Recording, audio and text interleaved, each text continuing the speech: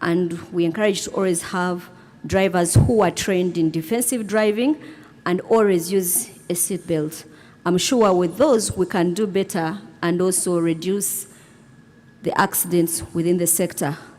With that, I'd like to encourage us to embrace safety, be active safely, live safely, and stay safe. Thank you.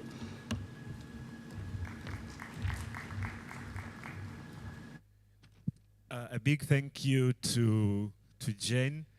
And you are right, road safety, it's very heartbreaking that something that can be avoidable is still killing too many of our people, and we must do something about it. Right, we are about ready to get started. It feels like the room is a little bit cold, so if you'd allow me, I'm going to try and make sure that we sort of get our juices flowing. My DJ knows what to do, something that's a bit high tempo. If I can kindly ask everyone to please stand to their feet. Let's do a regular morning exercise. I usually like to start by doing something silly just to get us going. So here's what you're going to do for me. I have an assignment. I'm trying to find out who had the most exotic dinner last night. So what you're going to do is just move around and ask maybe 2 or 3 people what they had for dinner, right? And if you think that you have heard from the person who had the most exotic dinner, please raise your hand and we'll try and find out who had the most exotic dinner. And Chikomando does not count, though of course, you know, these days it's very easy to make very exotic also. Right, so let's get some music, move around the room, introduce yourself to someone you don't know, say hello, and find out what they had for dinner. If you feel that someone has told you something that sounds really, really exotic, please raise your hand and let us know what that is. Okay, let's get some music going. Please move around. Go. You can start already. Yeah?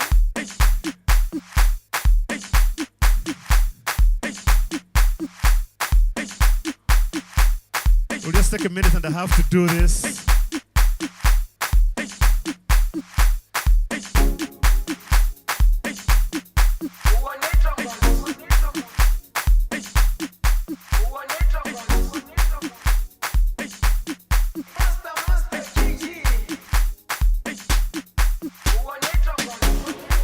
Jerusalema ikayalami ilondoloze uhambe nami zungangishilana Jerusalema ikayalami ilondoloze uhambe nami zungangishilana dawo yami ayikholana buso wami awukholana ilondoloze zuhambe nami dawo yami ayikholana buso wami awukholana ilondoloze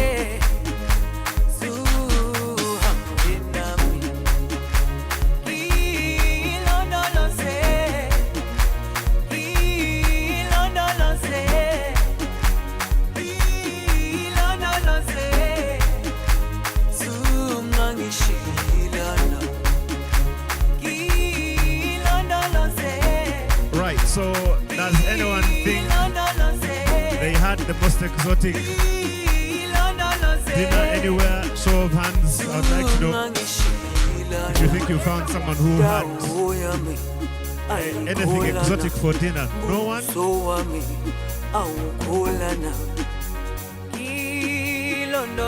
We all ate normal things.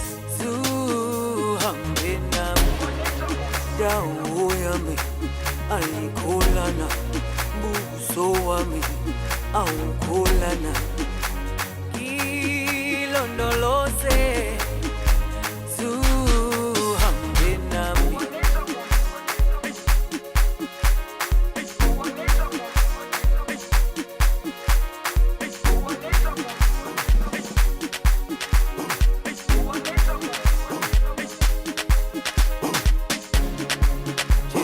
Jerusalema ingayalami ilondoloze uhambe nami zungangishilana Jerusalema ingayalami.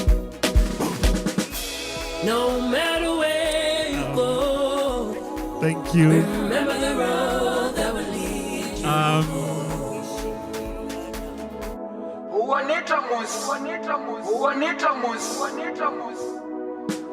No matter I'll ask that where you we go, take our seats and get started. So, did anyone hear anything that sounded exotic for what someone had for dinner? Anything that, yeah, no one? Okay. So I guess that means I probably had the most exotic dinner then. Last night I had a sumptuous meal of cream golden soup served with brown legumes, with cornbread of fortified mashed cornbread, which in English is posho and beans. When you're at the Serena, they can make anything sound very exotic. They give you beans and they'll say, you know, legume soup served in a golden brown bed with mashed cornbread. We're going to get started now with our first presentation. And we are very glad to be joined by many of our partners. Of course, we've been mentioning them throughout since yesterday, and we'll continue acknowledging them even throughout today.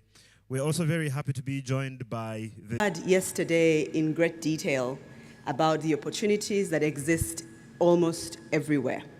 We also had, and we've been hearing over the years, how this local content matter has been handled. And here, I'd like to pause and pay homage to PAU, Ernest and his team. Please join me in a hand clap for work exceptionally well done. Thank you very, very much for putting Ugandans at the center of this endeavor. Friends, sustainable development is defined as development that touches everyone. If development is limited to only a handful of people, we don't call it development anymore because it's not sustainable. So maximizing the opportunity of oil and gas, we can only do that if we make sure that everybody, wherever they are, however they are invited to participate and contribute into this space. You don't have to have special skills, as I'll show later in my slides. You don't have to have a PhD in oil and gas or whatever to be able to participate. Regardless of where you're seated, there's an opportunity. The law has been written exceptionally well, and there are very few places where Ugandans are being given opportunity like we are in the oil and gas sector. So what then? What remains for us? What remains for us is to harness, take advantage, and be mindful that this opportunity, if not harnessed in its time, will be lost. An opportunity has a time component to it. If we sit back and wait 4 years, yeah, the oil and gas thing is there, but yeah, I'll start in 2026. The train will be gone. You will miss out. Right? So the opportunity is now, the time is now, and the work that needs to be done is now for us to maximize. But before I get into that, I just want to paint a picture of the macroeconomic activity that we are sitting with. And the macro is important for many reasons. As Ugandan investors, yes, they've served the meal, the opportunity is there. Yes, Uganda, regional in Africa, but also globally. Is the war in Ukraine and Russia. I'm sure you all watch CNN, so I shall not belabor that point. But that alone is stifling our economic growth potential. And as a local content player, as you start to make your plan, I know many of you, environment where GDP may be pressed, and it's an environment that is going to be ridden with high inflation. So as you plan, as you make and take advantage of this opportunity, think about what inflation means for your business.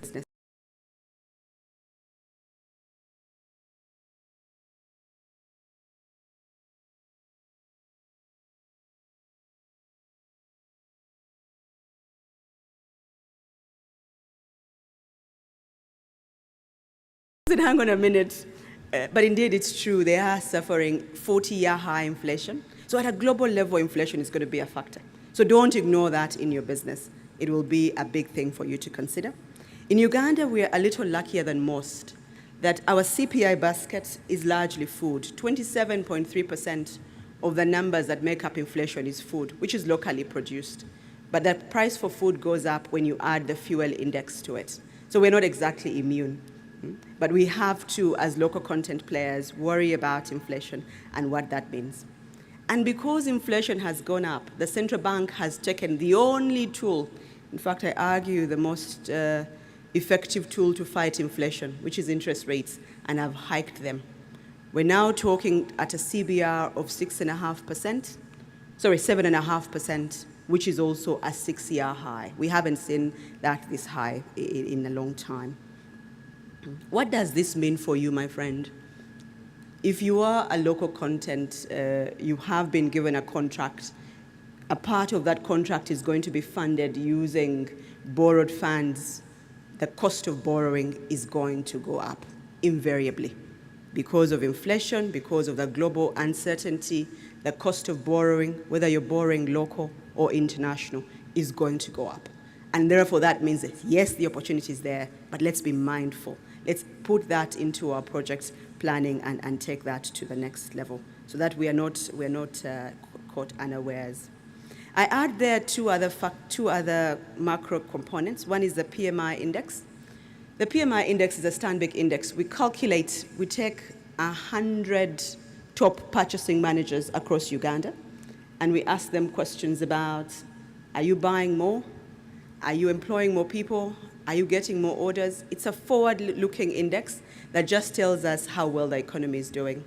We've seen this index work that's going to happen in this sector. So when you think about how you place yourself and the linkages to where you are, don't say, I must be in the oil and gas sector. There are other sectors where you can play a leading role. I'm proud to share with you that as Stanbic, we are working with the Petroleum Authority to unlock these and to understand them deeper and to bring more clarity as to where the value is and what you can do to plug into that value.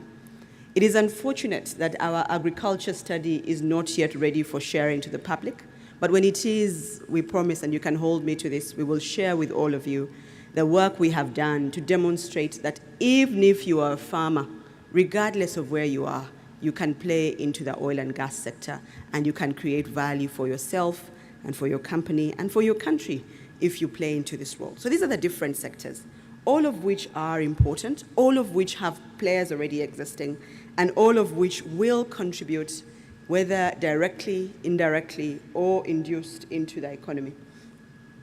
We note that there are many other sector studies that have already been done. I am personally proud of the education one. You can see that even if you're a school owner or playing in the education sector, there's a role for you to play in the oil and gas. Yeah. So find those linkages and come and we can talk about how we support those. So this is the gist of the conversation, friends, really, that if you put together, and I must add that these numbers are not a scientific study. These numbers are a collection of our customers' different linkages. So it's not an economic empirical study. It is a number that we have come up with that is an aggregation of our clients' input. But we think it's a fair indication of where the opportunities are and the size of those opportunities in the different sectors. Now, as I move to the next slide, in the interest of time, I also just want to mention a little bit about Stanbic and how we have positioned ourselves to be in this oil and gas. So originally, we've always been a bank in this country. But back in 2019, we started to change ourselves, and not to open an oil and gas station, but to say, how do we change where we are to be able to play an important role in the oil and gas space, right? And I thought I'd share with you our history first. We have been here for 116 years. And on the continent, we are more than 150 years. And in all this time, and in all the sectors that we're playing, we've done a lot of work across the continent in this particular area. And Stanbic Uganda is not any different from the rest of the group, where we bring global international expertise of the work we've done, whether it's Nigeria, Angola, Mozambique, South Africa, to mention but a few. This is work we have done. And you have seen over the years, we have been changing and evolving to suit the opportunity that's before us. And there you can see at the bottom that in 2019, we started to talk about a journey that changes us from being more than a bank. How do we rearrange ourselves to be able to maximize the opportunity on oil and gas? So we changed from being a mere bank into a holding company, and we strategically chose different spaces in the oil and gas sector to play. All of our subsidiaries have been designed and engineered to participate and share and unlock opportunities for Ugandans in the oil and gas sector. I will start with the bank. We remain the largest financier, and we will continue in this role. To that end, we have a specific oil and gas unit within the bank that does nothing else but talk about oil and gas. We talk about Stanbic Properties is another one where we've partnered with a PAU to say, this oil and gas story, how is it going to change real estate in Uganda? First of all, what is a real estate requirement? Where is it going to be? How much is it going to be? And how well are we prepared as Ugandans to participate in this industry? Once that study is out, again, we will share with all of you to say X number of warehouses will be needed, X number of office space, so that you, as the private sector players, are then able to play into this sector. I will speak more about the Incubator. Incubator is one of our pride and joy, and you will have seen Tony. Mr. Otoa, if you can stand up and wave to the crowd for the work you do. Mr. Otoa leads our Incubator business. It is a free of charge training, because when we started this journey, we were cognizant of the fact that there is no way Ugandan entities are going to wake up in the morning and be ready to participate in the oil and gas sector. They have to be prepared. They have to be trained. They have to be explained to what the standards are and shown how we can make use of these standards. So that is what our Incubator business does. We've also opened our SBG Securities, which is about investments and capital. If you're looking for capital of a different kind opposed to normal financing and development of digital solutions and development of asset management businesses, you will find that in our SBG Securities. FlyHub is our digital business that does the same. So what am I saying to you in this? That it doesn't matter where you are or what business you're in. You can morph and change into what is the oil and gas opportunity presenting itself to be, and where can I play? I use the Stanbic example because, you know what Baganda say? Omto Germany. Yes, that is the example that is closest to us, and it's our example that I can give, that it doesn't matter where you are. There's opportunity, and the linkages are clear. The linkages are direct, and you can change yourself or morph yourself into that which suits the organization. I want to spend some time on our Incubator, just to share with you the capacity building and the work we're doing there. So, we started with one center, and this is this is relevant for everyone in this room. And if you're looking for capacity building, if you're looking to be explained to what must I do? Yes, I sat in the conversations yesterday. I saw the opportunities. Yes, the big majors came and told us this is where they are financing, and this is where they are giving opportunities for Ugandans. Yes, I have registered my company onto the national register. What then? Where else do I go? Where can I go? What can I do? This is what our Incubator business does. It's about building local capacity. I must add that we do not charge a single cent for this facility, and it is not limited to Stanbic customers only. It is for everybody. As long as you're a Ugandan and you're looking to learn and develop your skills in the oil and gas sector for yourself and for your business, you will be welcome in our Incubator. We started with one center in Kampala, but as the story is evolving, we now talk about 5 centers in Barara, in Hoima, naturally, in Gulu, in Mbale. And why do we do this? You remember where I started our conversation about sustainable growth. Sustainable growth must be broad-based. So we must create opportunities for the people in Mbale to participate in the oil and gas story. The people in Gulu have a role to play in the oil and gas story. Of course, Mbarara, Kampala, and Hoima as a natural place. But every single one of those areas, if given the right capacity, has a role to play. Our job is to create that linkage and to drive that. I'll share with you an example of the work we're doing in Hoima about food. We've partnered with a company called Pure Grow to say, if you're looking to produce fresh vegetables and fruit to supply the camps in the oil, and don't look very far. Don't grow the fruits in Kenya and track them. What about if you enabled the people in Hoima and the surrounding areas to produce the fruit of the quality that the oil and gas majors will take? How about that? Wouldn't that mean sustainable growth for all of us? Wouldn't that mean a broad-based growth for all our economy? And that is the work we're doing, that at the very local level, or what has now come to be called local, because there's local content and there's a local content, or the work in the communities. This is the work that Stanbic Incubator is doing. This is the work that we continue to do.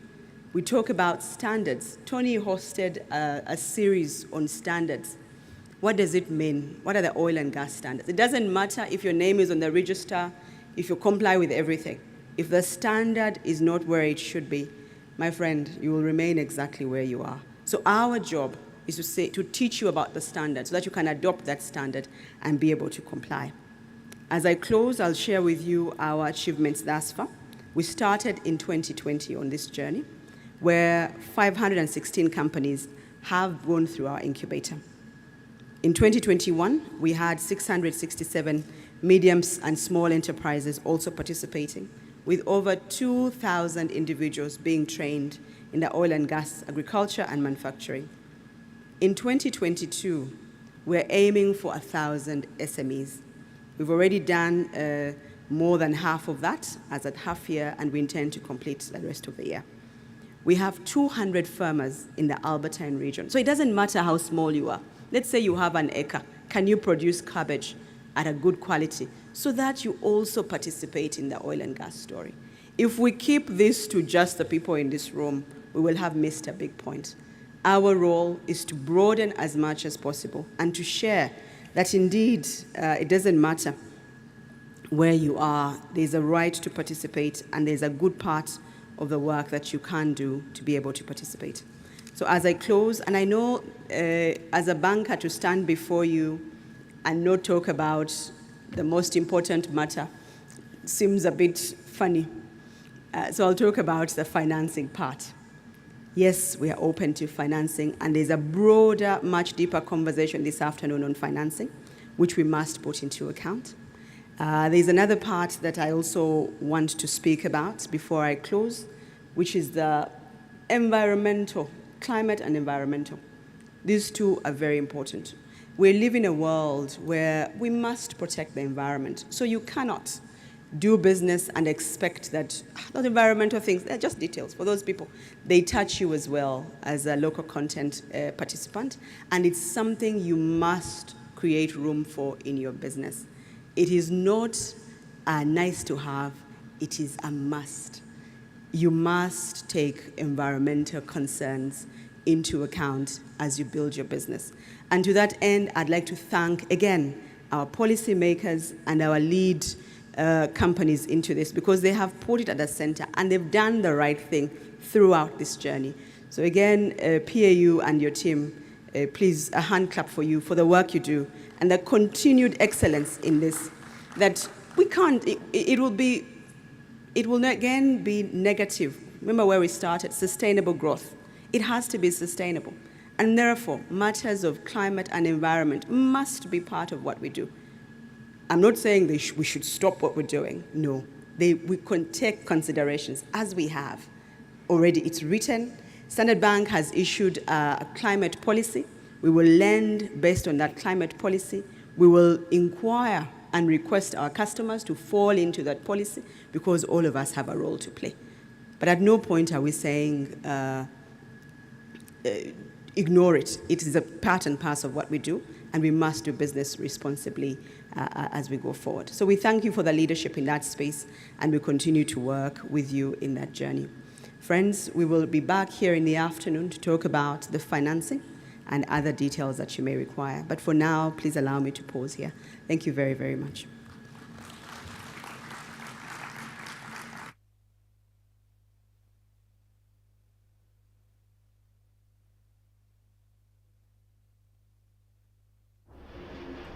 Angela? Yes, mommy. What did you wish for? I want to be a pilot. Want you to fly, fly so high in the sky. And When shall we make her have more realistic dreams? We don't kill dreams. We build on them. 'cause you're a star. Dreams come true. Dreams come true. For me and Mama, I thought her dreams would change. I don't want to disappoint my Kasenene. These little things we do today take us one step closer. Whether all you have is just a dream, we are ready to walk that journey with you until it's your reality. With us, you're one step closer to achieving your dream. Stanbic Bank. It can. Download the Thank you. Thank you so much, Anne. Let's give her another very big hand clap. As I constantly like to say, your school fees was not wasted, obviously. And it's great to hear what Stanbic Bank is doing, and of course for being a partner at the 3rd National Content Conference. So we thank you so much once again. I also want to recognize the presence of some very special people, including His Excellency Dr. Aziz Ponare Mlima. He is the High Commissioner for Tanzania to Uganda. Karibu sana. And thank you for being a huge partner in Uganda's oil journey. We honor you, sir. We also have some friends visiting us from Nigeria, from the Petroleum Technology Association of Nigeria. We've got Nick Odinue, who is the chairman for PTAN. If you could kindly stand, so we can. He's stepped out, okay. And that is Ranti Omole, who is his vice chairperson. If you could kindly stand and take off your mask for a moment so we can just honor you. Thank you so much for being with us. Ranti Omole is the vice chairperson of the Petroleum Technology Association of Nigeria. Thank you so much for being with us. And we thank you. They are doing an incredible job, and we'll hear a little bit from them about what they've done in Nigeria to help with capacity building and helping partners in this journey. Our next session is going to be led by the Chief HR Officer at the Uganda National Oil Company, one of our key partners as well. And this is to take us through a brief journey of the experience from the Ugandan companies and what they are doing in that regard. So please welcome with me Catherine Tumusime as she comes to talk us through the journey of the Ugandan companies. A big hand clap for Catherine as she comes.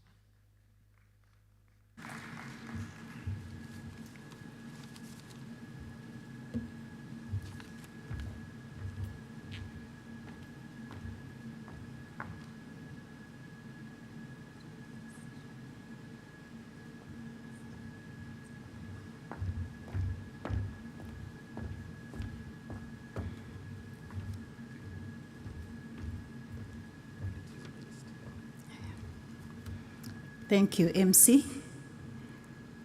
Ladies and gentlemen, all protocol observed. As introduced, my name is Catherine Tumusime, and I'm the Chief Human Resource Officer of the Uganda National Oil Company, UNOC. And I'm here to manage a session or to facilitate a session about experiences from Uganda companies. As we all know, this being a national content conference, most of our local companies do not believe that actually we have local companies delivering services to this sector. So this session gives us an opportunity to hear from them, to give hope to local firms that actually you can easily make it in the oil and gas sector. This session will also cover a wide scale of issues, including the experiences, what it takes, what are the challenges, and what else we can do to be able to grab the opportunities. But before that, allow me to take a minute or two to speak about UNOC. And UNOC is a government company that was established under Section 2 of the Petroleum Exploration, Development and Production Act of 2013, and it was incorporated as a private limited company in 2015. I thought I should say this because many times UNOC is confused with CNOC. Sometimes you get calls and they're like, we think you speak a lot of Chinese. And I'm like, why?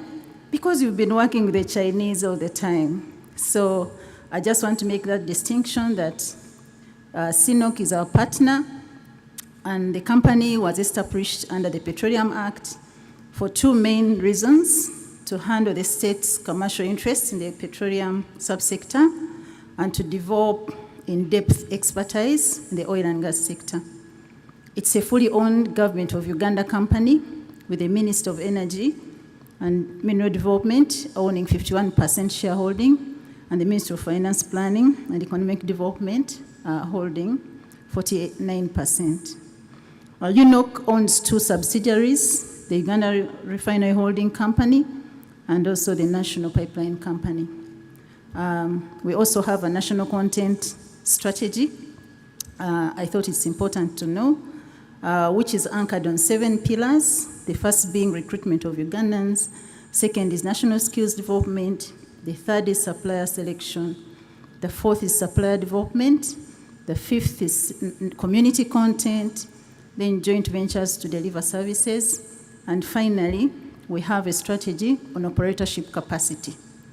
So in all this, when we have a session in future, we shall share the detail of this strategy that is going to complement the national efforts to deliver national content in oil and gas. Back to the session. We'll be hosting 5 companies, that is MSL, Parole Engineering, 3 Ways, and Living Earth. The 5th and Atacama will come in last. So let me take this opportunity to invite the representative of MSL to come forward and share with us the experiences in delivering or participating in the oil and gas sector.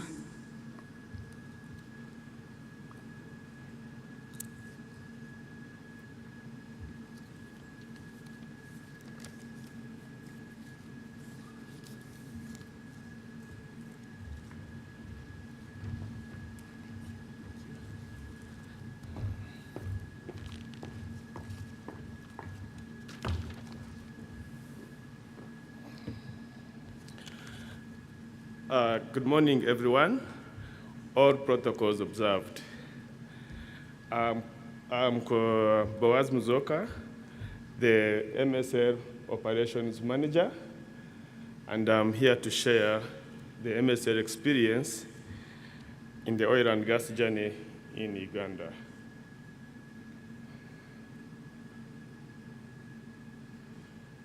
Can I have some help on how to move the slides? Okay. Talking about MSL, I will have just a few things to share from this slide. I won't go so much into details in the interest of time. MSL is an ISO certified company that has been in the oil and gas journey in Uganda since 1998. The company is wholly owned by Ugandans, meaning that it's possible for Ugandans to be in this business and actually perform to the expectations. And we majorly cover areas of turnkey accommodation, base camp management, human resource, supply chain management, transport and fleet management, seismic and support and drilling support, waste management, equipment hire, and so forth. We have not done this in one contract, but we've been privileged to work with a couple of companies, and we've been offering these services for the different companies that have been here in Uganda in the oil and gas. We also have some facilities. We've left some footprints where we've been working. We have in the different fields, as we will see later in the presentation, with some supply bases for us to be able to work closely with the locals and also make sure that we move our logistics as fast as possible to support the operations.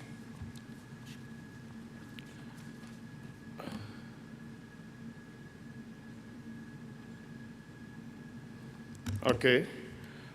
The company is ISO certified in the integrated management systems with quality, environment, food safety, and occupational health safety management. It is important for local companies to have these certifications in order to gain the confidence of the oil and gas companies. Okay, thank you. So these standards are achievable. Quite often, it has been a challenge when the international companies come and we've got nothing to show that what we do, we know it, we are certified, and we can deliver. So these standards are very, very important for any local company that intends to participate in oil and gas, to show to the clients, whoever would be coming, to gain their confidence that they are able to perform the job because the standard is internationally recognized, so you will have the confidence of everyone who intends to work with you.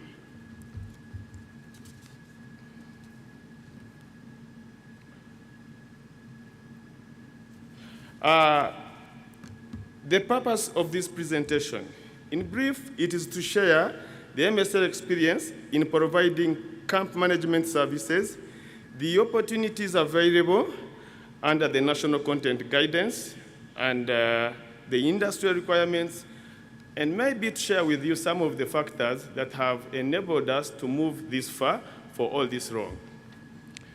So, sorry.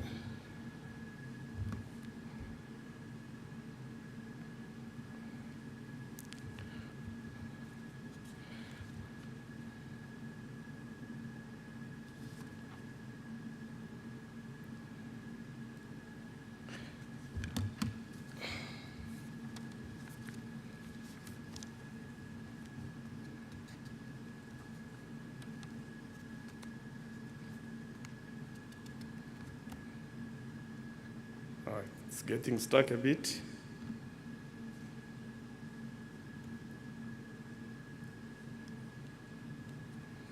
Okay, some of the slide shows some of the clients we've worked with. They are not all. Some are not indicated on the slide. I think we just forgot them. It was a mistake. But those are some of the people we have so far worked with, or some of the partners we've engaged with in our journey while providing the service in oil and gas.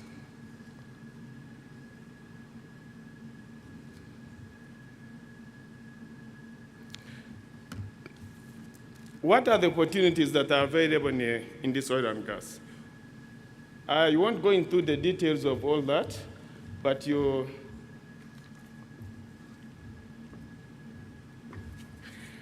okay, we won't go in the details of what we are able to get, what the opportunities are available, but I will majorly pick out one item, especially the fresh fruits, foods, and vegetables. We do not import any fresh foods, we do not import any fruits, we do not import any vegetables, and we use quite a lot, meaning that all these opportunities are available to local farmers and businessmen who would like to supply us. We also get some of the processed foods and manufactured foodstuffs in the supermarkets, PPE, building materials, office, and so forth and so forth. What has the company decided to do to make sure that the local people benefit? This is very, very important for the local people to get and take from us. We've decided to put a supply base in the Albertine in Bulisa district. We realize the challenges of the local people supplying the industry because of the standards and sometimes the quantities that are required. So what the company has decided to do is to build a supply base in Bulisa, which will be able to receive from every farmer, whatever you have, we will be able to receive it from you, and then we will manage it until we take it to the project ourselves. So we encourage all farmers to all farmers, all suppliers, whatever you have, please come to us. We will be available. We will receive whatever little you have, and then we will save you the challenges of transportation. We will save you the challenges of you meeting the quantities that are required, because we will be aggregating from so many farmers and businessmen. We have also had a consultant sent to the field to interface with the local people to see what best they can supply and what opportunities we have. So we have shared with them. We have already engaged with some, and they are very happy for this initiative. We've also interfaced with some of the youth groups to see what they can do in terms of business, and they're also happy. We will be taking on engaging with them in so many businesses, but the most important thing and what is good for them is they won't need to come to Kampala. They will just straight go to our base camp, our base supply base in Bulisa, and we will have a team that will be able to receive. Our procurement team will move, part of it will move to that field, and we'll be able to take and transact with these people who are in the field. Currently, we have about 258 local suppliers we are dealing with. Some are in Kampala, some are in the field. But the ones in Kampala, yes, it is okay because they are getting quite a lot in different supermarkets. But this particular initiative is targeting the local person who is not able to move his merchandise to Kampala, or who is not able to supply directly to the base camps, the operational camps. Also, it is also important to note that what we are using on the camp, majorly we are using local products, save for things like buildings and vehicles and other stuff, but all the food stuff we are getting, at least over 90% is locally procured. The little that could be coming out is also being supplied by the local suppliers, but that's very little, probably less than 2%. We'll go to the next slide, but if you need more information on this particular slide, please feel free to come at the booth. I will explain more, because I see that's the opportunity slide is very, very, very important for the local people to know that we are only not telling them the opportunities available, but we have also put strategies to make sure that we help them supply. Whether you have one tray of eggs, we will take it. And as much as we will need more than 200 trays of eggs to serve a single meal. But even that one who has one tray, we will be able to receive it. One who has one basket of mangoes, we will be able to receive. So we want to make sure that we don't only talk about the opportunities, but we make sure that the people are able to benefit from the opportunities we are talking about. It is the sole reason we've decided to move a supply base targeting the local people, the local businessmen, to make sure that we encourage them, grow, those who are in farming, those who are processing whatever they are processing. What we promise is the market, and we will be closer to them. We will be able to procure from more of them. Next slide, please. Yes, I must say that it hasn't been an easy journey, but because of our commitment, we've been able to make sure that we go through these industrial requirements, and which I am happy to say that as a local company, we have been able to achieve them. We've been able to gain the confidence of all the international companies that we have worked with. So what do you need to do for you to get this confidence from these companies? Like I said earlier, certification to bridge systems with international standards. These companies don't want to take any risks. We are dealing with a lot of people. So if you mess up, especially in the food, and you have the whole camp of 1,000 people sick, we're going to have a problem. Nobody's going to be happy with us, because we won't be able to support the project, and we could end up causing bigger problems. So you make sure that you bridge with international standards and make sure that whichever we are doing it safely. The compliance with set industrial regulations from the client and government. The government has set up some regulations to make sure that we do not cause problems where we are operating from. So is the client to make sure that we do not cause problems while we are delivering our mandate. So it is important that different certifications depending on what you do, different regulations depending on what you do. So it is important that you interest yourself as a local company and try as much as you can to make sure that you comply. These things are possible. We've been able to do them. I have personally been in the company so far. I think I'm making about the 17th year. But I will tell you, on my first year, I did not know all these things. But because there is a will to learn, we've been able to do all these things. And I must say, yes, we've done it, we comply, and we're able to move. The effective management systems to reduce the operational costs.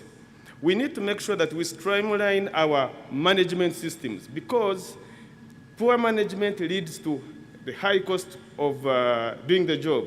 And in the process, you're not going to win anybody's any job if your costs are up there, simply because you're not having proper management systems. But once you have these, you will be able to compete, and I can assure you, you will be happy, you will start receiving these jobs. The building capacity consistently, like I said, it is a new industry. So every day it's a learning curve.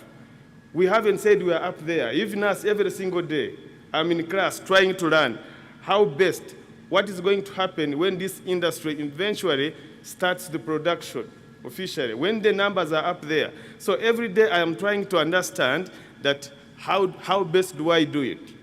So it is important that even once you're there, you do not sit.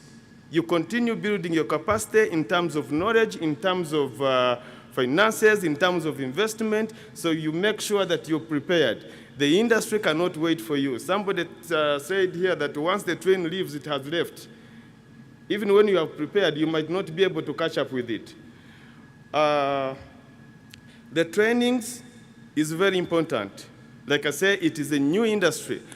Quite many times people don't want to invest in training because you don't see the direct benefit. But the cost, if you do not train, is so immense, is so high. So we continue to encourage the local contractors, people who are interested in joining the industry. Please look out for the relevant trainings and make sure you do them, make sure your staff know what they need to do to deliver the job. Next, what has been the enabling factors for us to move this far? Like I said, for the last 20 years plus, every single day has been a learning experience.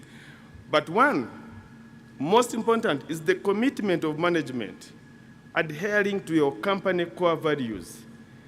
Once you start the company, you must make sure that you commit to it and make sure that you do not divert from your core values.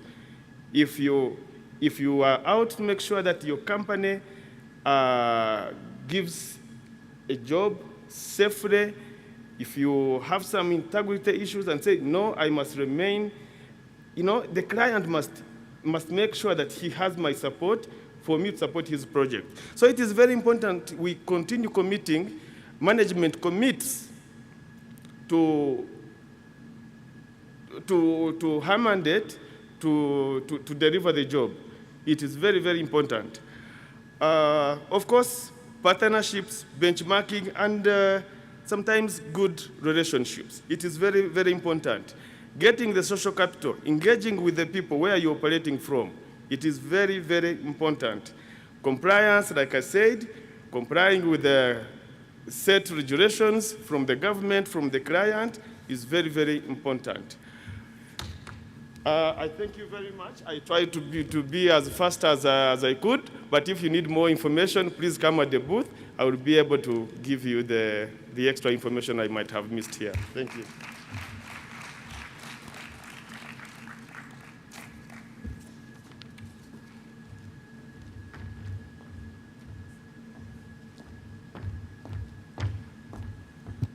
Thank you very much, Mr. Boaz Muzoka, the operations manager at MSL. I think we've all picked the key things. My takeaway today from his presentation is that there is hope, especially for farmers. Farmers are always complaining, the market, there's no taker, they want big quantities, but MSL said even 1 tray of eggs, they can take it. The other key thing is compliance to regulations, management systems, but most importantly, certifications, and all these take time. We note that they have 17 years of experience, but those years begin with 1 year. The biggest challenge we have is that people are giving up, and yet oil is here in the next 20, 50 years. So we need to start today so that in the next 3-4 years, we are able to meet the requirements. Thank you very much. Another hand of applause for Mr. Boaz.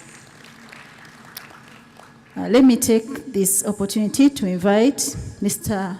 Tom Joseph Mukasa, the CEO of Parole Engineering Company Limited, to make his presentation. Or any other representative from Parole that is available.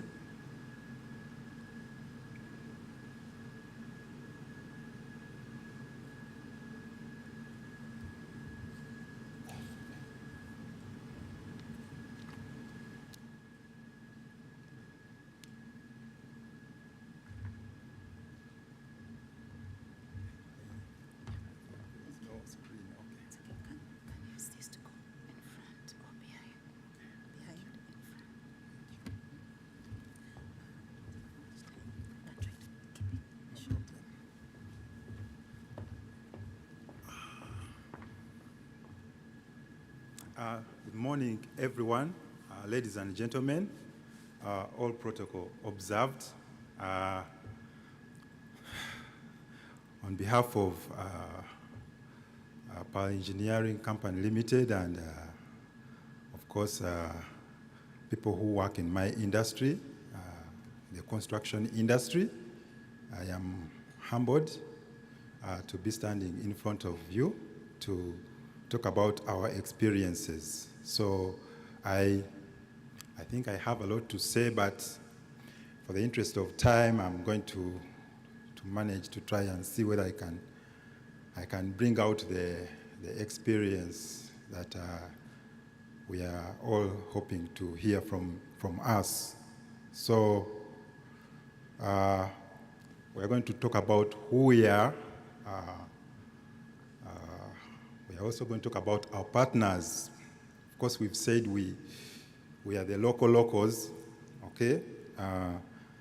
But we also have partners, and then we shall talk about our experiences, and then some concluding remarks. So sometimes experiences can be meaningless if you are repeating the same mistake all over and over again. So we are 28 years. We started in 1994, but that may not really count because, as I've said, maybe we are doing the same mistakes all over the years, but we hope that we've been improving as we've been growing. We have 6 shareholders who are all Ugandans, and we have quite some experience in building construction and civil engineering works. One of the things which have kept us in the market is that we, at one point in time, about 10 years ago, or somewhere there, we sat down and documented our processes, and we have what we call documented management systems, which we have kept on improving, and that have probably managed to keep us sane. Our core values are, again, HSC is at the top, and the others, as you can see them there. But we also have an interesting slogan, which is our name, Parole, which is produce quality safely, exceed customer expectations, respect and teamwork, act with integrity, and then lifelong learning and improvement. I find it very interesting. And we had it over 10 years ago. So our management is basically the usual, almost textbook. We have a board of directors who supervise us, and then I work with a team of about 4 departments. We have an operations department, then we have finance, plant management, and business development, which is spearheaded by one of our executive directors. I'm also happy to recognize the presence of one of our directors, Mr. Habasa. You can wave for the people for recognition. Thank you. So then we have the health and safety section and HR. So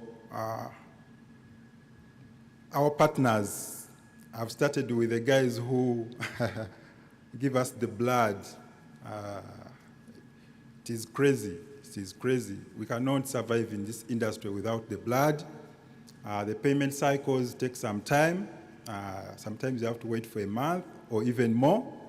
So you have to have someone to help you. So at the moment, Stanbic has helped us so much to put us where we are. We have Exim Bank. We also have Bank of Africa. And we have Mercantile Credit Bank for a lot of asset finance.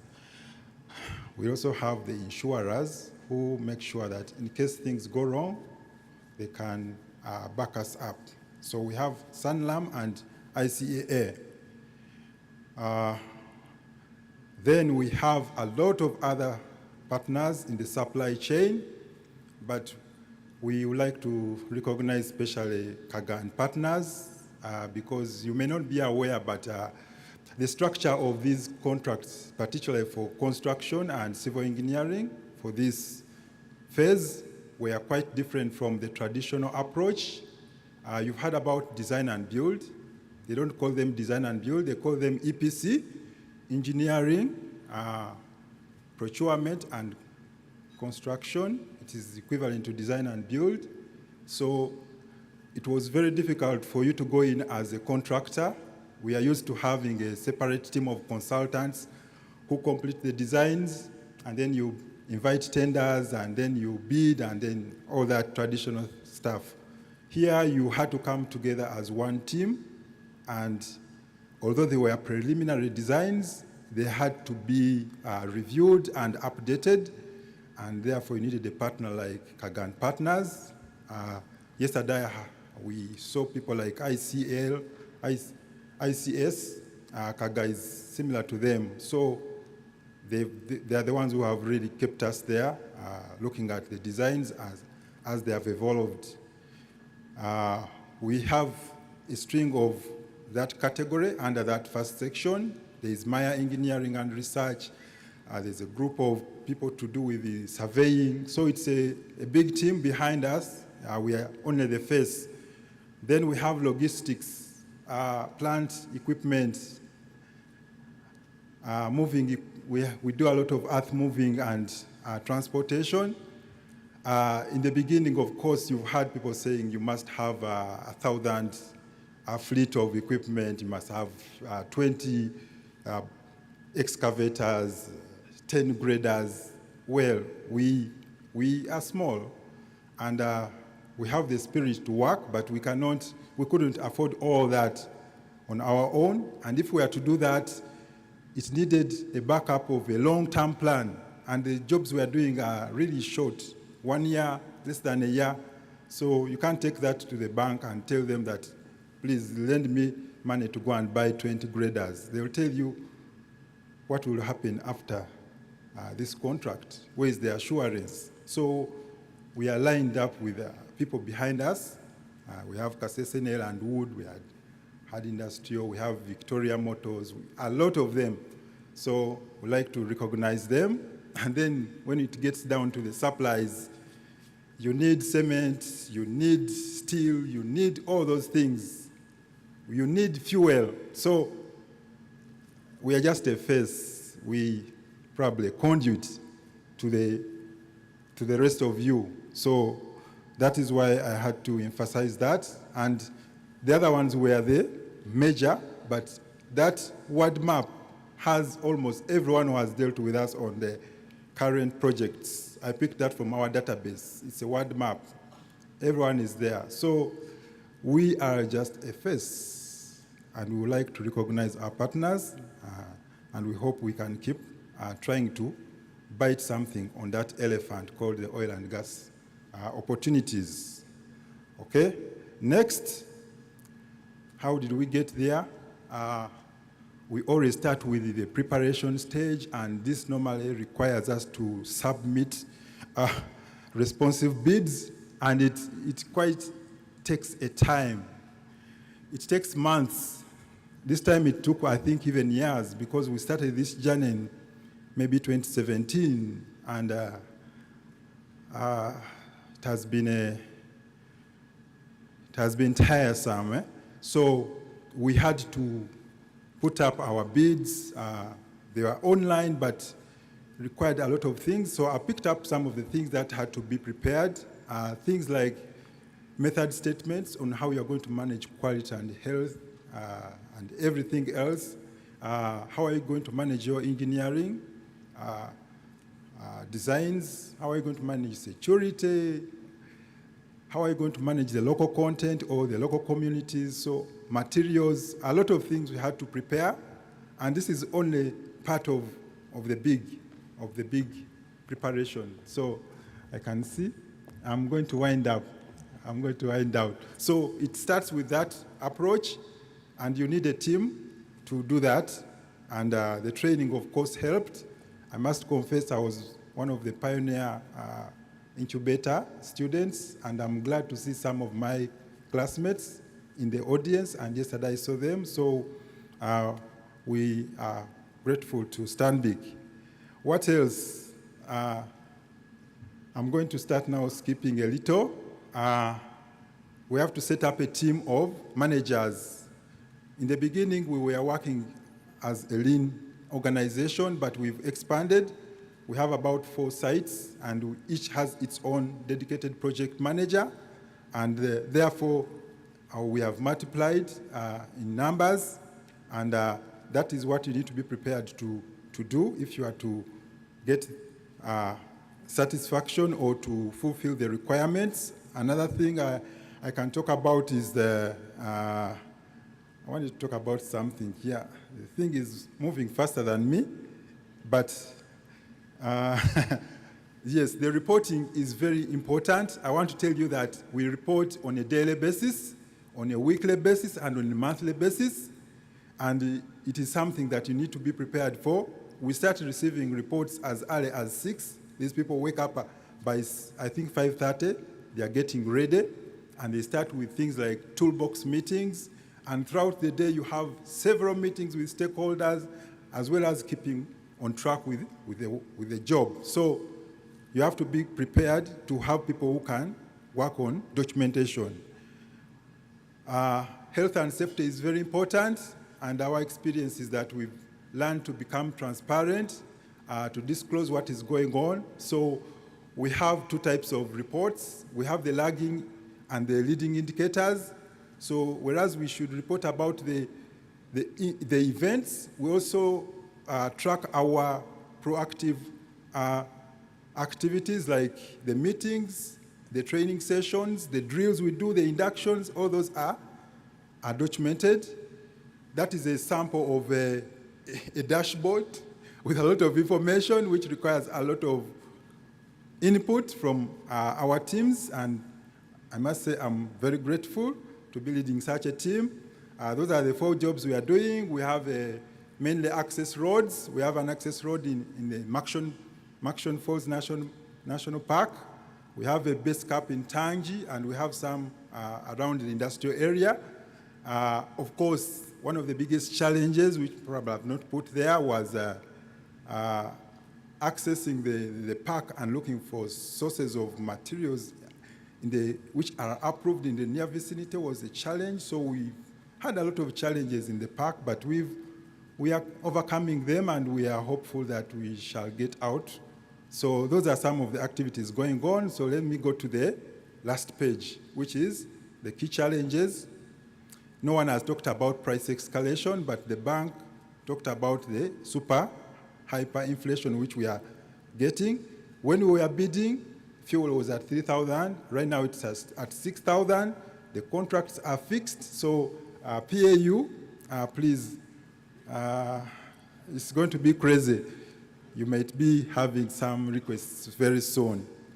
Of course, logistics is a challenge. Sometimes the equipment is not meeting the standards, especially for things like moving fuel bowsers and water bowsers.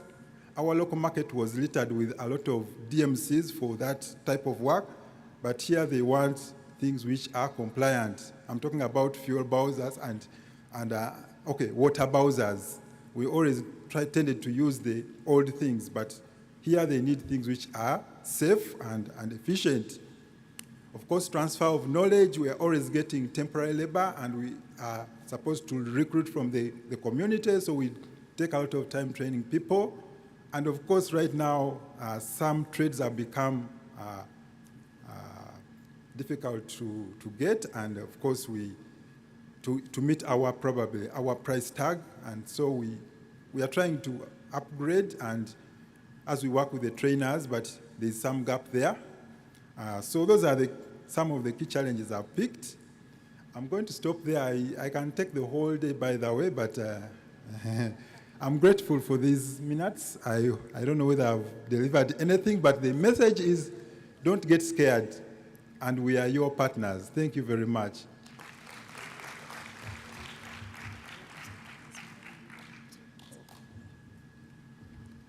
Thank you very much, Parole Engineering. I now have the pleasure to invite Three Ways. In the interest of time, I want to request our presenters to please keep it under 10 minutes. As Three Ways comes, we note that Parole Engineering has long-term experience in building and civil engineering. And we see that there are key things we must take care of: preparation, documentation, HSE, to be able to succeed.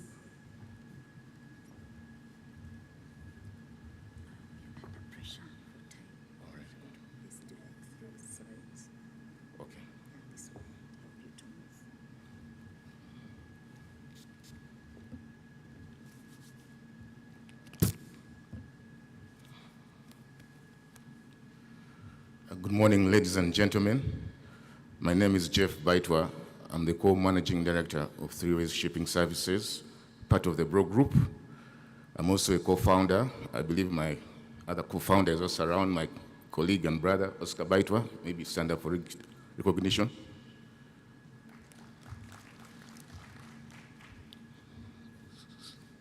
So Three Ways is a logistics company. We are involved in freight forwarding. We also offer logistics solutions.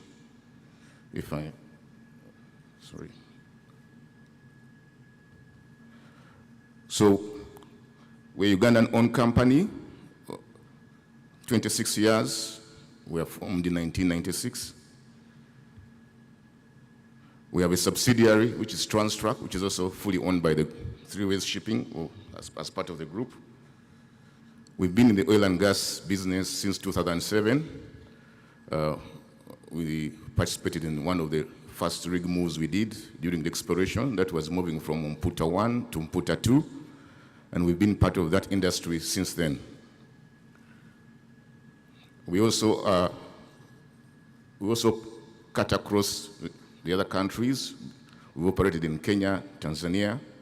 We've done a lot of work in Kenya during the exploration period under Talo, working with OML, who was our partner in Kenya. And also we did some work in Mnazi Bay in Tanzania.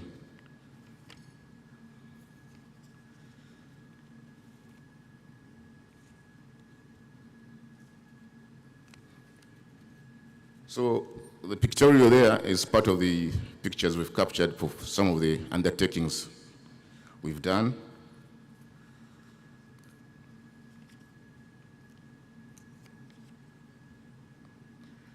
Just to highlight a few of them, or single out a few of them, power infrastructure. We've worked with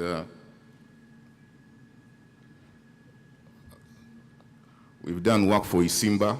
We did most of the mobilization for Simba and also did most of the work that was involving logistics. That took place between 2014 and 2017. I believe Isimba is now commissioned. We also participated in the mobilization phase of Karuma, working for Sino Hydro. We also did the express highway with China Communications. On the oil and gas side, we've worked with almost all the exploration companies that have come to Uganda. That includes Tullow, Total, Sinok, Dominion Petroleum, Neptune, Heritage Oil. We also did a lot of work during the peak exploration for Total, and some of the accolades we had, there were no recorded incidents. We undertook 105 rig moves. So what is our contract about? What work were we doing, or what work are we going to do in this phase? We have been fortunate to be awarded the intra-field contracts. Three-Ways Shipping will be doing the Tilenga one, and Transtruck will also be doing the Sinok one. The work scope involves supply of cargo transportation equipment, which will be trucks, low beds, flat beds, and all kinds of tippers, fire engines. We also have lifting and moving equipment, earth moving equipment, covering cranes, forklifts, telehandlers, and other accessories or associated equipment. The contract also includes having a provision for personnel carriers, that is 8-seater buses, 24-seater buses for the staff who will be in the field. There are also things like rigging, equipment and accessories that will be part of the contract, including provision of manpower from casual labor and technical staff. So it's quite a rigorous work to do.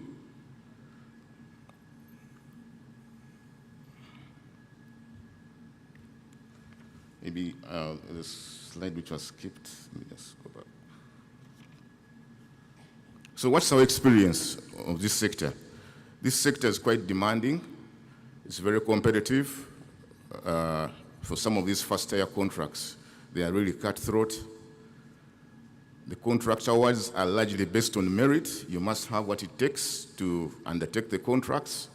You must have the capacity, you must have the people, you must have the resources. The industry, from the time we've participated in, I must commend PAU. It's been well regulated by the Petroleum Authority. So for those of you who are outside, you must know there's very good regulation, commendable regulation from the PAU. No doubt there are lessons to learn, but they are doing their job. The industry is consistent, has persistent change management. Change management is prevalent, right from your EHS, from all the other aspects. You must be ready to manage change, because they can even change the procedure, they can change the process. So you cannot say, oh, last time we did it like this, why are we doing it like this now? Licensed companies are committed to regulatory requirements. Sinok and Total, I've observed, are very committed to regulatory requirements. So again, for the outsider, this is something you must take home. Risk is largely based on contractors, especially as you go down the tiers from first tier to second tier. So again, if you're coming to participate, you need to understand where you are. If you're third tier, you have most of the risk. Then hinge on relationships, building relationships as opposed to being transactional. I think today we wouldn't be here if we were not doing our business based on on relationships. You need to really work out relationships across the communities, the regulatory authority, the financiers, all the other parties that you know of. Industry tends to have competing interests, that's for sure. Values, priorities, and conflicts. Always take lessons from your experiences. Whatever experience you go through, make sure there are lessons learned. A lot of the addition of regulatory requirements as you go down the subcontracting tiers. The large number of contractual packages are out of reach of Ugandan companies. The industry is very unforgiving to participants if things go south. We're almost there, so I can tell you it's not a very good experience. Lesser transparency and visibility of opportunities as you go down from tier 1 to tier 2, but there are opportunities. So you'll notice that you'll not be having a chance to know which opportunities are there, because as you go down to the third tiers, there's less visibility of those opportunities. What opportunities do we have?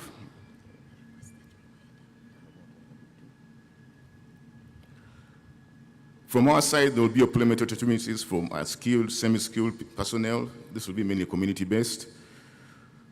The skilled and technicians that will do national and on a community basis.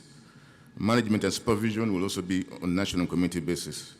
Other opportunities available are supply of goods and services, which will include equipment, leasing and rental, supply of financial and insurance services, supply of medical and medical evacuation services, personnel training and equipment certification, venue hire, catering and accommodation, supply of office sundries, supplies, workshops and materials.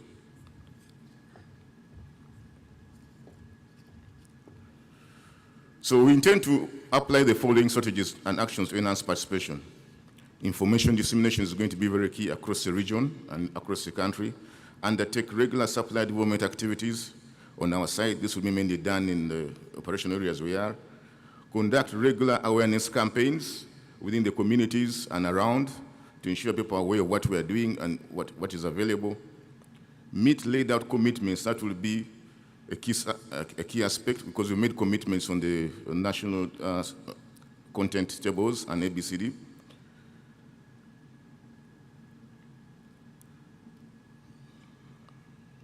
And carry out community-based initiatives. So to conclude, we are committing to ensuring the realization of national content, goals as envisaged in the regulations. We've made various commitments in our tendering documents in terms of what we're going to do. These will be also the basis of our scorecard. We are cognizant of the need to identify the strength and weakness of other local players in the sector to work with. So we'll also be working with other local players in the sector. We are open to that. We intend to be exemplary as a company, because we are carrying one of the entities carrying the flag for Ugandans, so we shouldn't let down fellow Ugandans. And again, continuous self-assessment will be critical for us in terms of how we operate. I can basically say that's the end of my presentation. Thank you very much for listening in. We're always available for you to contact us whenever any partner would like to work with us. Have a good day. Thank you very much, and we apologize the pressure on time, but I believe we've all picked a thing or two. Let me take the pleasure to invite Living Earth to share your experiences. Thank you.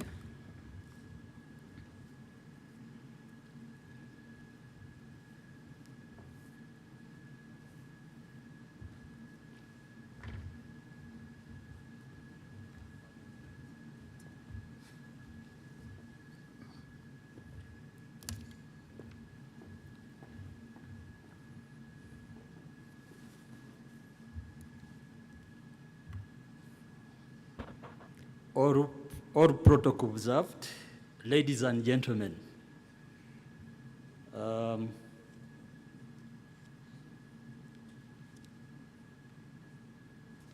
I want to thank the organizers of this conference for allowing us a chance to talk about the social license perspective of all this intervention or development.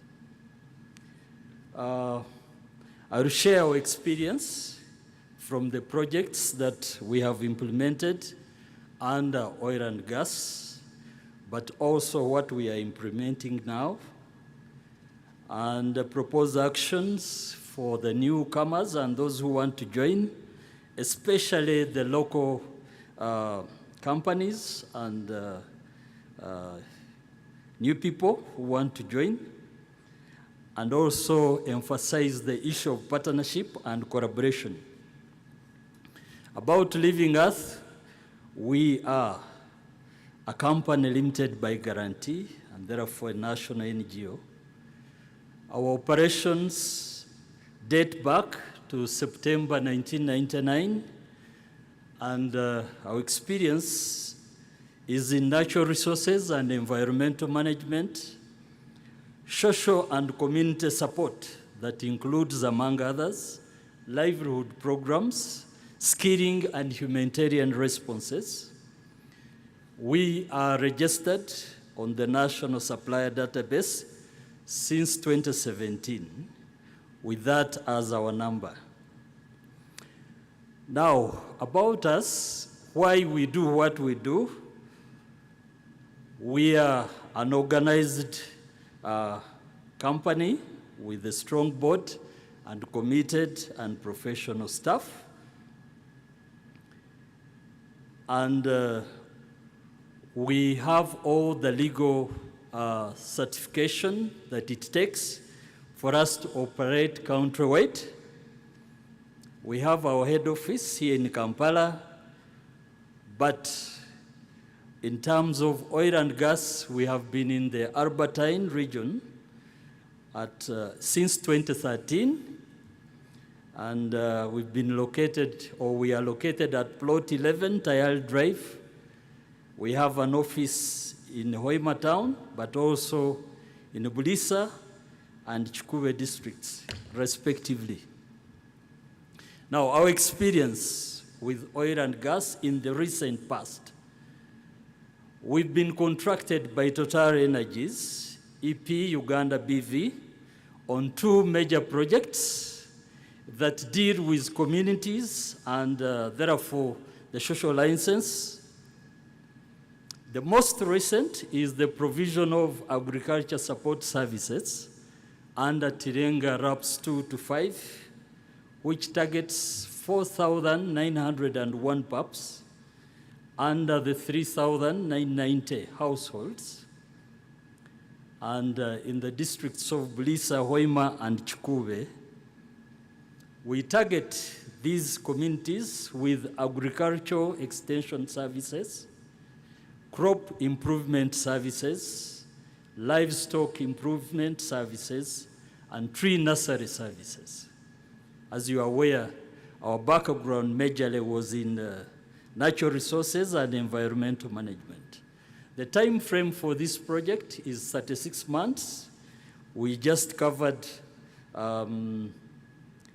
since March, we have covered 3 months so far. And we've done stakeholder engagements right from the district levels to the communities. We have validated the PAPs in the local communities. And so we are about to embark this month on trainings for which we have a lot of experience in. And as you will notice, our slogan is turning ideas into action. So we don't believe in a lot of theory. We do practical things and in the local context. We have also previously done another project implemented 2018-2019, the supply of dry rations targeting 622 pups on Tilenga in Bulisa, and we were targeting them with the food basket that contained maize, cassava, beans, and cooking oil that time. The other experience we have is with Sinoka Uganda Limited livelihood programs targeting project-affected persons. One, we prepared the conceptual designs for livelihood restoration programs for RAPS 1-3 that sampled 726 pups in the district of Chikuwe. and partly Hoima, the Buseruka sub-county.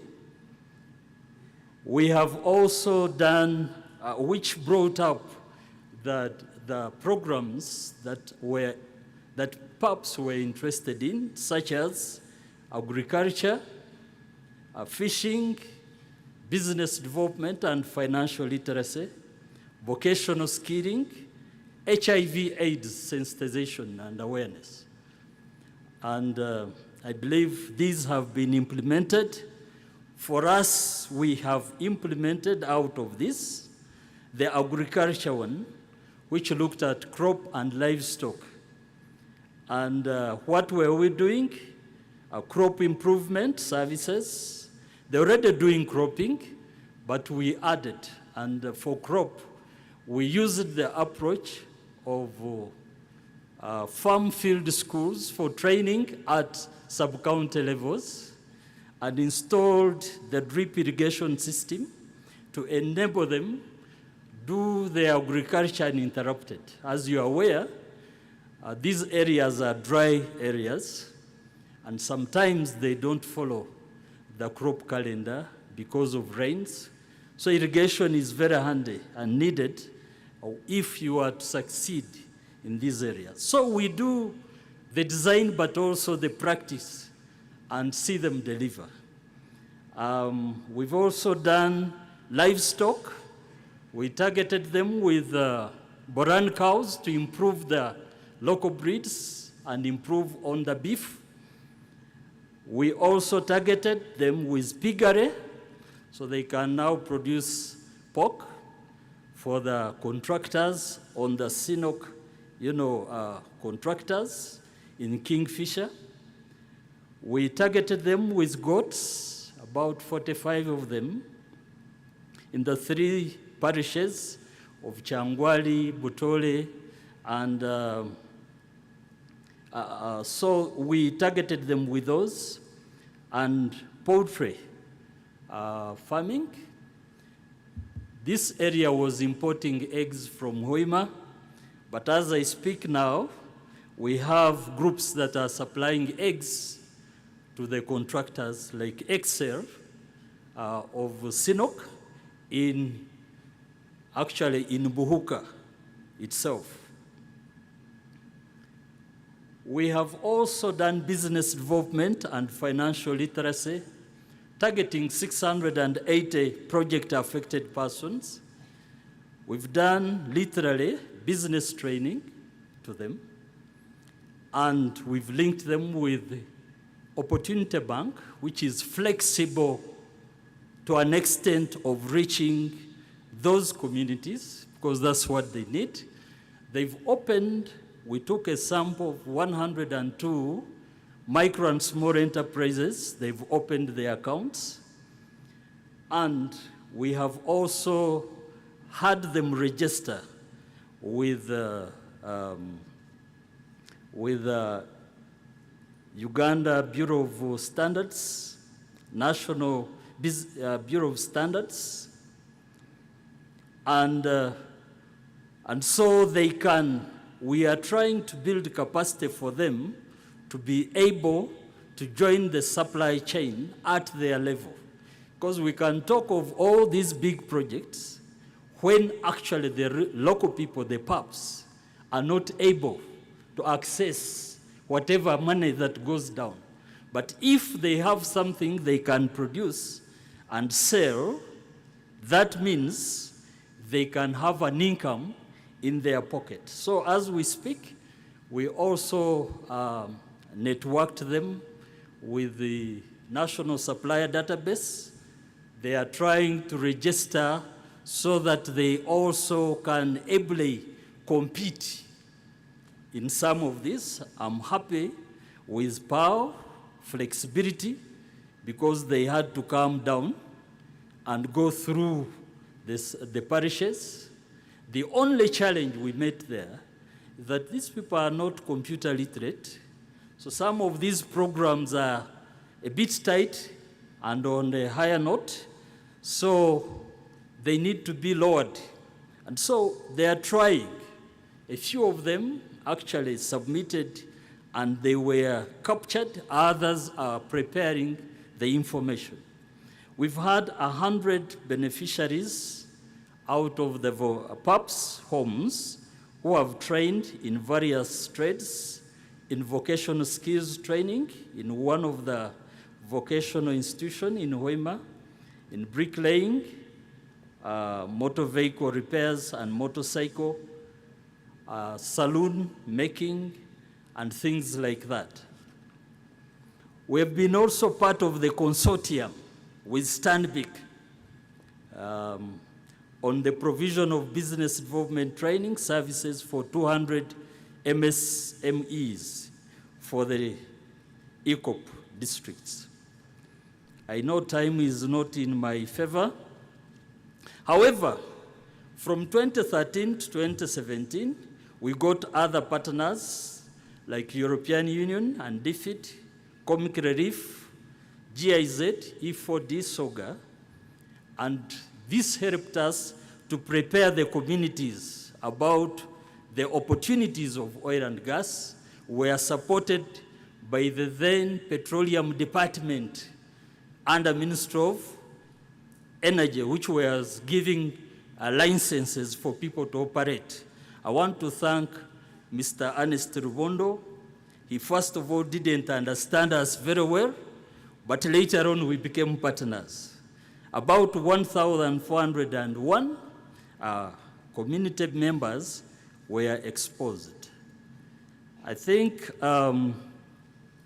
what has helped us is to have a solid organization with clear leadership and qualified staff, registrations with proper and relevant certification. As you know, these bids are not easy, but we've been able to succeed because all the requirements we do have, certified accounts and things like that. Networks have been very important for us. Our past and present experiences in communities countrywide have helped us to mobilize and have PAPs more organized. Some of our interventions you have seen in the pictorials in Chukube. If you could put on that slide and I finish, I will sit down. Yes, these are some of the interventions I've been talking about. Practically, we have delivered the pigs, as you can see, poultry farming for about 10 groups of women. We have had Boran bulls supplied. We have had boer goats supplied. We have established irrigations for some at the parish levels, like the government is talking about parish models. I think it is already there for benchmarking, and these are some of the crops that are being grown using the skills acquired through the training from our livestock specialists and agronomists. I think I mentioned about linkages and networks. URSB has been down there. Financial institutions, we have contacted banks like Centenary Bank, Equity Bank, Opportunity Bank, and Stanbic, but some of them are slow to go down to the community level. They love rotating chairs and things. But yet, the actual people who need your services are also down there. We have had NSD registration. We have linked these PAPs to URA for tax identification numbers, which they are doing. I want to thank you so much for listening to us. We have a booth up there. Just in case you want more information, you can check on our booth upstairs. Thank you very much. Thank you very much, Mr. Swithen. Another hand of applause for Living Earth. As we note that the company is doing so much, not just for national content, but to ensure socio-economic transformation of the communities. Let me I take the pleasure to invite our last presenter, last but not least, from Atacama.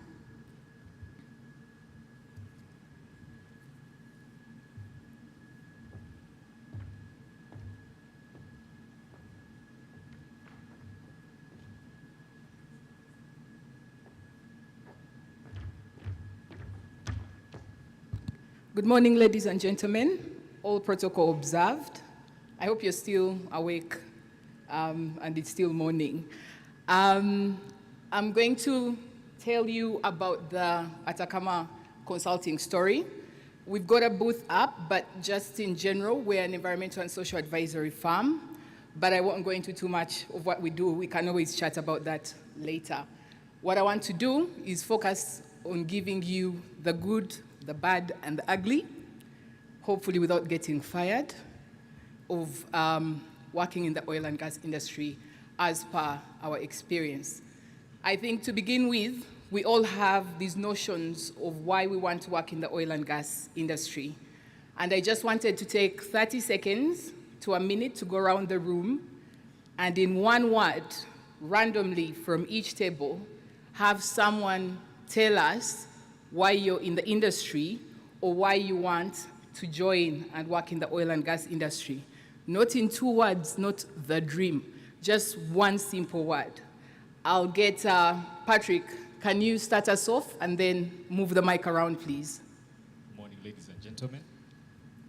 From my table, why we're in the oil and gas industry is because we're looking for networks. So I'll move around and I hope you're ready for the different teams. You can let me know who's representing the tables. Can I get a hand? Anyone? Can I suggest, Patrick, you keep it random? One word. Anybody. One word. Okay, I'll start here.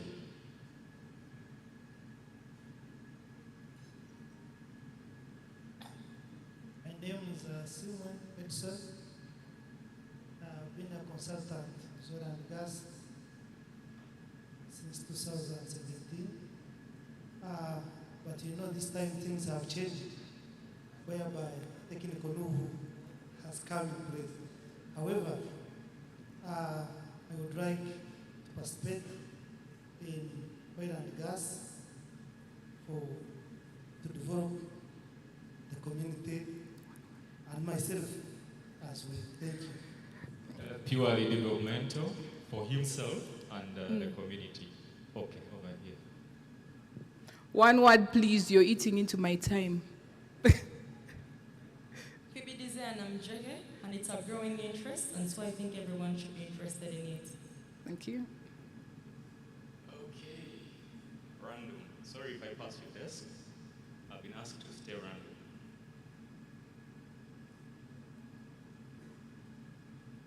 Sandra Nachioa, Housing Finance Bank, Opportunity. Thank you very much. Patrick, I think that's fine. I think the general theme is that we all have a dream. And we've had opportunity, we've had networks, we've had community. So there's a dream that all of us have that we're trying to achieve. Can we go to the next slide, please? So essentially, the dream looks like this, if we keep it real. A lot of people believe that there's a lot of money in the oil and gas industry. The numbers have been put forward. People want to make money. Let's keep it simple. The bandwagon, whereby you want to say, everyone is in this oil and gas industry, I also want to get in. So we want to jump on the bandwagon. We do not want to get left behind. And lastly, we want to be able to say, I was there when Uganda made this significant development. I don't know if in the last picture you see the cat. The cat is behind the dog, yeah? But we cannot say that the cat was not there in this picture. The cat was there, we can see it, yeah? In terms of the reality, however, we've got the dream, but the reality is that oil and gas projects are special in that they move from very slow pace, at least in our experience, to a sprint. So you have to be ready to go at any time. We don't really understand the pressures that international oil companies are under or the Petroleum Authority of Uganda. So when you're being told about the timelines, you have to remember that there's a drill rig that costs a lot of money when it's on standby. So the requests might seem unreasonable, but it's because there are very many competing demands that everyone has to look at. That T-shirt, we do have it for some people in Atacama. I was not part of making of that T-shirt, but you have to be aware that you have to be on call 24/7. And because you're the contractor, when you need to mobilize, you need to be ready to go. You need to be able to mobilize very quickly. And then the other challenges, the oil and it's not like any other project where you get into your car when you have to go to the field and get work done. There are specific requirements in terms of logistics, in terms of HSE, in terms of PPE that you have to meet. So mobilizing is not easy. You've got to make sure that you take all of that into account in terms of the industry. Then growing the capacity. We always say oil and gas is a new industry in Uganda. Local companies need to grow their capacity. One of the things, even with the national content, is that we're going into a different phase. When we go into construction and then into operations, I don't think that many of us understand how a pipeline in operation works because we haven't seen it. So I think we shouldn't be afraid to acknowledge that. And there is this perception that for the next 25 years, there will be a lot of jobs. But I believe that majority of the jobs are going to be in the first 3 years during construction. Once we're in ops and everything is automated, there will be much fewer jobs, and even in terms of skilling. And I think we need to understand those realities. So in terms of capacity, we need to build our capacity as Ugandans and do not be afraid to ask the right questions. Then I think Anne explained a bit about this. Without money, it's very difficult to work in the oil and gas industry because majority of the deliverables and the invoicing is deliverable based. And even when you put an invoice in, you've got to wait, if you're lucky, only 30 days until that invoice gets paid. So you need money to make money, but the money is not available.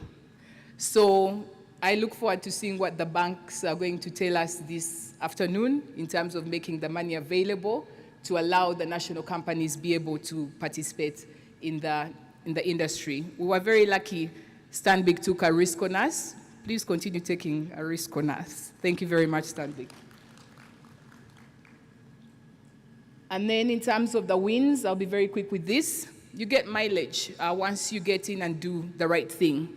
You build partnerships. We've built partnerships with companies we never thought we'd partner with, and they're lasting partnerships, not only in oil and gas, but we've been able to extend them to a range of projects. You need to get in and ensure that you have a record of excelling, because then the next job comes much easier.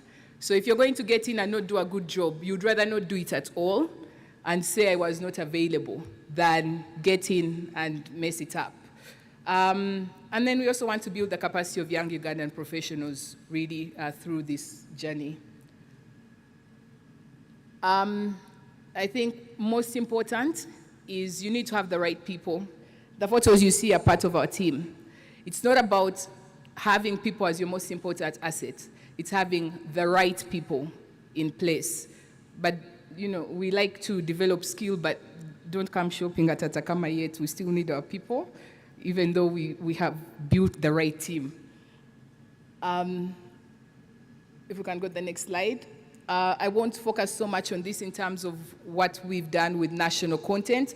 I'll show you a video at the end just to show you some of the numbers in terms of how we've procured locally, and also in terms of our staff. A lot of our staff are national, but now, as Anne said, we've got national, then you've got the local, which is at the district level, local, sub-county, then local.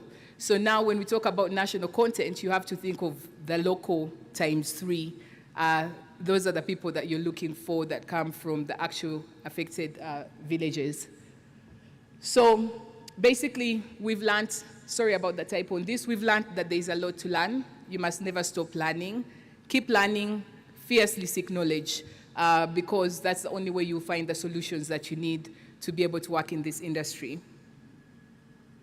And then for us, we've been there, so we're able to provide people on the ground coaching, advisory, and saying this openly, we've got an Atacama booth up in terms of logistics, in terms of HSC, how do we do it, what do you need to do, we'll be able to help you with that and even direct you to our suppliers if you need that help. So that's us offering you a helping hand. All you have to do is ask. If you don't ask, we won't know, but please ask, and we're willing to assist you, to work together to make this work. So basically, just believe in yourself. I believe that we can absolutely do it. So it's about being confident and believing in ourselves. And lastly, just remember that you've got to seize your opportunities now. There is no tomorrow. The opportunity is here. The legislation has been tailored to national companies. So we need to take the opportunity now. It's not about standing by and saying maybe tomorrow things will be better. Maybe there will be an additional legislation. Take what we've been given now and let's make the best use of it. With that said, I've come to the end of our presentation. I'm just going to leave you with a video of some of our national and local content, specifically on the Tilenga project. Thank you very much. And Patrick, if we can cue that video. Thank you very much.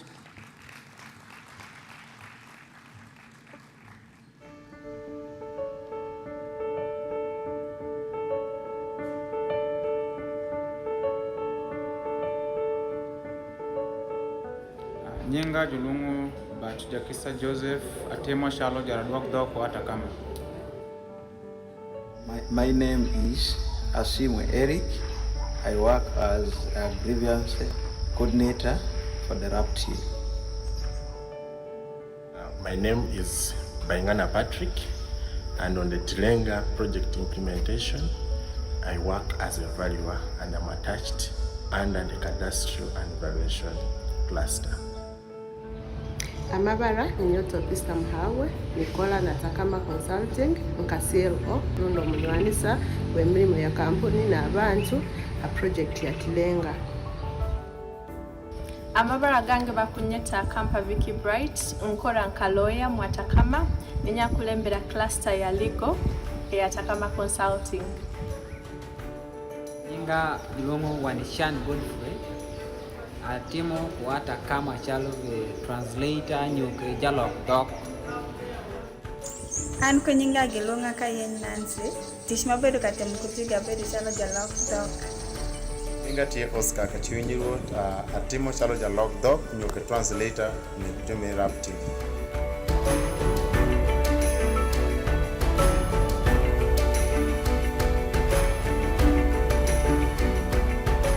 Amaro tish para nitimu geno translator kwa Atacama because ediko wado kelo meri kindwa kutima eno. Omulimo gwange kingwendaho ekyokubanza gukwikiriza kola ebintu bindi eby'amateeka tikirimbu amateeka gagenda mu kooti honka kwaha obojja muzino nka project osobola kusoma ebintu bindi noyega ebintu bindi nobaza n'abantu b'omwanyo nikyo kinkira kwenda ha mulimo guno. Marutish para machalo jaradwak doko Atacama perango ekela kudhano adeka kudhano matong ma company ni bino kelo iwa chalo Atacama.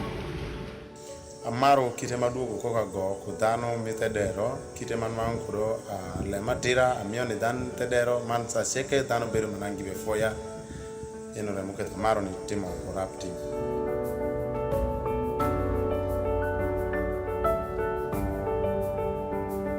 Nza muno kukola na Atacama na muno ha rap team abokuba koragana n'aba staff abaino obukugu obukwahukana nanyo nikinyongeraho kweyongera ha mutindo mu buhereza bwange.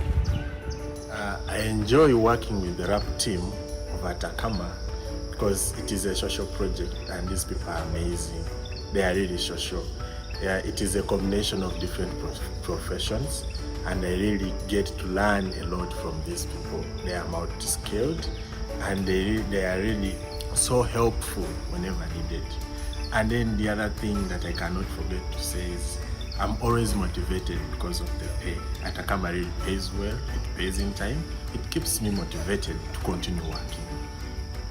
I'm happy about working with Atacama, simply because my fellow staff members that I work with have the required skills, or are skilled enough in such a way that all the time they have created my work. When I'm at work, it's like the learning environment for me. I keep on learning new things from them, so that improves my career. Amaro katemo koge chalo jalok dok pekom tin eni genra magiketo dano matong tong ng'eya chalo NGOs delo matong tong gi ng'eya chalo jalok dok.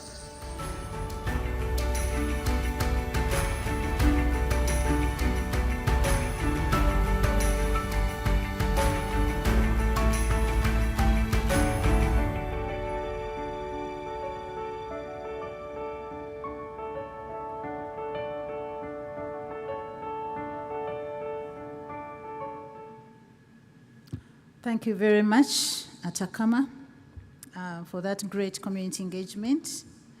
And now we come to the end of this session, and I want to take this opportunity to thank our presenters and to request all of you to give them another round of applause. Just to conclude that this session was very, very important because the suppliers really want to hear from their fellow suppliers. In a recent workshop in Hoima, where we had a huge attendance of close to 500 people, they don't believe it. They hear these opportunities, but they don't believe it. So their request was, bring those people who are locals or nationals to really tell us, and then when we hear from them, we'll be motivated, and therefore, this serves the purpose. Thank you very much, and I wish you the best in the rest of the sessions. A big hand clap for you, Catherine. I'll ask you to stay behind for just a moment. I'll also ask our project director for EACOP to please join me on the platform to help us hand out some tokens of appreciation to the people that you have heard from so far. In the interest of time, we'll try and do this as a group, so I'll ask them to send a representative. So MSL, Atacama, Parole Engineering, Three Ways, Living Earth. I'll also ask our keynote speaker for this morning, our CEO, Stanbic Bank, to also please come together with our ED, Engineer Dr. Ernest Ruvondo, so we can do a group photo with our morning session. So Emmanuel, our project director for EACOP, will hand these out. You can start with Catherine, since she's representing UNOC. So I think you need to come to this side so we can take better pictures. As they come, I also wanted to make special note of the presence of some of our partners. I think some of the directors for MSL Logistics, Mr. Patrick Chimbadeba, I think I saw him around. I don't know where he has disappeared to, but he was here. Thank you so much for being our partners in the 3rd National Content Conference.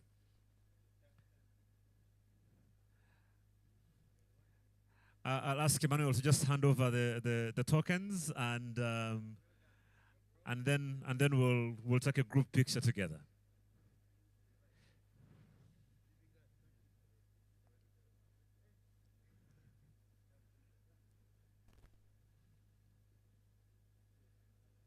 I think we need to move to the extreme left of the stage because of the podium, so we can make sure we get the right picture. And then Emmanuel will just hand over to every single one of them. Of course, he's French, he's romantic, he starts with the women. Well done, Emmanuel. We are learning. See, I told you.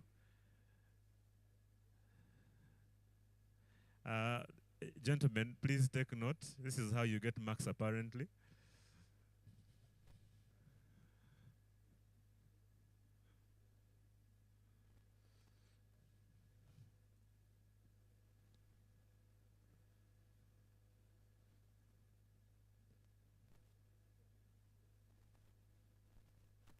Thank you to Living Earth for the wonderful job.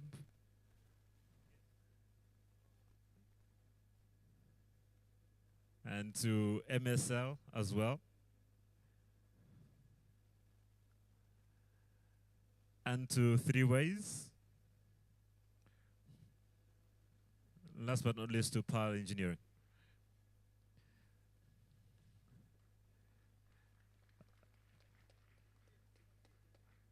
You might please get closer so we can make sure you're in the photo. The camera is down here.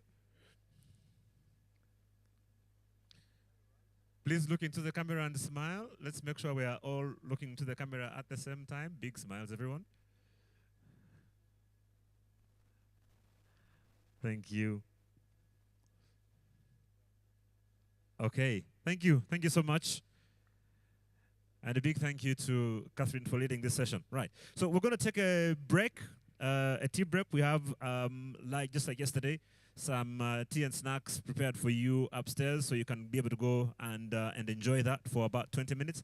Let's try and make it brief, so we don't have to herd you into the room, because we've got some very important sessions, and we want to try and make sure that we maximize the time that we have.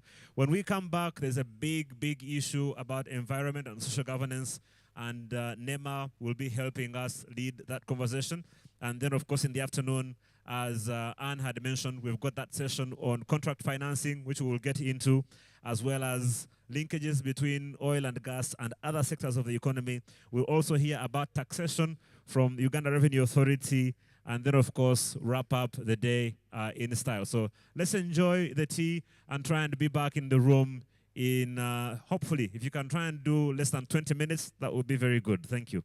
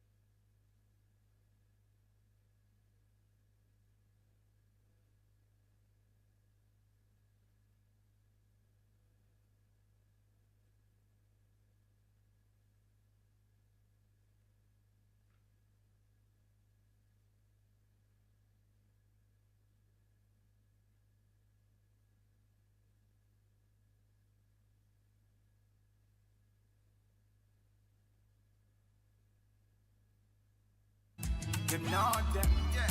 I got a pretty girl and she got me style.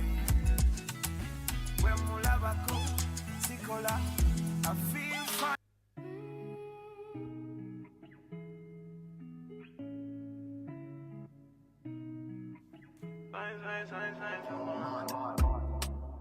And I've been living fast life, but I see it in slow. Oh no, and you see my lifestyle, I got G's in the double. See many people there outside where they feed man's oboe. Oh no, I mean I stand it defender like Joseph Yobo. But girl say she want Netflix and chill, so I chatty get even money. If you fall in love, Kelly satin. You go to breakfast, I'm not capping. Can you see drip pull, I'm not catching. I'm not faking this, no fugazi. Cause I'm bad as monster danger. You know them, yeah. I got a pretty girl and she got me style. When Mulava go, Sikola, I feel fine. She got me smile. Tambuza, you make me move from Kampala, walking left and right. Why you treat me like that? Yeah, cause you're my Gucci demon. In your Prada, I love you, mama. Never let you go away. I need you, babe. Cause you are my number one, my pleasure. You are my treasure. The one who make me feel some type of way. You make me cry, babe, yeah. Baby, yeah, you my baby. No.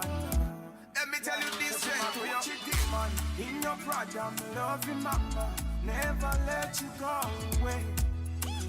I need you, baby. Cause you are my number one, my pleasure. You are my treasure, the one who make me feel some type of way. You make me cry. Yeah. Decent proper girl, African queen. Alina benja gala, why you want me to be? Ngamba chonya gala chikule jele, chamisana chakulo dizana close on. Love me not plenty just for you. But never content one it alone. Ekitufusira banga kapya la kutimba Kampala. Ndetala kubukanga kangaro. Nzilu kamsezi muchilo. Hello, my girl, hello. Sometimes I feel like I fall in love. Ngamba boy agala nkwatenze nkabale. Sikanamba kumbale bale. Yeah, cause you're my Gucci demon. In your brother, I'm loving mama. Never let you go away. I need you, baby. Cause you are my number one, my pleasure. You are my treasure, the one who make me feel some type of way. You make me cry, baby. I feel love, and kulaba ne fune dali. I feel love, and kulaba no te bali. I feel love. Kono mukwano tisana no check. I feel love, and kulaba ngolina bali. I feel love, njagala.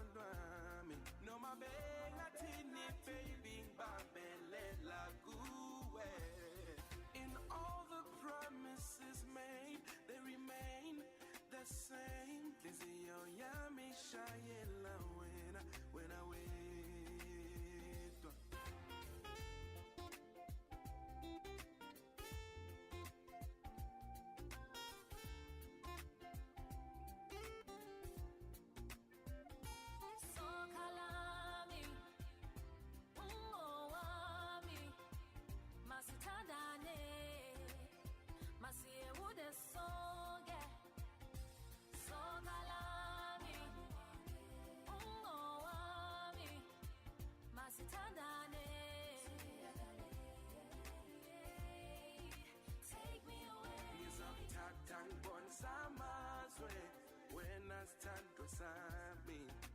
No my in your face when face yo ya uso itola. Angere nawe ready to get a bit. Dere nawe swimeri wana mubire. Ono muwangu ziyankuma. Sabira bula mumoka. Angere nawe ready to get a bit. Dere nawe swimeri wana mubire. Ono muwangu ziyankuma. Sabira bula mumoka.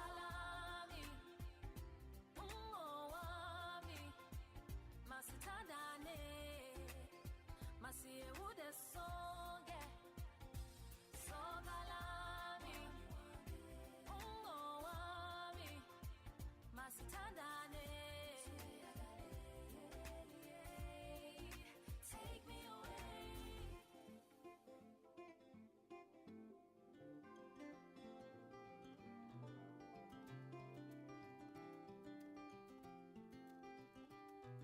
Machozi yangu yote na malizika, niye nitalala na nani? We unaenda,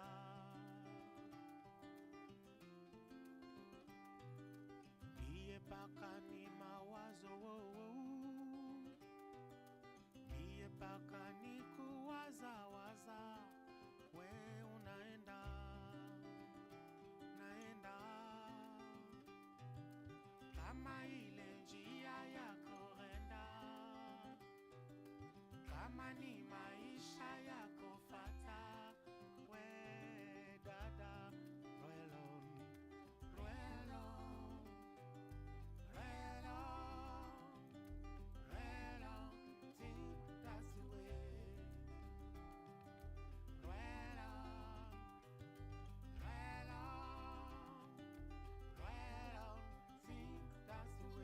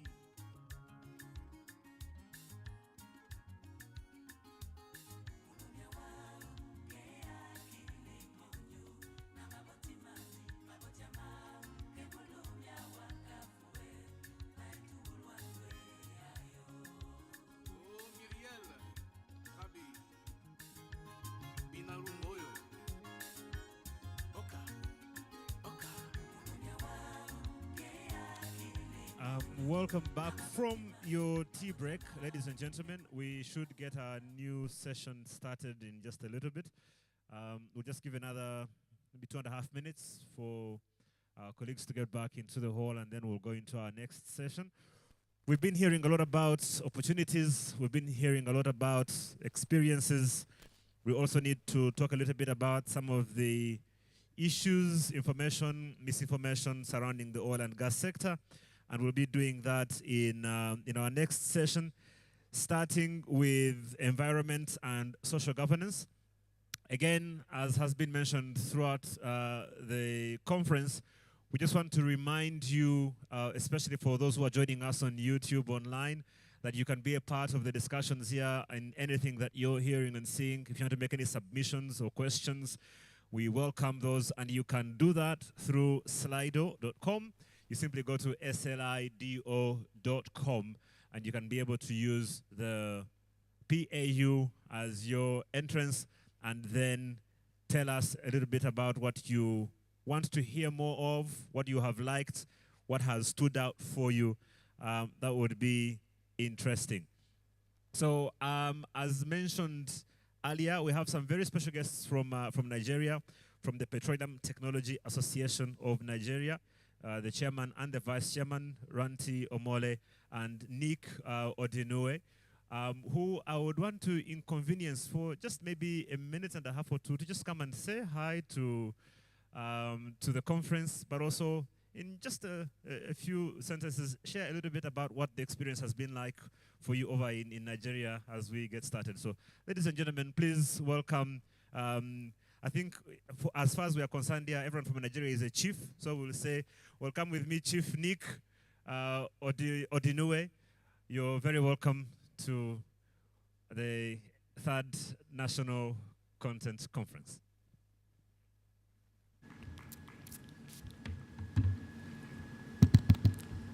Thank you very much for your information. Everybody from Nigeria must not be a chief. I am simply a mister. Thank you.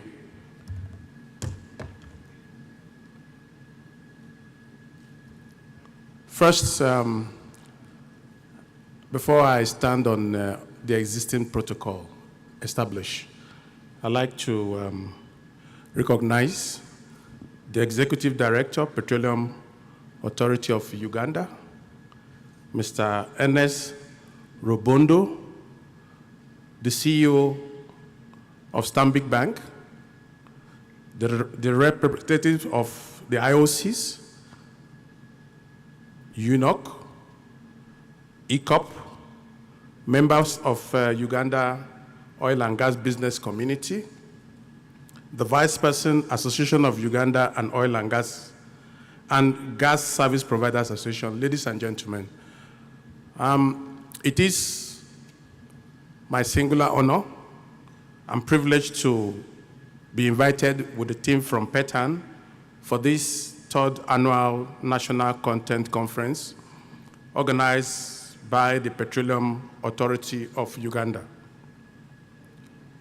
I am Nicholas Odinue, the chairman of Petroleum Technology Association of Nigeria, PETAN, and with me is Mr. Ranti Omole, the vice chairman of PETAN.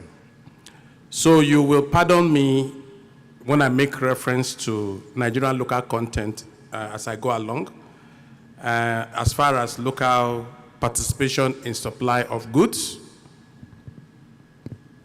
and services in this unique industry.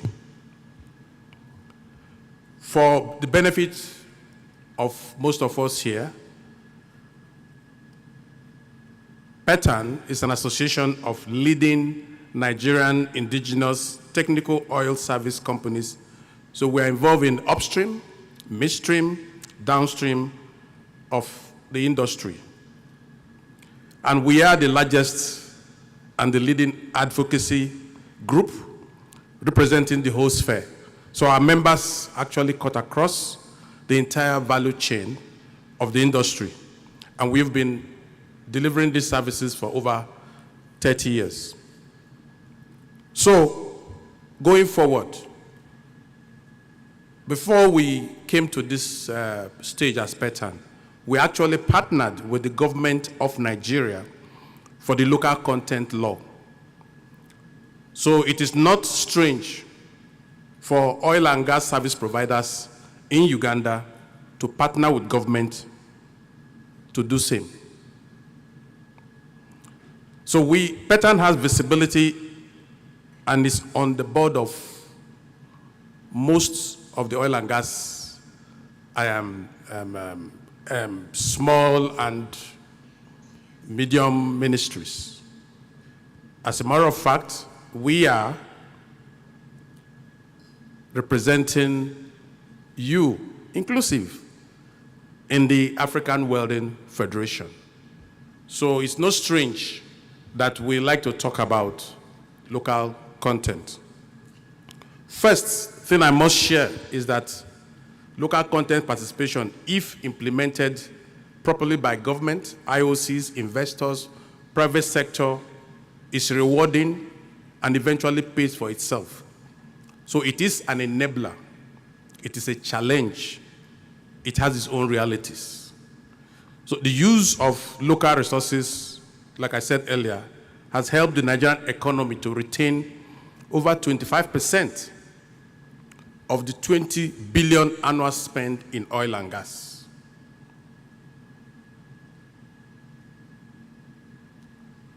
How did it happen? Because of deliberate effort, the sector was able to retain this 25% of over this 20 billion from 5% when the oil and gas started in Nigeria.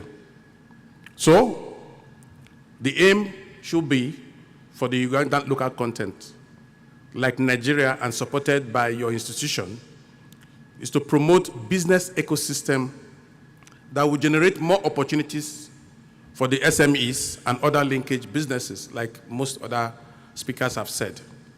It also allows the beginning of institutional capacity development, collective strength, and deepening collaboration with IOCs and operators.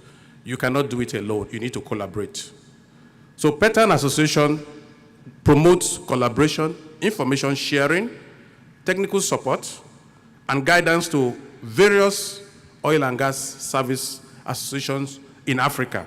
We do this through creating business platforms like the flagship Icebreaker, African Local Content Collaborating Steering Committee, and trade visits to partner countries like we are doing right now. So local content going forward doesn't just happen. So it must be a deliberate policy by government to promote local participation, and the necessary enablers must be put in place for it to really thrive. So thank you to the government of Uganda and her responsible agencies for promoting local content in Uganda, especially the Petroleum Authority of Uganda. Governments, regulators, legislators, departments, and agencies, including earlier mentioned the Petroleum Authority, UNOC, EACOP, and IOC should understand that local content is and will always remain an ongoing process and should be supported and provide an enabling environment to associations and private sector participants. It is important that that is done. So the success of local content depends on this interaction with government and private sector. But private sector must take the lead in capacity development and engagement. The Association of Uganda Association of Uganda Oil and Gas Providers should work, collaborate, and invest in human capacity building programs to develop and provide services along the oil and gas value chain. Nobody is going to hand over jobs for you for free. You must develop your capacities and competencies. So opportunities will trigger capacity, like I said earlier, and competencies and innovation. But partnership, collaboration, mentorship, and internship must go with research and development. And these are vital for local content development. So is access to market and financial, to finance. Earlier on when I got in here, I listened to the lady eloquently spoke about finance from Stanbic. I believe she was the one who spoke. And we had a chat with her, and I think based on what we discussed with you, you must be able to assist these people by tweaking some conditions so that they can continue to grow.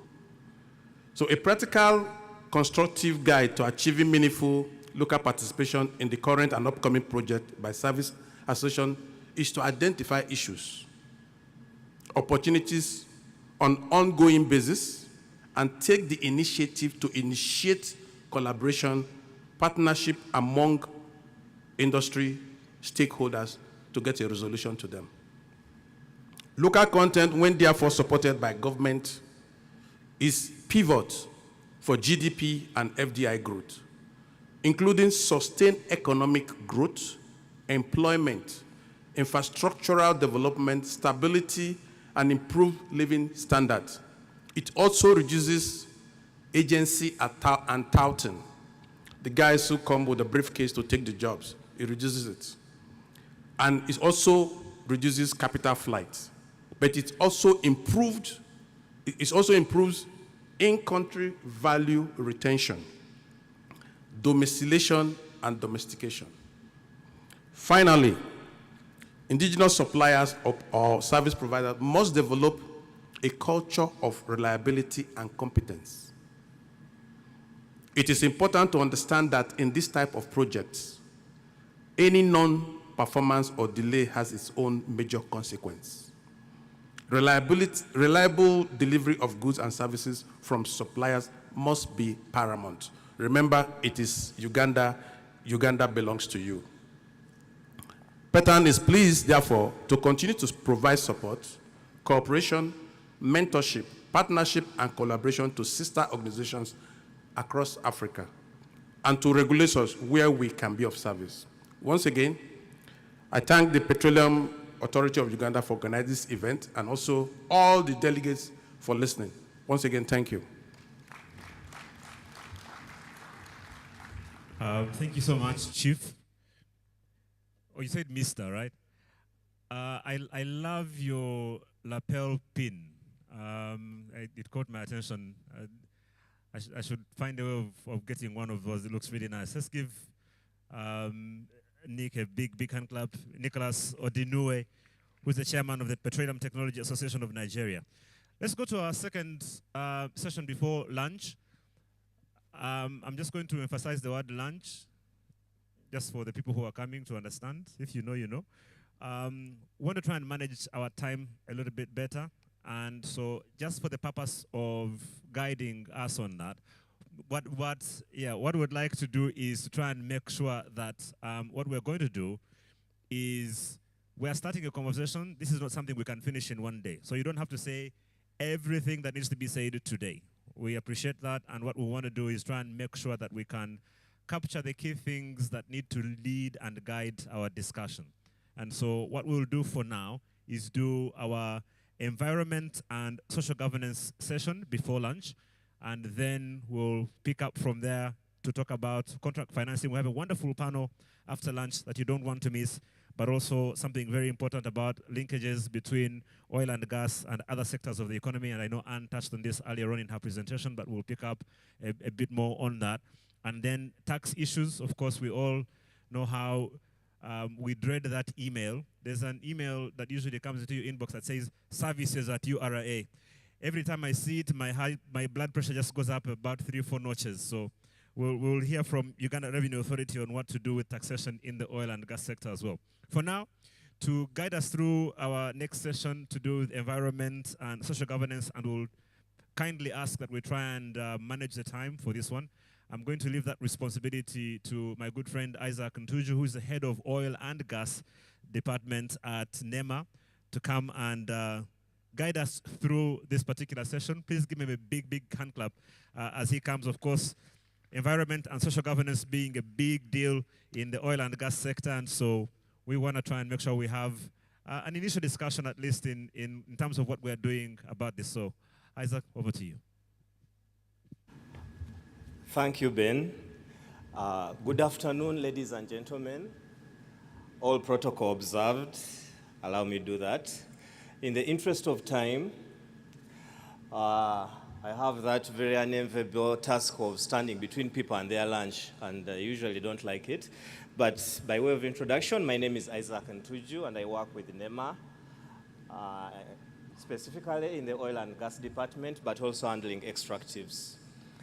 We have 1 hour, and I will share that 1 hour with other colleagues, but I want to, first of all, thank and congratulate the PAU for this conference, and in particular, I think the choice of theme was really something that is spot on. As NEMA, and I bring you greetings from the Executive Director, the biggest take-home is the theme which really speaks to the issues that we need to speak to. As each of you in your space, think about lasting value. How do you create lasting value, and whom are you creating lasting value for? Is it you? Is it your children? Is it your ancestors? Okay? Someone was here and said we each think about the things that we know, the reason we're here, but think now about the theme. And you are here, you want to create lasting value. How do you create lasting value? Just from our perspective, or Isaac's perspective, and NEMA, you cannot create lasting value apart from the environment. And the CEO of Stanbic really hit it well. You know, she said environment management must be part and parcel of your business. If you're going to talk about sustainability, then environment and social governance, or the issues in that line, are something you must be mindful about. So, ladies and gentlemen, allow me to introduce briefly NEMA before our key discussants. I think we are glad. Previously, we've been looking at opportunities. I think since yesterday, it has been mainly opportunities. But I think we want to bring now, the organizers are thinking from opportunities to responsibilities.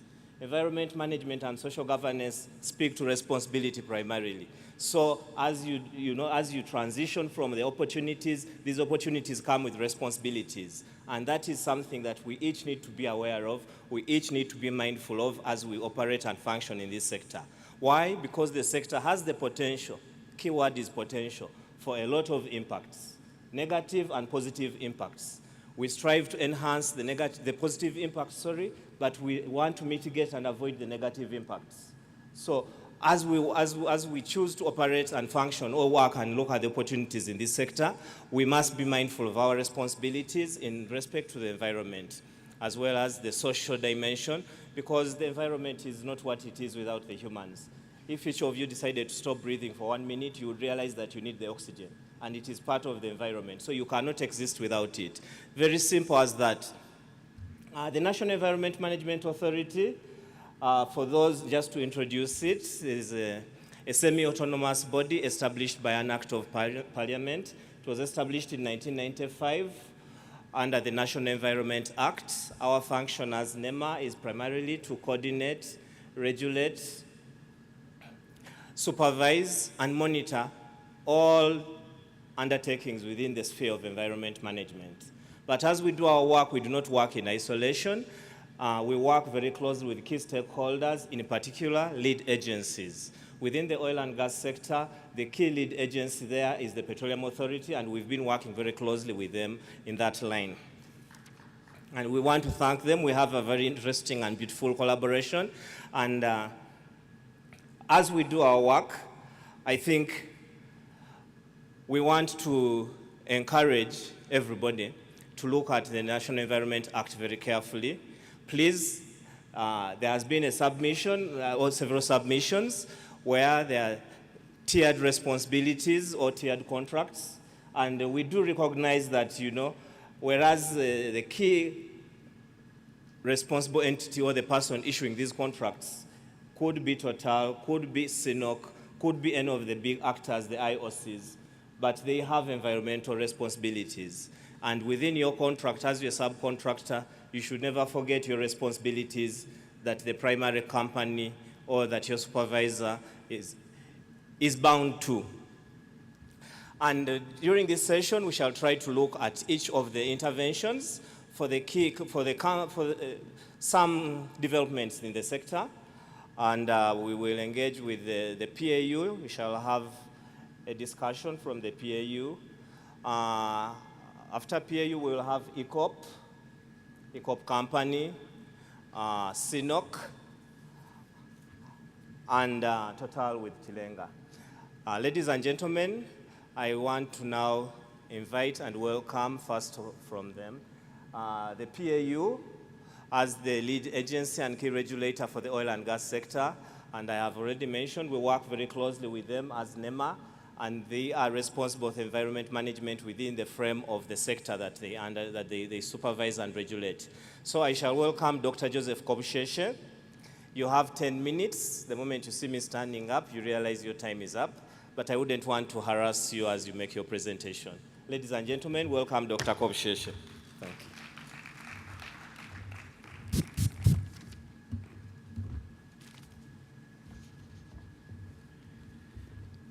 Thank you very much, Isaac, for that kind introduction, and indeed for the very good working relationship that the authority, but also the sector enjoys with the National Environment Management Authority. Distinguished guests, ladies and gentlemen, good afternoon to you all.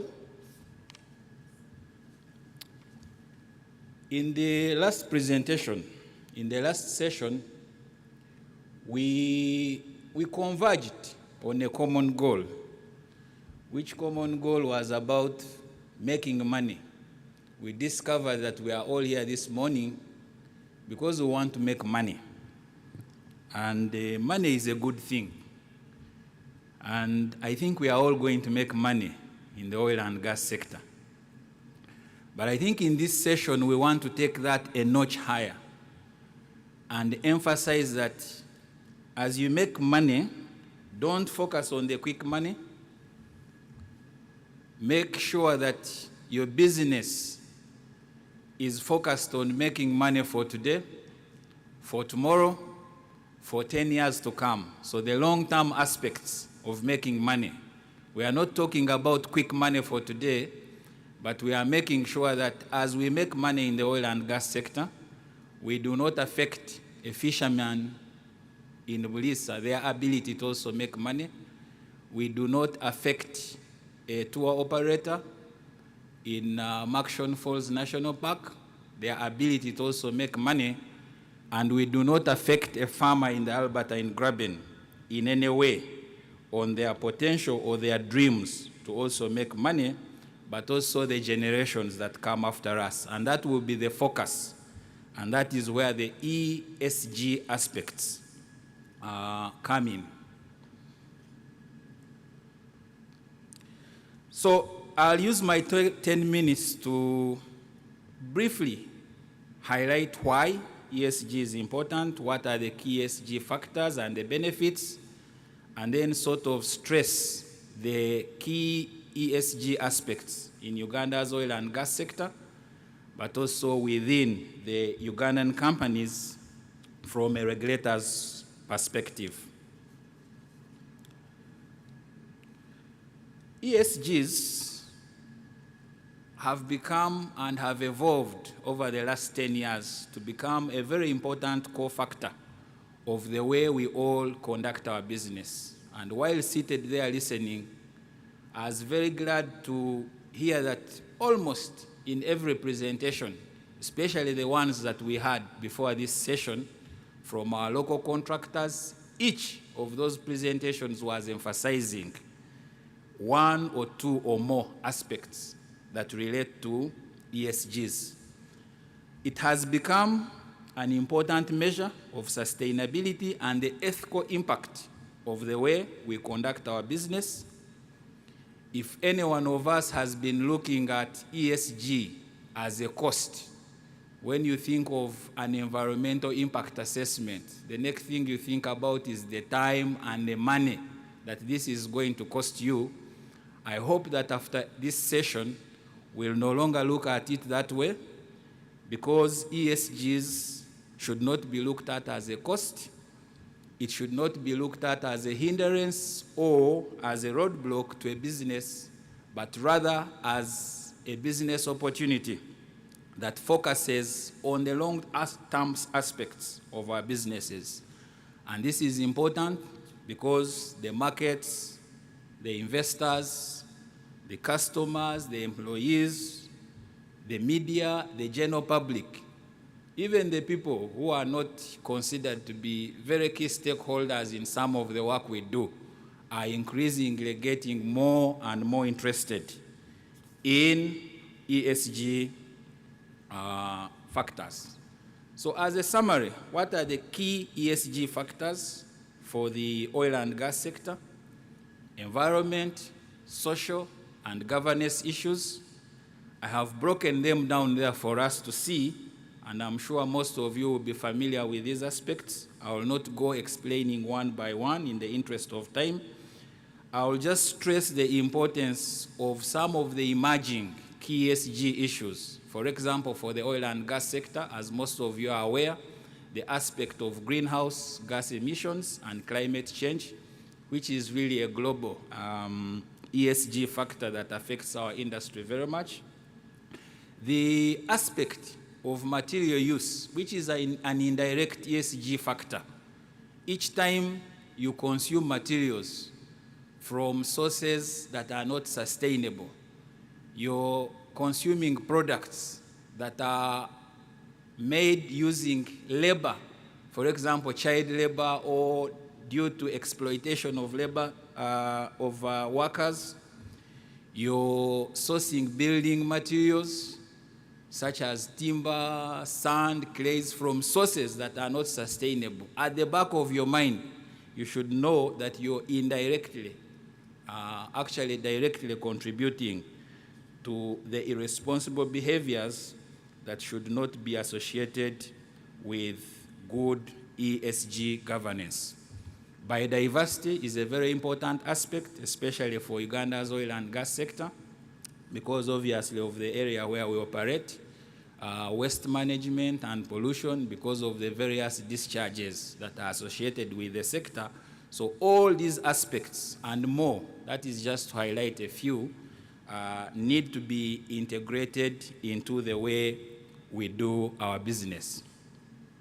And there are benefits for doing this at all levels, from government. This is the only way, as Isaac mentioned, that we can enable the creation of lasting value, not the boom from oil and gas of today that affects future generation. So as government policy, ESG factors become important because it is the only way we can realize lasting value from the sector. As I mentioned earlier, investors are increasingly getting interested in ESG, and therefore for you to be able to attract investment, then you need to have your ESG factors right. And of course, I've mentioned about the aspect of sustainability several times. From the investor's perspective, again, you want stability of your business. You want to manage the long-term risk that could be financial, that could be reputational. You need a social license to operate within the areas and within the fields in which you're operating. You need to be on the right side of the law by ensuring compliance and, of course, to avoid litigation costs. And you can see each of these actually has a financial aspect to it. So the prudent implementation of ESG factors also has an element of profitability, much as ESG is categorized in its definitive sense as a non-financial factor. For contractors, speaking to the local contractors here today, all the factors that relate to investors, those are actually also true for the contractors, the compliance, avoiding litigation, and so forth. But on this, I thought I should emphasize one aspect, that ESG factors are also important during the contracting process, because they form a key evaluation criteria when you're bidding for the various contracts within the oil and gas sector. So from a national perspective, the ESG factors have been embedded into the relevant policy, legislation, and standards. Most of you will be aware of the petroleum laws, the environment laws, the land laws under which we operate. There has been a gap on the ESG standards that has been addressed. We now have a standards catalog that is available on the Uganda National Bureau of Standards website. The strategic environment and social assessments that are undertaken to guide the policy programs in the sector, and some of the key aspects that have been integrated into these policies include, but not limited to, the no flaring policy, the application of best available techniques, the aspects of ensuring that each project has an approved environment and social assessments and undertakes annual audits, but also the work that has been done to enable that the sector and the country is prepared for any potential oil spills. The institutional capacity has been greatly enhanced. There is a lot of participation from the profit and non-profit organizations and the media. These are important stakeholders. We have a number of them doing a great job, despite a few of them, as you are aware, that have accepted to be used by what I would call negative elements to sabotage the sector. But these are only a few. If I speak of Bunyoro alone, we have over hundreds of NGOs that are actually supporting the important work of creating more awareness, linking with the communities and so forth. The capacity of local contractors has been enhanced. You heard this in the morning session, the growth of the companies, the integration of the ESG aspects into the work of the companies, and also the fact that now we have a wealth of environment and social data that can guide the decision-making of these projects. At project level, I've already mentioned that all the oil and gas projects have approved environment and impact assessments and undertake annual audits.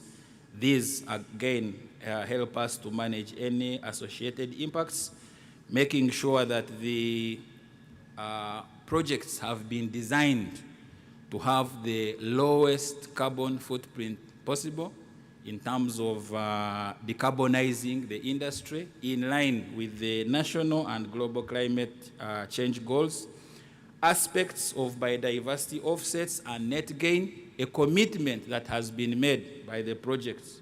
The oil companies might speak more to this, to ensure that in the areas of operation where oil and gas operations are being undertaken, we leave these areas in a better place than they were just before the oil and gas activities were undertaken. The aspects of livelihood restoration program, I like to call them livelihood improvement programs, whereby we replace or improve on the livelihoods of any persons that are affected by the oil projects. And there is a demonstration there of one of the families that was moved from the home you see on top there to the one that you see just below it. And of course, from a human rights and transparency aspect, also making sure that the industry promotes an open and accountable management process. And this has also been achieved by Uganda joining the extractive industries transparency initiative. Before I conclude, my time is running out. My work has been made easier by the previous speakers because I wanted to conclude by speaking and sending a message to the local companies especially about the importance of ESGs. I was glad that from the morning session it was very clear to me that at least the companies that are already in the sector are aware of these issues. And my message to this is that the commitments that were made need to be implemented, because in the oil and gas sector, there is no room for compromise when it comes to ESG issues. Whether you have a contract, by not complying with these, you could have contract penalties. You could even have, in the worst case scenario, and this has happened before, a contract terminated on grounds of not complying with any of the above factors that I mentioned earlier. For those of us aspiring to join the sector, again, it is very important that you integrate the ESG factors into your business, because these form, as I said, an important evaluation criteria. So the ESG factors, if they are not integrated into your businesses, they are going to make you lose business. And as I've said, if you get the business, you're likely also to face penalties, have the relevant licenses or permits that have been issued revoked. So it is very important that we integrate this into the way we conduct our business. So we need, I've just put some of the highlights there, to promote the ESGs as an enabler and not as a cost to our business. Promoting a health and safety culture. This is very important, because especially from our local contractors, those that come into the sector for the first time, you find that this is sometimes a challenge. And it is important that you adjust very fast when you get into the sector to ensure that you align with the required health and safety culture of the sector. The promotion of self-monitoring and regulation is an important key aspect. You tend to see the compliance being tagged to inspection or a government inspector or monitor being able to point out these issues, but it is important that we have internal systems. We have internal checks within our businesses that are able to detect any of these non-compliances and even address them internally before they are seen externally, because as I said now, the general public, the media, everybody, all relevant stakeholders are actually monitors or inspectors when it comes to these things. The training has been mentioned, attaining the relevant certification. The industry is always evolving, new technologies, so you need to be up to speed by attaining the relevant national, international accreditation where that is applicable.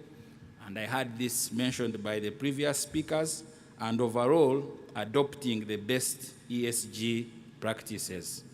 So as I conclude, I just want to emphasize the fact that ESG factors are very important in the oil and gas sector. Government, licensees, contractors, and subcontractors at all levels, we all have a role to play in this. The ESG expectations of regulators, investors, customers, employees, and other national and international stakeholders has been growing and will continue to grow. And as you are all aware, these factors are global. They have no boundaries. You have had external people commenting on the projects that we have, commenting on the various aspects. So ESG factors are without boundaries. We all need to incorporate the ESG factors into the way we conduct our business. I thank you.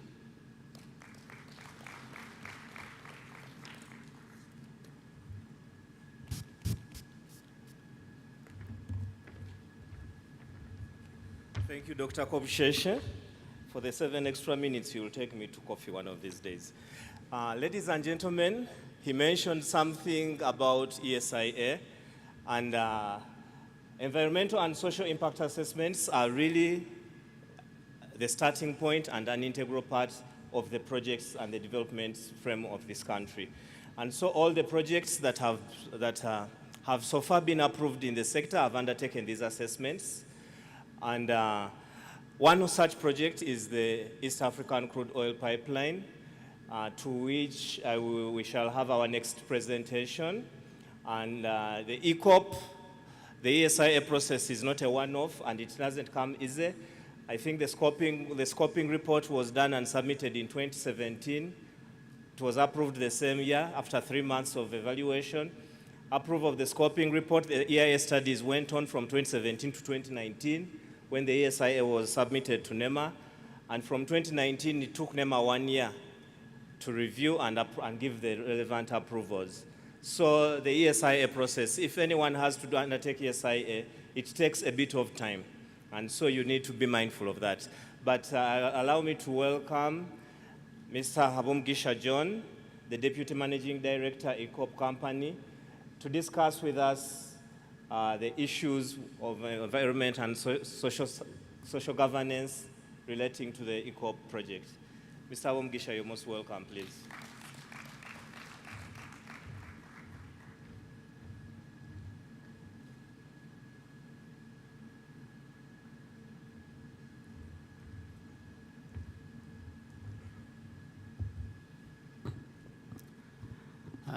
Yesterday, it was after 5, so we served you EACOP wine. This has to be a non-alcoholic drink now.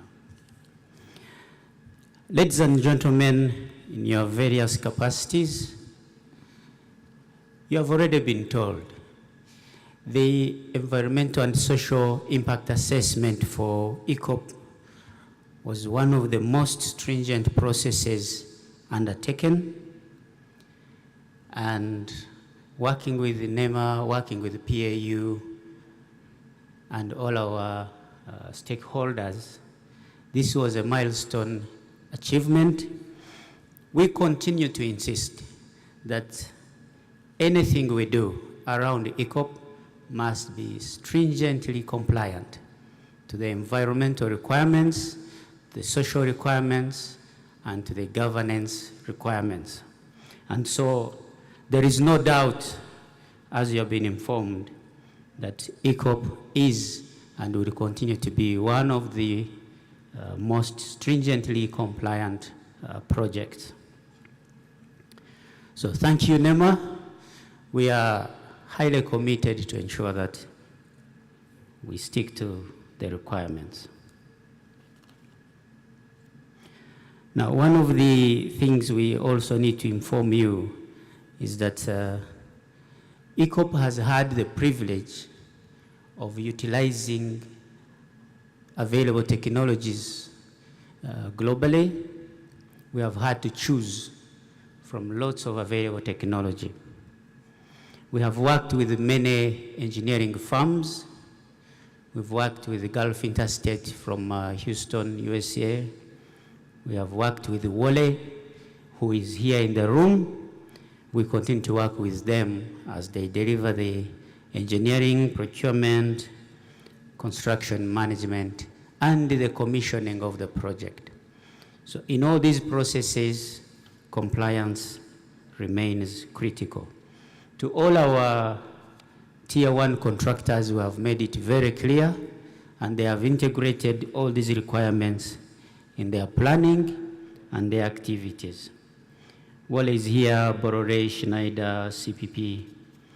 Locally, we have worked closely with the new plan, ICS, Epsilon, Aegis, and Excel. And all these entities are evaluated regularly on these matters. Now, on the aspect of people, while we acquire land for the project, you know that in our country, land acquisition can be challenging. We have stuck to the international financing cooperation requirements, the Equator principles, in ensuring that any impact on people is compensated in full and even beyond. And my brother Joseph told you, it's not about restoration, it's about livelihood improvement. And so the process is, we had to carry out the resettlement planning, we had to go through all the requirements for approval, working with districts, the 10 districts where we pass, working with the chief government valuer, and we had to add a 30% disturbance allowance in addition to what was evaluated. The keyword is improvement. Because of COVID, we lost some time, and the rates get affected. So we have had to add a 15% markup on the rates that were evaluated. And that is to confirm that any impacts on people, we have taken the responsibility to ensure that they are comfortable. All the displaced persons, yesterday you were told about what we are doing. We are building houses that could be even 100 times better than what they have right now. And that is ongoing, working with only local construction companies, Epsilon, Aegis, and Excel. We are now implementing a livelihood restoration program that integrates a process. You know, when you displace people, they take time to settle down, to grow crops for food.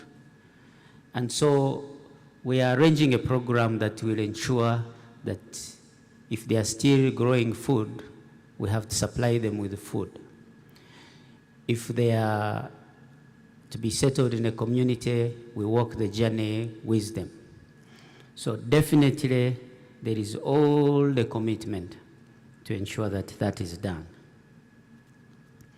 We continue to face a few challenges in the process, including some of the pups that are deceased, the project affected persons who are deceased, absentee landlords, and we are still dealing with a section of the pipeline route at the border. You know, our border with Tanzania has a history. So we are focusing on ensuring that we have a corridor through the border. We don't intend to mark that border. We don't know where it is. But definitely, we are arranging a joint survey to solve that one.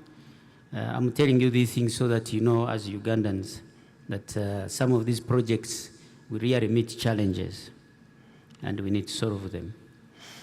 In Uganda, in terms of environment, we avoided most of the sensitive areas. There are a few swamps where we had to pass. Now, when we are going through swamps, crossing highways, and any river, the design levels are quite stringent that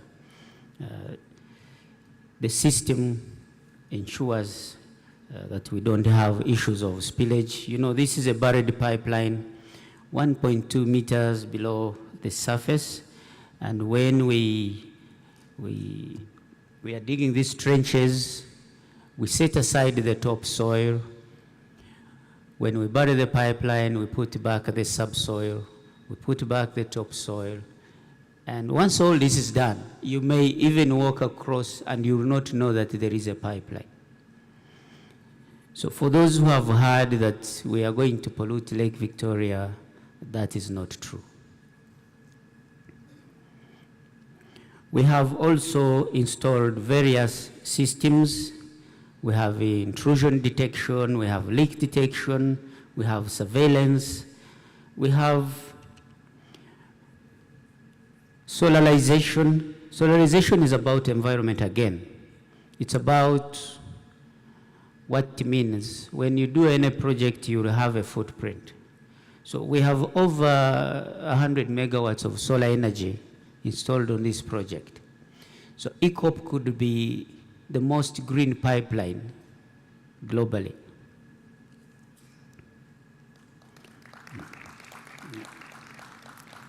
Thank you. Now, of course, being a system, you have to plan for any emergencies. And so we are working on emergency response planning. We are hiring experts to work with us. In all these things, you first prevent, you control, but also you plan for any eventualities. And working with the government, we shall ensure that the emergency planning for EACOP is robust and fully integrated. You are also aware of the voices that went up to the Vatican. So there is a process going on. The minister told you yesterday, we are working with the churches to ensure that the information that reaches the church is accurate. The worst thing you can do is to misinform the faithfuls, because when you tell them and they believe it, it's very hard to reverse it. So we are providing them with the facts so that they are better informed and they communicate appropriately. So in summary, we have addressed environmental concerns. In Uganda, it's only the Tala Forest Reserve where we cross, and we are passing an area that is not really forested. The key issue is that if we have any footprint where we pass, we shall ensure that it is improved. We'll work with the UA on the issues around chimpanzee migration routes. Not that they are impacted, but because we want to ensure that we are improving wherever we are passing. And so in communicating these things, we want to thank many people. The media has been very instrumental in the Support EACOP campaign by providing the facts. We want to thank PAU, thank you to NEMA, thank you to Kampala Associated Advocates, Alison Karuhanga. The judiciary also actually communicated on EACOP, and many of us. UNOC has done a great job in sending the facts out. We are finalizing a communication strategy that will speak more about environment, about land acquisition, project affected persons, and also the project in general, how it is integrated into sustainable development. As a closing remark, and I did mention something yesterday, if there is anything we need to do as Africa to protect environment, and the minister mentioned it, we must deal with poverty. And one of the poverty issues that we must address is energy poverty. And so EACOP continues to be part of that journey to ensure that we improve the livelihoods of our people, we improve energy, and we also work with the governments, the regulators to ensure that we develop EACOP in an ESG sustainable manner. I thank you very much.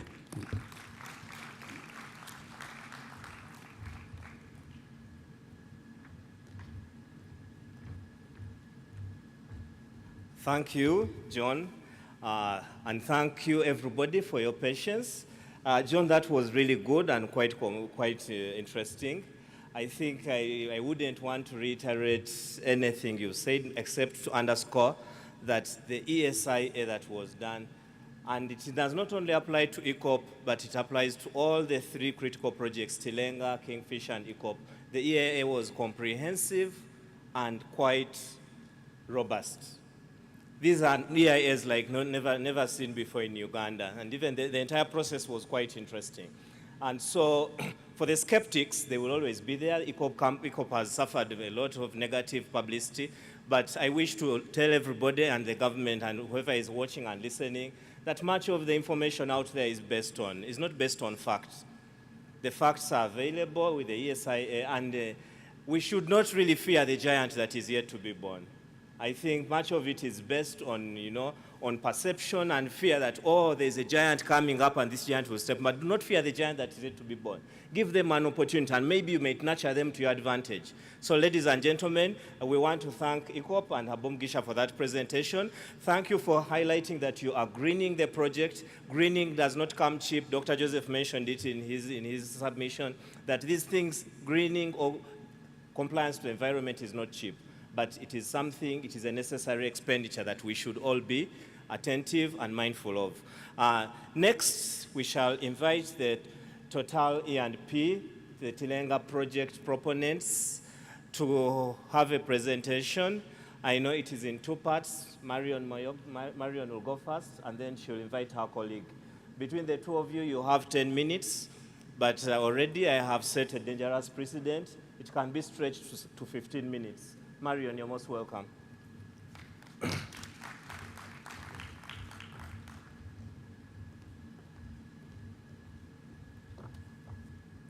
Greetings, everybody, all protocols observed. Thank you, Isaac, for the introduction. My colleague, Pauline McRonald, who is the environmental manager, will come after me. I am Marion Muyobo. I'm the social affairs manager at Total E&P Uganda. So you're doing the slides for us. Thank you. So next slide.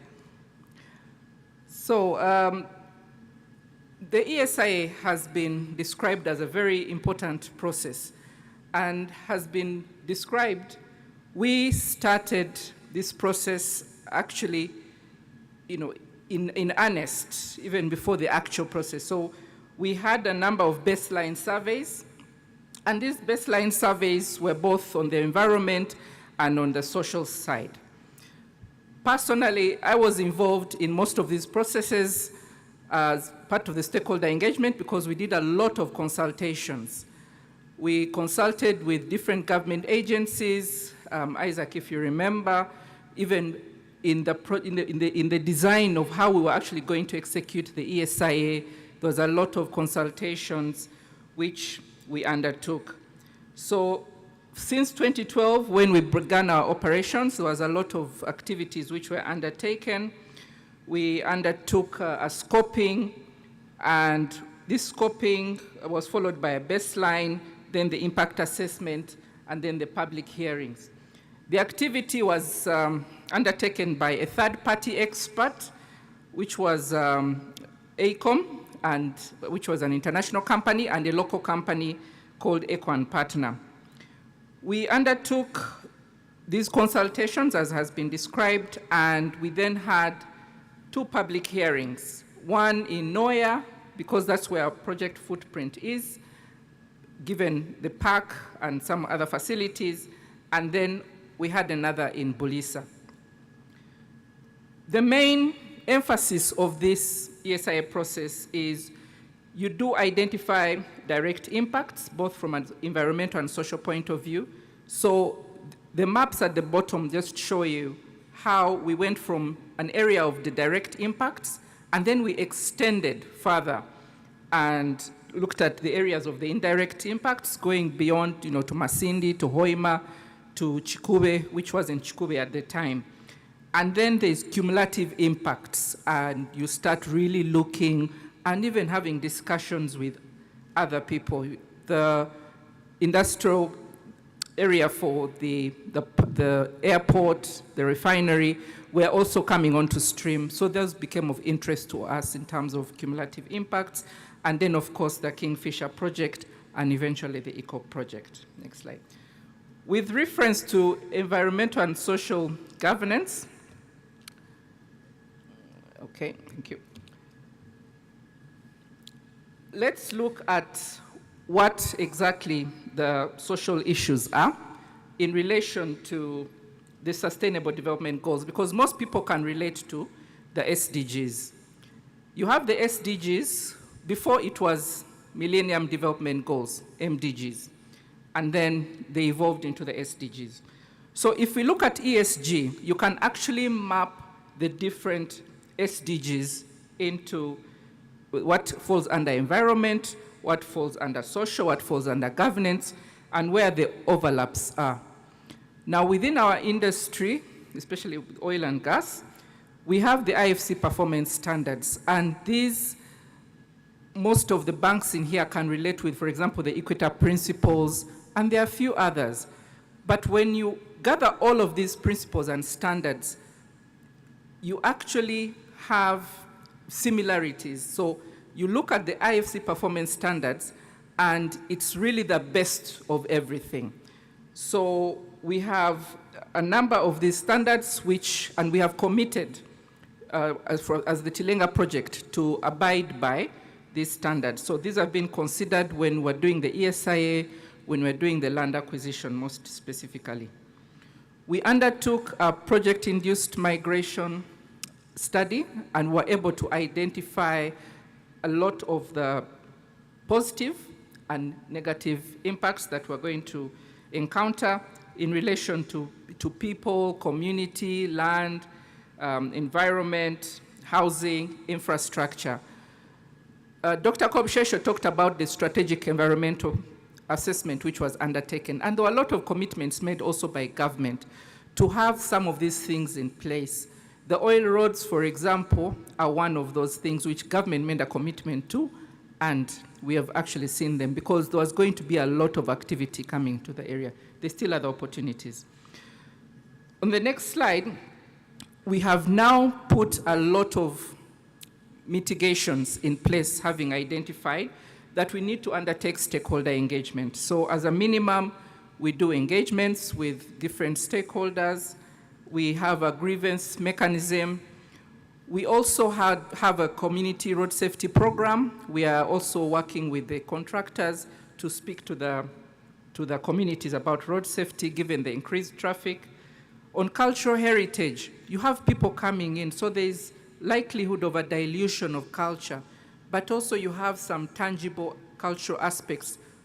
This is an area where, for example, they've never needed to excavate their graves or move their shrines. Many, many years ago, as there were, for example, roads started being constructed here in Uganda, same thing, and many other areas. But it's just now that, for example, for Bulisa, it's just happening. So there had to be a lot of stakeholder engagement. The influx study I talked about, the livelihood restoration programs, I'll show you a little bit more of that, as well as other aspects related to gender, access to health and sanitation, some activities in the tourism, Murchison Falls National Park related to tourism. And then there's a major intervention around shared value related to agriculture, because there's so much economic value that you can actually get from agriculture, which is the bedrock of a lot of rural communities. We have a number of contractors, Motor Angel, I don't know if they're in the room, McDermott, I've seen my friends from Schlumberger, Sinopec, Pal Engineering. We have had to assign a CLO to each of these contractors, and we're going to have to recruit more because the contractors are increasing. And it's not to monitor or audit, it's to actually help you along the journey. You've heard about the implications around the risks which can come. So there's reputational risks as well, there's costs. So we have to try and help each other. There's very good recruitment from the communities. We have really progressed this quite a bit, and it's going to be increasing. Just next slide. So the next slide just shows some of the activities we've done. You can see that cassava which has just been uprooted, almost the size of, maybe my leg might be very small in comparison to some of the cassava we are harvesting. And it actually tastes good, because people talk about, yeah, but maybe it doesn't taste. It actually tastes good. It's good when you boil it. It's good when you roast it. When you make the flour, it is, I've tried it. We also have a vegetable program. Someone was talking about, it was actually the MD of Stanbic, talking about the activities that one of the partners, Pure Grow, is trying to have in the communities. we would really want for more of these things to happen. It has really been an eye-opener. But then what do you do with what you harvest? There has to be value addition. There has to be access to markets. We've also had an initiative where we were going to impact on a health center, so we had to create a new outpatient. So we built it as part of what we call RAP 1, but then the CSR team within the company also decided to add and put some items because we couldn't just hand over a health center like that. But otherwise, it's lit, it has water, and a few other amenities. You were shown some of the resettlement houses. Those were actually from RAP 1. We now have, and those were 30. RAP 1 is the industrial area where the CPF, one well pad are going to be. There were 30 primary residents, so we built for them houses and relocated all of them. But right now we are constructing 204 and 127 are currently under construction. We also had an initiative. You have all these people that you're resettling, so they need access to water. So we put a 10,000 capacity tank, which benefits about 10,000 beneficiaries in 5 villages, 2 sub-counties, Ngwedo and Chigwera. So it also has a chlorine dosing house. So, and people for 4 kilometers can access at 6 points. With respect to CSR, we have a program around youth education where we sponsor students at O-level and A-level. For the A-level, we bring them to schools in Kampala. So we have Kisubi as one of the major schools. And we also have a road safety program, which we are undertaking, as well as a tree growing program. We are in partnership with a number of corporates in Kampala, Uganda breweries, the government, of course, Ministry of Water and Environment, NEMA, Stanbic Bank in this partnership. But in Bulisa, we are trying to really focus also on those communities as well as in Noya. Then we shall extend to Pakwach, Chikube, and Hoima. So the last slide just, the last bubble just shows you some of the items that were donated. We have the old center and what the inside of the new center looks like. So I just want to quickly, just 2 slides, just take you through just an indication of the land acquisition process. So it's quite elaborate. It involves, next slide please, it involves a lot of consultation, a lot of engagement, and you have a situation where you are able to identify the key stakeholders. We created committees to also help us with the different stakeholders. We do financial literacy training before they receive the money. We also do it to engage them about the accounts that they need to open with the bank, and that when they receive the money, they shouldn't withdraw all of it, how they should actually plan to save, to invest, and allocate. So that's the financial literacy program. So once they receive their money, there's another program. We call them back again to also check and reinforce the messaging around financial literacy. And then ultimately, of course, we start the livelihood restoration program. You heard from Mr. Swithen, who is going to be doing it for the next 2 or 3 years to make sure that not only are they restored, but they're able to sustain themselves. So there's monitoring and evaluation through the process, and you have a situation where we get internal monitors and then also external monitors. There's a lot of noise about the fact that we're not compensating. That's not true. We have actually compensated up to 82% of the the project affected persons for RAPs 2 to 5 as of this week. We have paid out 32 billion Uganda shillings, which is about 9 million US dollars.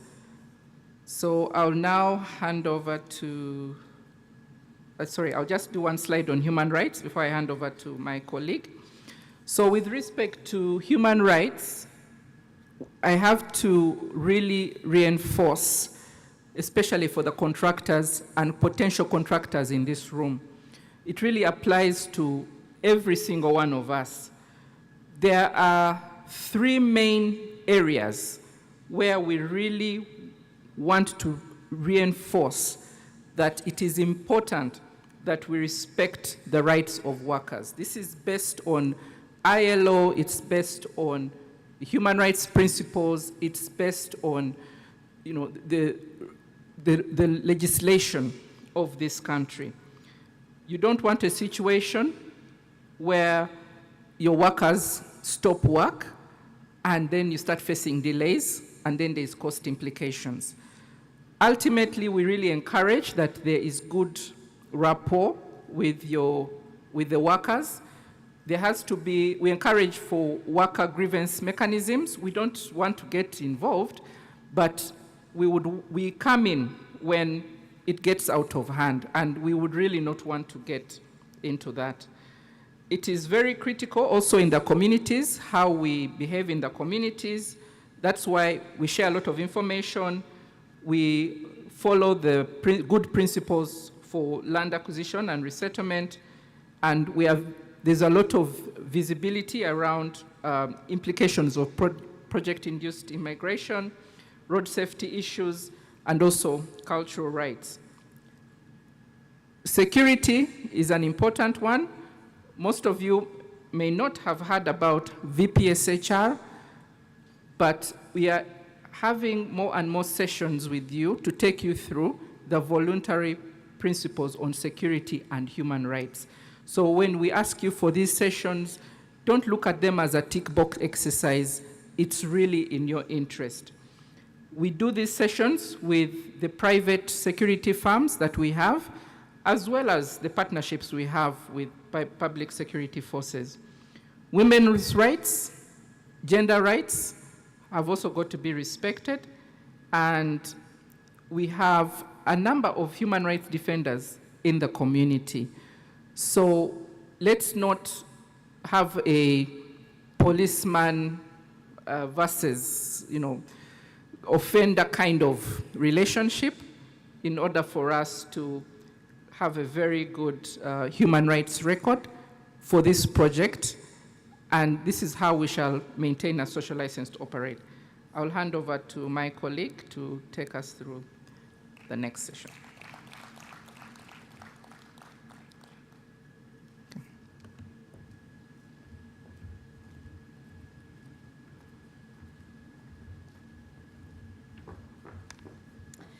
Thank you very much, Marion. Good afternoon, everybody. All protocols observed. Now, I know that Isaac's going to be standing up in like 2 minutes, so I will keep this brief. So I just want to pick up on 1 or 2 themes that was raised by Dr. Kobusheshi in his submission. He mentioned that some of the environmental issues that have to be respected include greenhouse gas emissions, carbon and biodiversity and waste management. So I'll talk about those 3 in a little detail.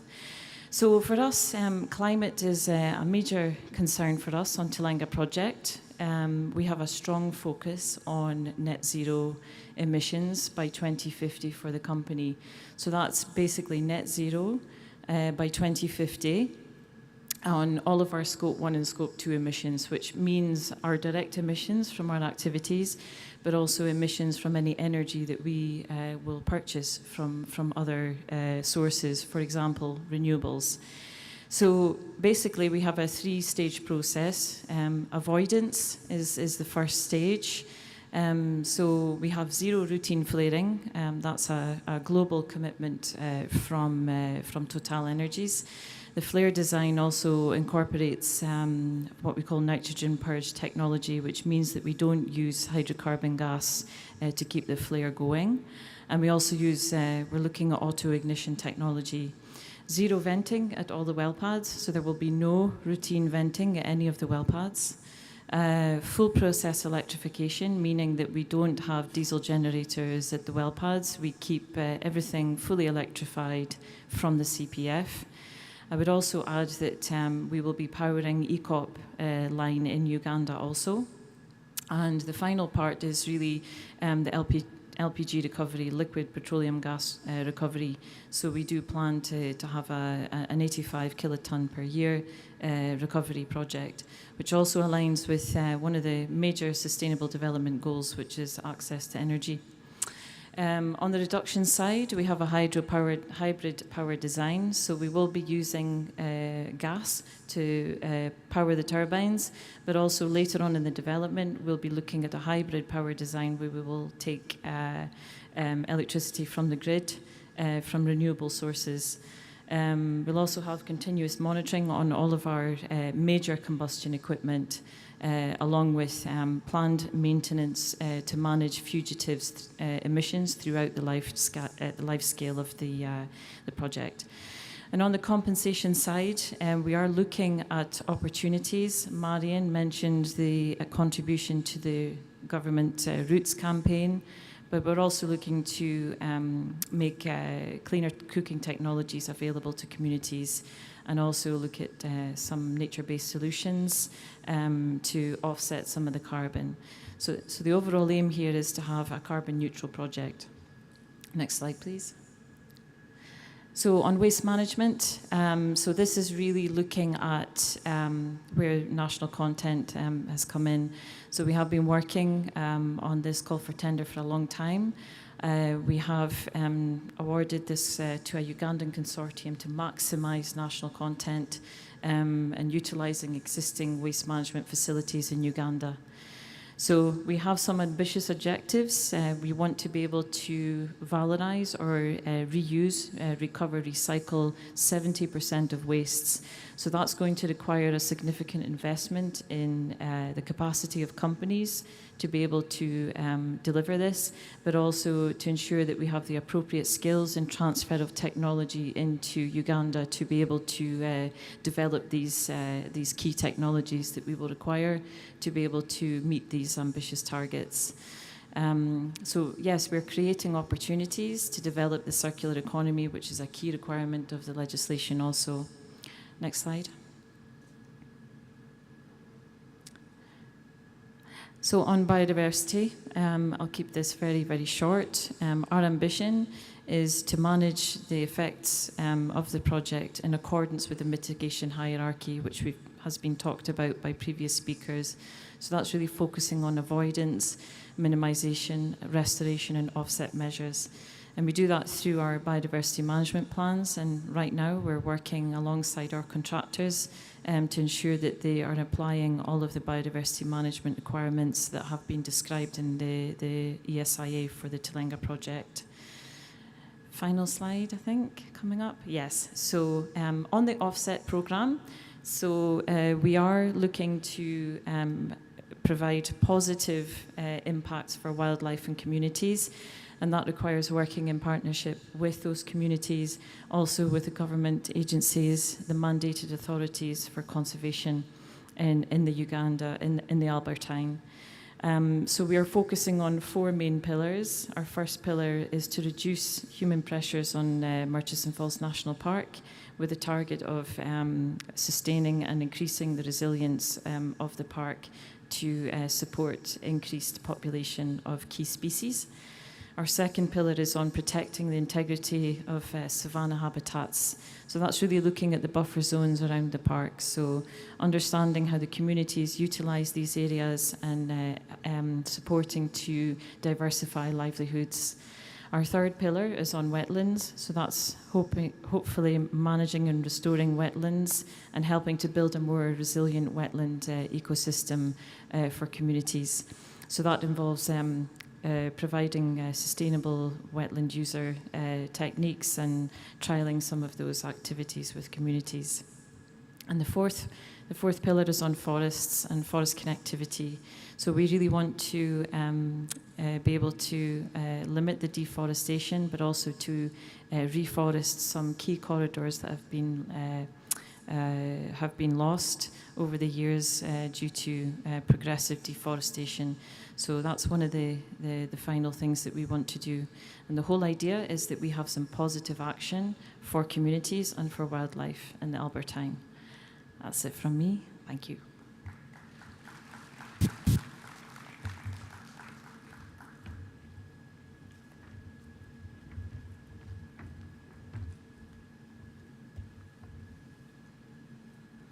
Thanks, Pauline and Marion.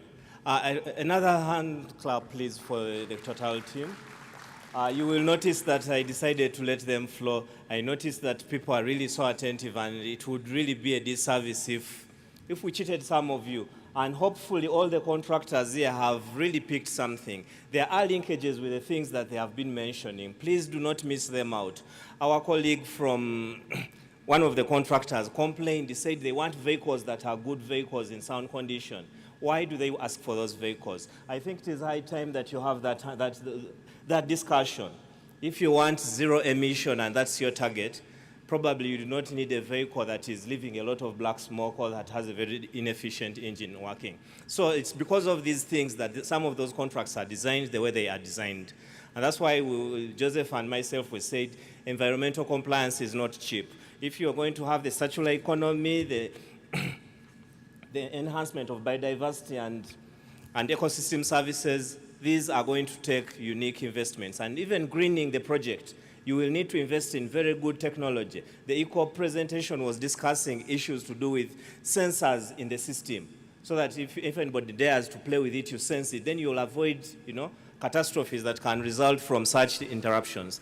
Anyway, thank you very much, Total E&P, for that presentation, TotalEnergies, and I want to thank everybody for your patience. We have one last presentation on this segment, and I want to invite the representatives of SINOC, the Kingfisher project. As earlier mentioned, they too did quite an elaborate environmental and social impact assessment. It went through a robust process of review, and it was approved. Maybe Andrew will mention the timelines, but on my part, I know the Kingfisher ASIA was submitted on 20th December 2018, and it was approved 1 year later, or 1 year and a few months, in March 2020. So, ladies and gentlemen, please join me to welcome Mr. Andrew Tuba from SINOC to share with us their responsibilities on environment and social governance for the Kingfisher project.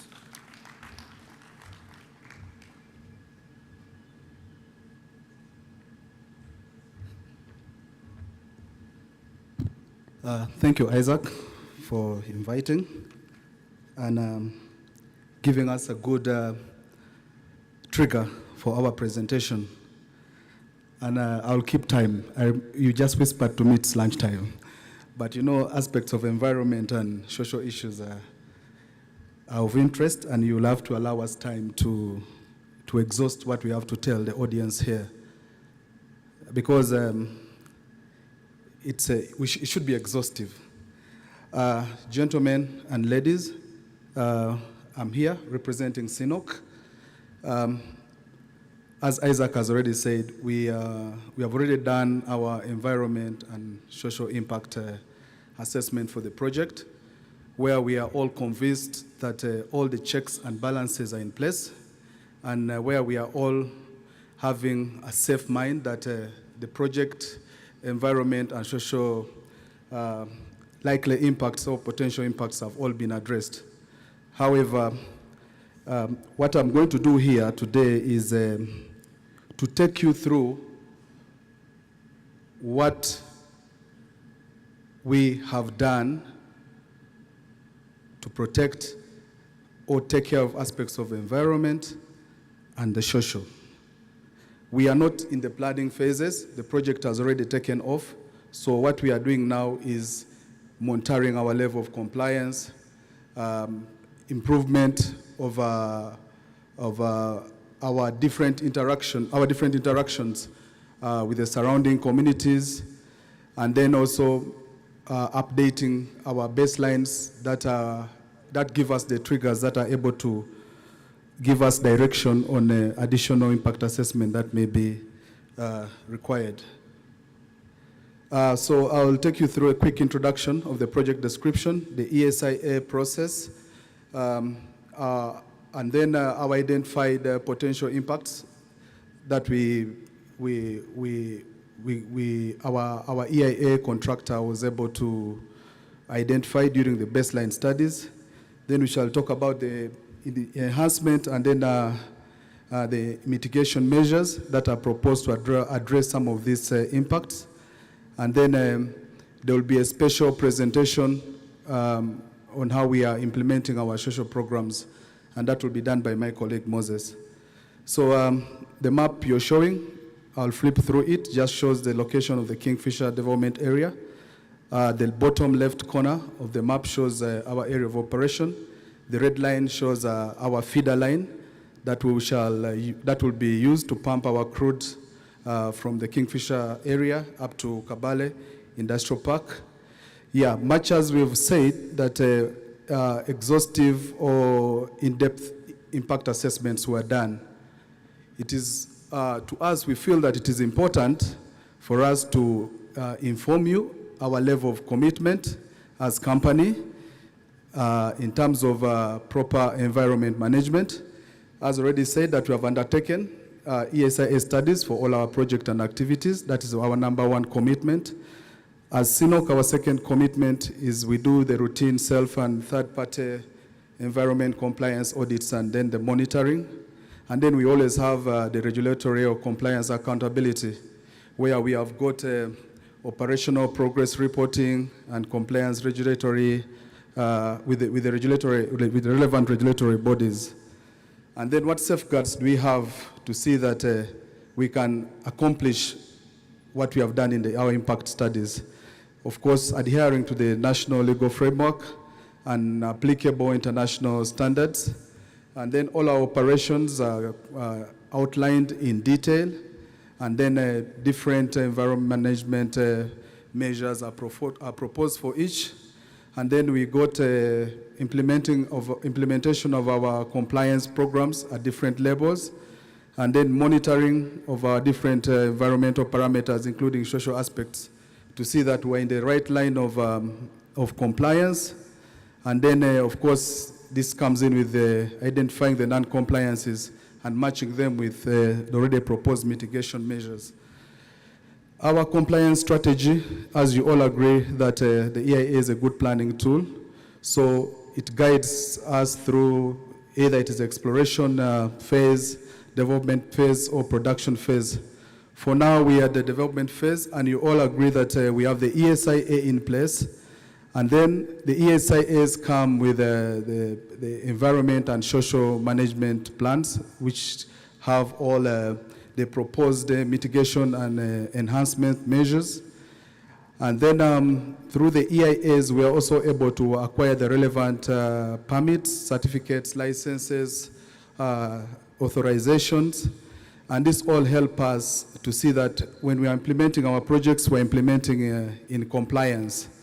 And then to see that to measure our level of compliance, we do monitoring, and then we do the routine in-house and then regulatory reporting.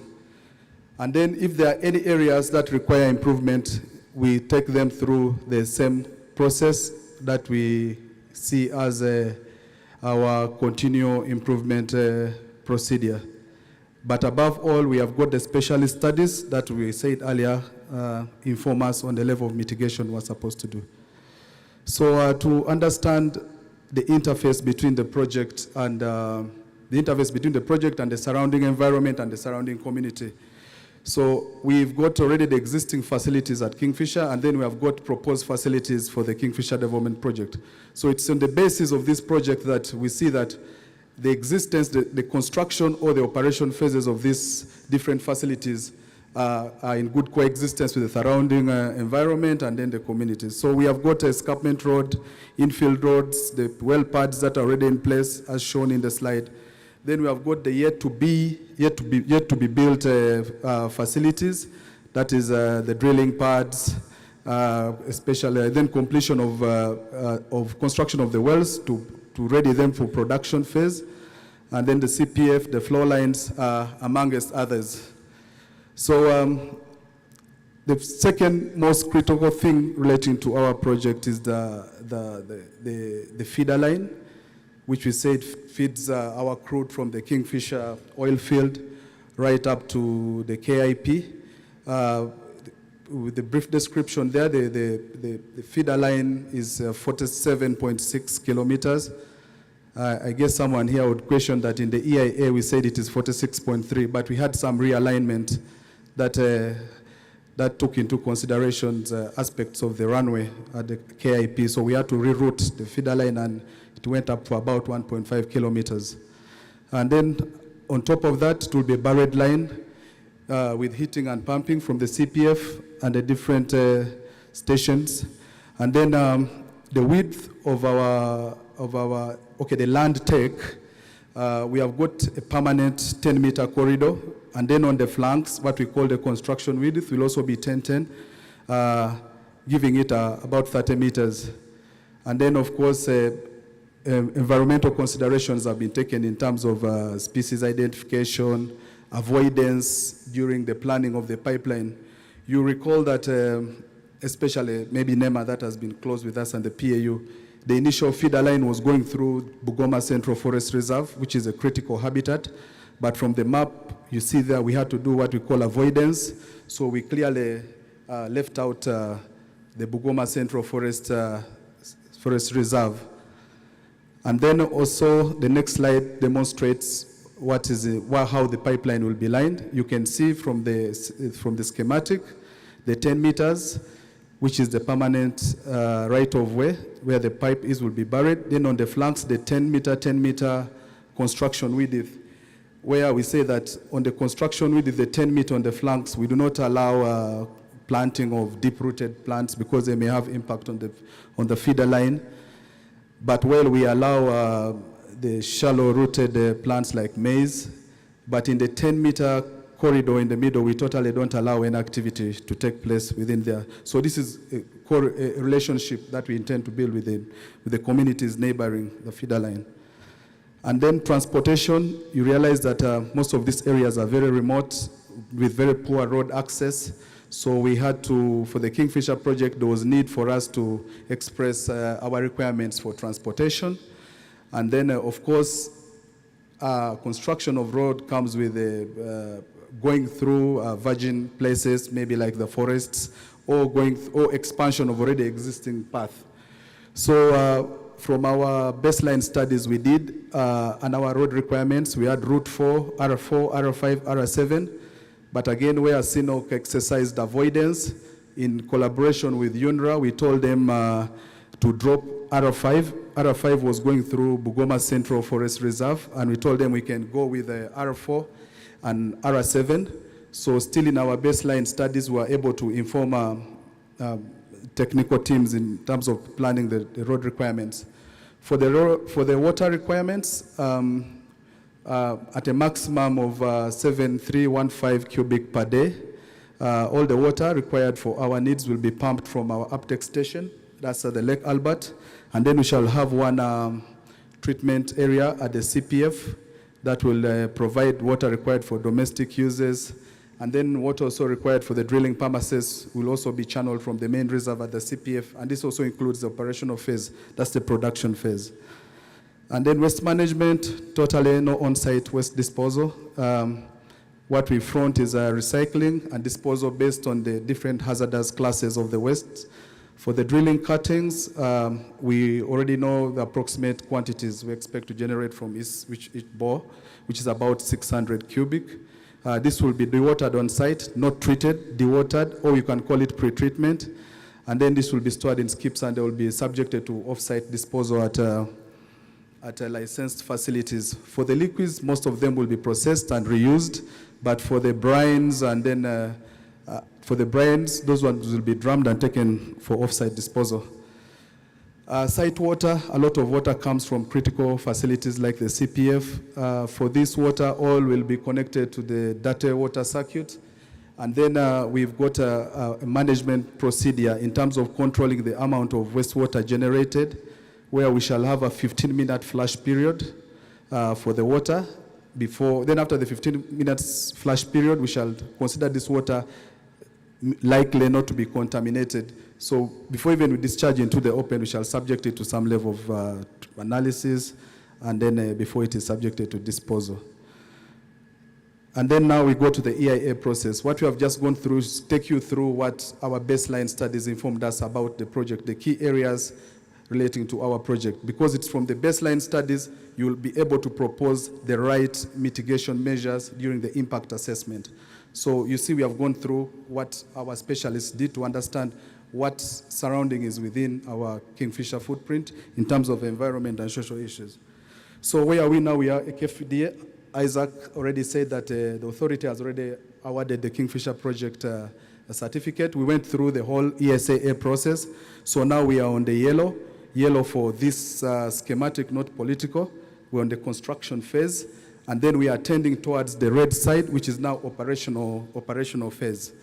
So as done for any EIA, key aspects: prediction, evaluation, mitigation, and then how to manage the residual impacts that relate to that keep in place after mitigation.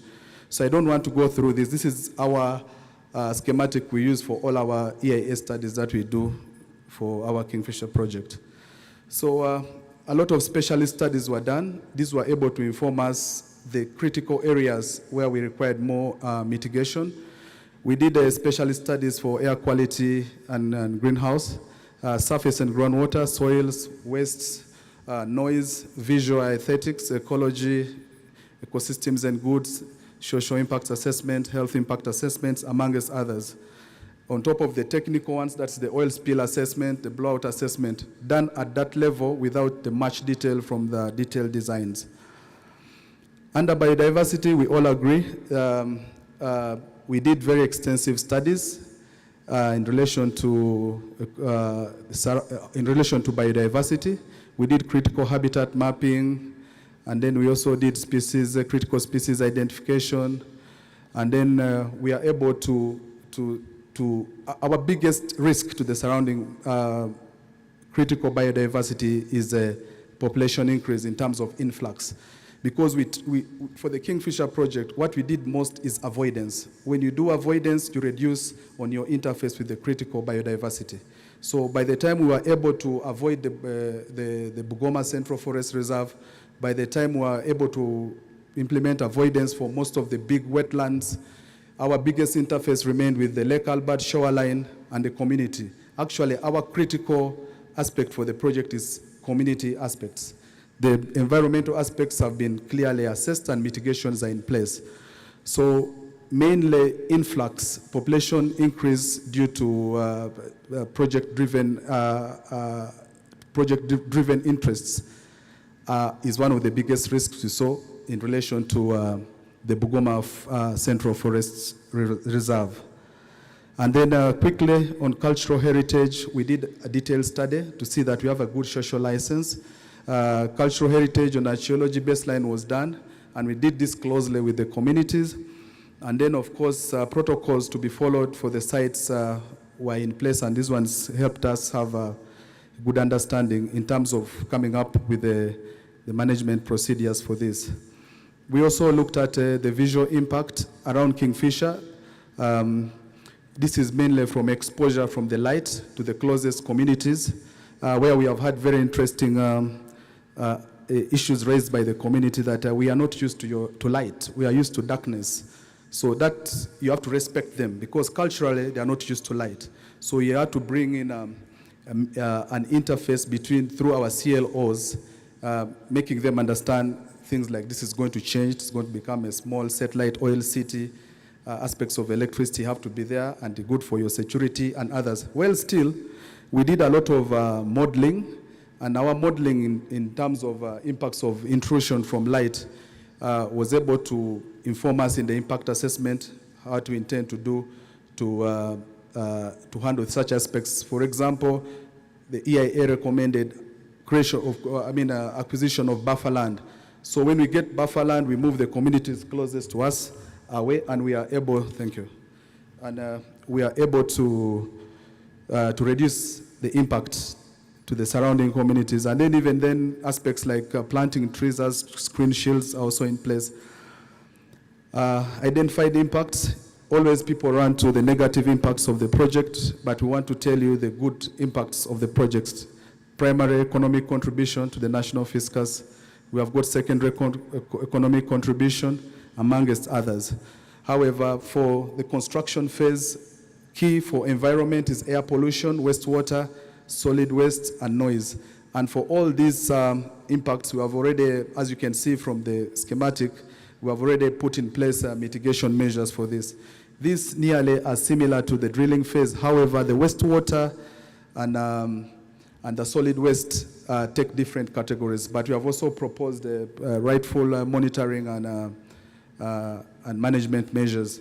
Same with production. For the domestic water, takes a different dimension, and the monitoring required and a different categorization. And this similarly applies to solid wastes. But the noise and air pollution similarly remains the same with the similar mitigations in place. Same with camp operations.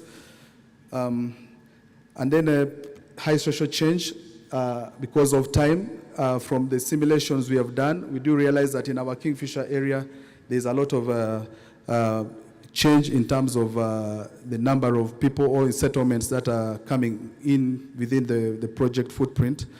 And then mainly driven by, not mainly, we may not say that it's because of our establishment, they are because of oil and gas operations. But of course, we have also opened access to these remote places where we have now the road accessing the Buhuka area, and then the porous borders where people can easily come in. And then, of course, we have got social points of action for well pad A. Of course, a number of structures. The one upmost, if you can see the yellow with a lot of red dots, that means that that's a well pad, but the red dots indicate the number of settlements that are within the area we have acquired. So those are people we must directly resettle, and those are people we have handled in our resettlement programs. Pad 3, we have got similarly the same, a few structures around. And then by the time we did this assessment, we were not catered in for buffer land, but because of the baseline studies we did in terms of the social aspects, it recommended that there was need for us to do some additional land acquisition. That was RAP 3, where we were able to, if you see the pink, that's the buffer land we acquired in terms of impact minimization. That's the sensitivity map I'm running through now so quick. Unplanned events, potential unplanned events, fire and explosions, the oil spills, the blowouts during drilling, pipeline and flow line leakages, and then flooding. Then, of course, we have proposed some mitigation measures for each. Like we have got an oil spill contingency plan in place. We have taken detailed risk assessments and suggested the best available technologies for different operations, creation of buffers, amongst others. Then there are transboundary impacts. When you look at the location of Kingfisher, we are around Lake Albert. Lake Albert is shared by the Nile Basin countries, which are about 10, no, with Southern Sudan now they're 11. So those are the transboundary impacts we have taken into consideration. Pollution of the lake may be a concern to all the neighboring countries or those that have direct management of the Lake Albert, water levels, air quality, fish stocks, but all these have got mitigations that are proposed for each. And then the social management plans that are there to guide us. That's an array of management plans that we have, air quality management plans, noise and vibration management plans, biodiversity management plans, water management plans, amongst others. The last being the greenhouse gas management plan, which we are now enriching because we now have detailed designs for most of our projects. I'll call upon my friend to take you through our ongoing social programs. We would have really, the time is not enough to discuss environment and social things, but I hope I've tried to bring you to speed, to light with what we have done in terms of having proper or desirable mitigation measures in terms of environment and social. Thank you. Moses, let's take over.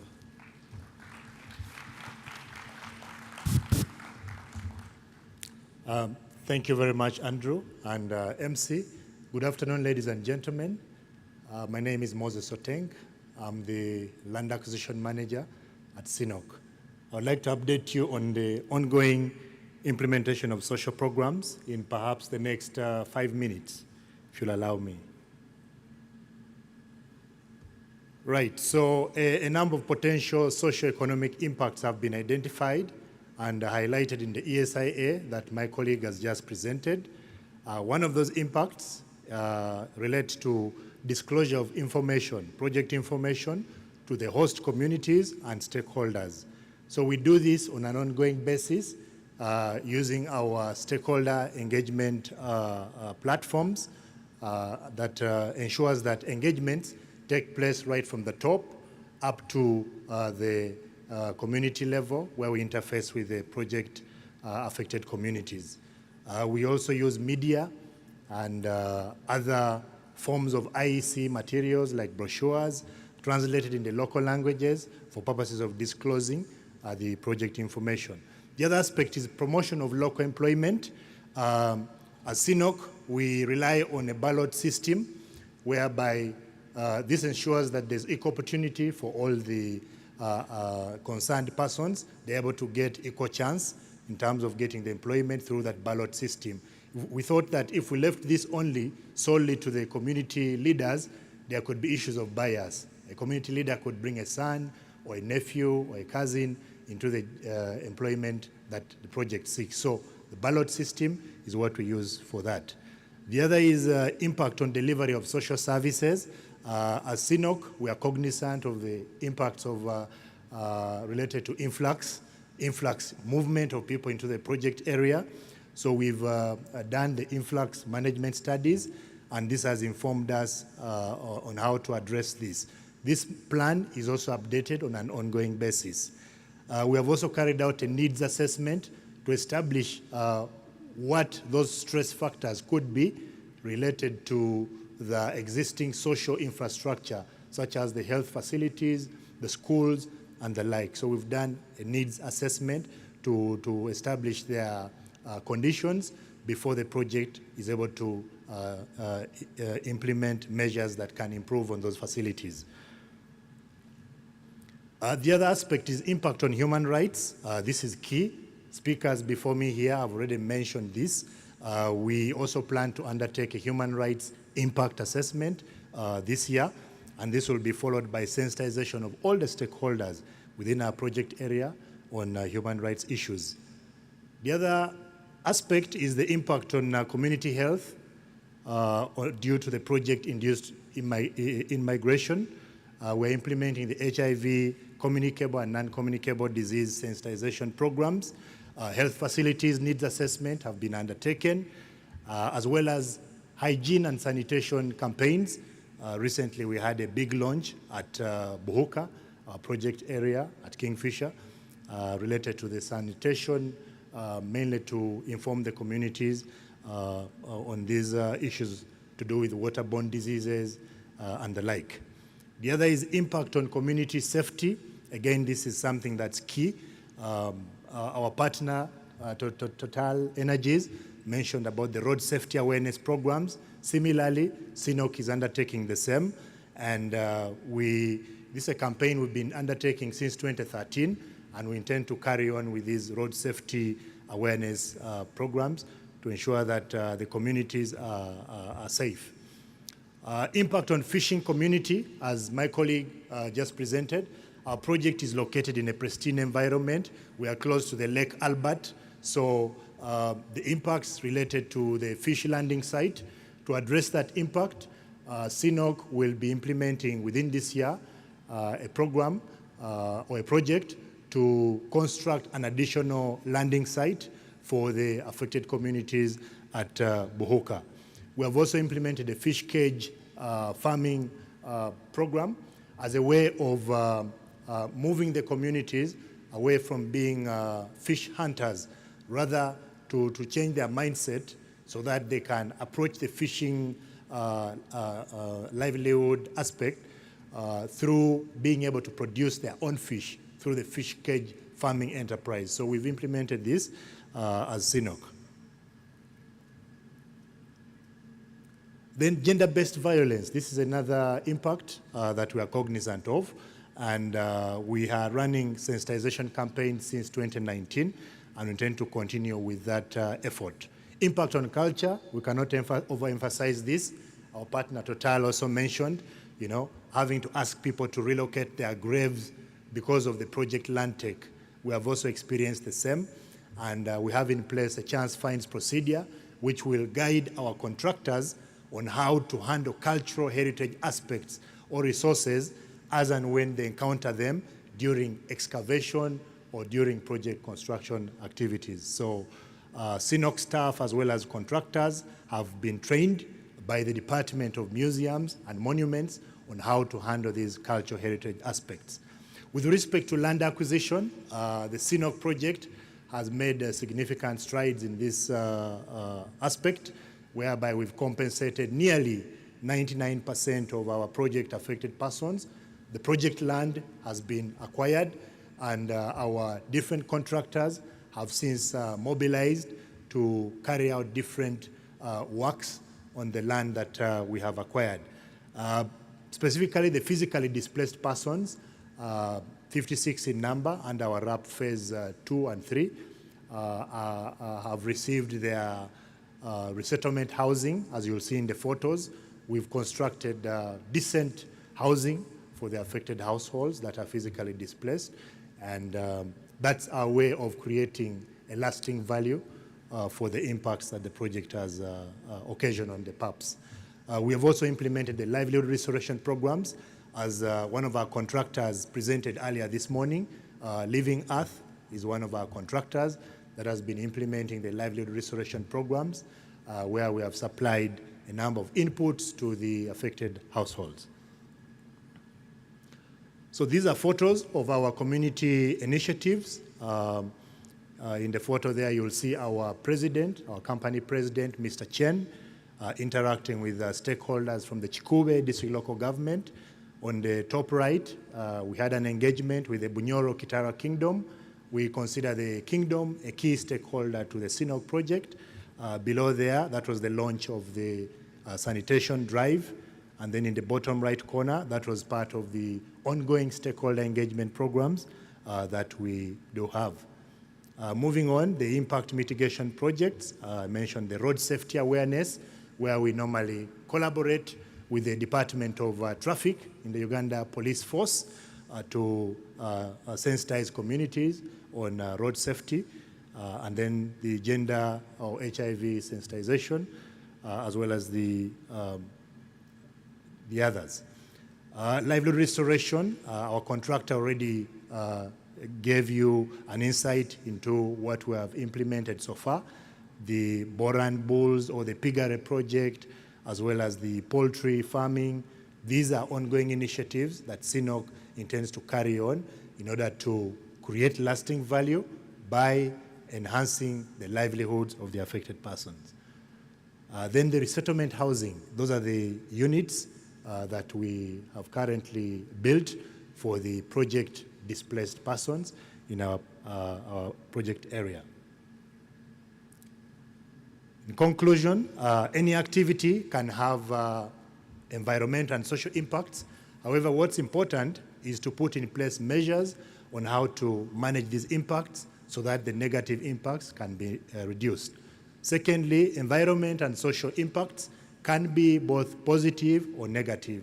Therefore, programs should be established to maximize the positive impacts and minimize the negative impacts.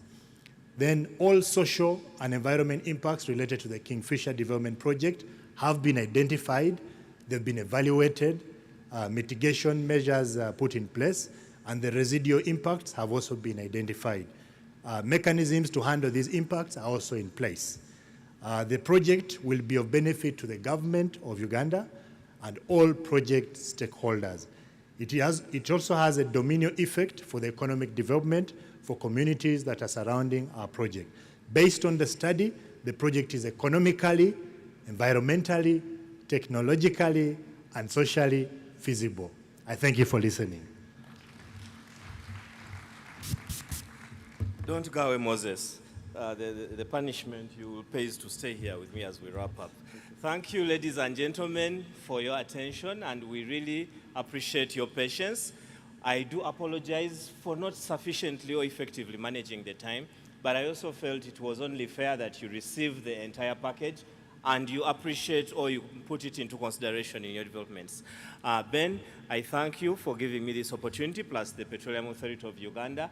I think we're doing a lot of good work all jointly, and I want to wish you the best deliberations going forward. Thank you. Thank you very much, Isaac. And I'll ask you, both of you, to actually stay on the stage. I'm sure you know the drill by now, but it's okay to act modest and pretend to walk away. Let me ask our board member, Madame Linda Birobona, to please come and help us appreciate our presenters, and I'll ask them all to come. Of course, we have Isaac and Moses here. We also had Andrew, if you could please come back for Kingfisher. We also had Marion and Pauline, who presented earlier. Please do come. And of course, Dr. Kobsheshe as well. Please come. And this is just a small token of appreciation to recognize the amount of time you put in to make sure you did a wonderful presentation. I know that you've been going back home a bit late this week, and you can explain to the children and say, this is what I've been doing, working for you. We'll do the picture on the left side of the stage to maximize space and to make sure that we have good visibility. As we take the picture, just wanted to remind us of a couple of things, but also to recognize the presence of another very important person in the oil and gas journey in Uganda. We've got the chairperson of the Committee on Environment and Natural Resources, Dr. Emmanuel Otala. It's good to see you, sir. Thank you so much for being with us and for supporting our oil journey. So please go ahead. Let's have our board member, Linda, hand over this to everyone. And then we'll do a group picture. So you just hand over. Yeah, they are the same, so no need to worry about giving the wrong one. As she does that and we take the picture, just wanted to remind you of something that's very important for you to take note of. We have an evaluation form that's available. Would like to take stock of how yesterday and today have gone. And so we're kindly requesting that you fill in an evaluation form. This is available on Slido. Slido.com, the same platform we've been using. You use PAU as the login, so that is slido.com, and you can be able to go there and kindly fill in our evaluation form just to give us some feedback on what you think has happened, how it has gone, so we can be able to take note of that. A couple of the questions that we are asking about what you do, your area of business, your level of satisfaction, how relevant the material was for you, the elements that you liked, anything you did not dislike. I know for a fact that I cracked a joke yesterday that rubbed people the wrong way. I've already been given feedback. Thankfully, I didn't get punched in the face, so thank you for the feedback. So whatever feedback you might have, please do share. And you can also use a physical form, which we will have by the end of the day today that you can fill in on your desk. So please do use Slido to fill in that evaluation form, but also to give us feedback. And a big thank you, once again, a hand clap to our presenters and to Linda for the wonderful presentation. Again, running a little bit late, but again, environment, very critical, and we needed to deal with that. Right, so it's now time to eat. The enzymes in your stomachs have been very patient. Let us honor their patience by going to have a meal. As always, you will get a coupon that you can use to go and have lunch in the tent. It's a bit obvious that we are about 50 minutes behind schedule, and I don't want to put you under pressure, but if there is any way, you can either speed up the metabolism or reduce the portion. I don't know what it will be, but the idea is to get you back in the room as quickly as possible. So whichever of those works for you, please do. Either eat very quickly or put less food on the plate than normal, because we have some very, very powerful presentations in the afternoon. We've got a powerful panel discussion on contract financing that is going to feature financial institutions. We will also have another powerful session on linkages between oil and gas and other sectors. And of course, we talked about taxation as well. That will be coming up in the afternoon. Otherwise, enjoy your lunch.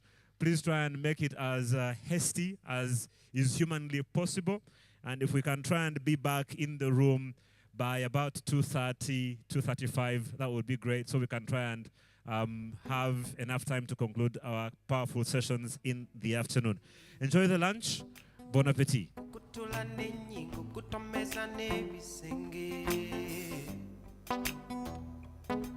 I'm too addicted to hauling a sente. Tally con expiry date.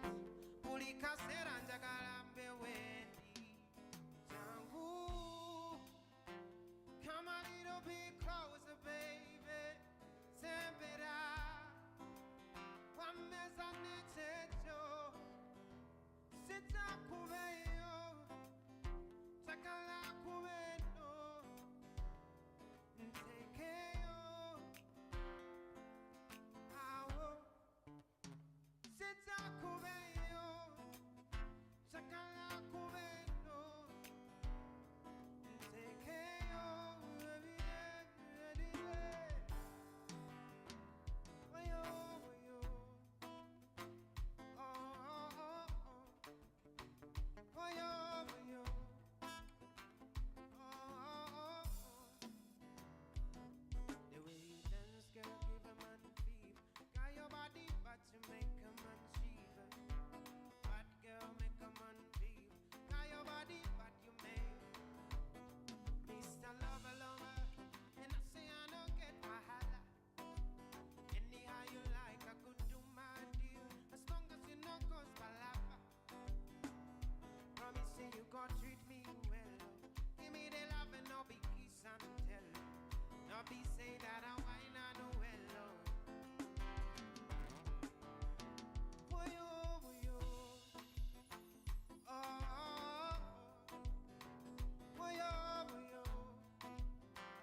Oh, yeah, yeah, yeah. The way you dance, girl, give a man fever. Now your body, but you make a man shiver. Bad girl, bad girl.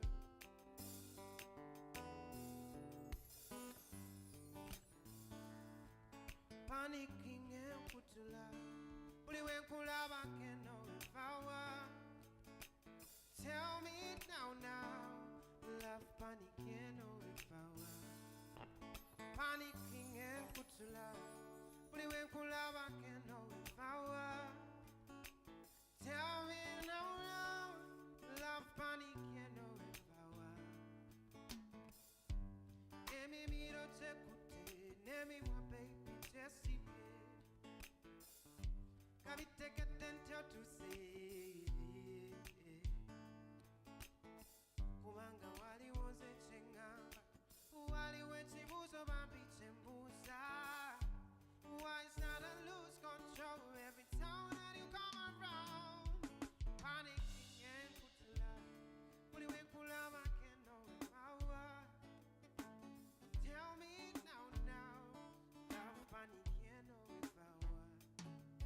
Panicking and put to love, but when pull up I can't know if I were. Tell me now, love panicking know if I were. He said, let me keep your secret, yeah. Deepest of my heart is the safest place, so baby turn to me and say, hey. Girl, I love your body. I panic when I see your body. I admire my baby's body. Hey, yeah. Baby, when you turn up on me, umutima kuba kukupa nyo. You're the one that I keep for, baby. Everywhere you go, I go follow. Panicking and put to lie. But when cool love, I can't know if I were.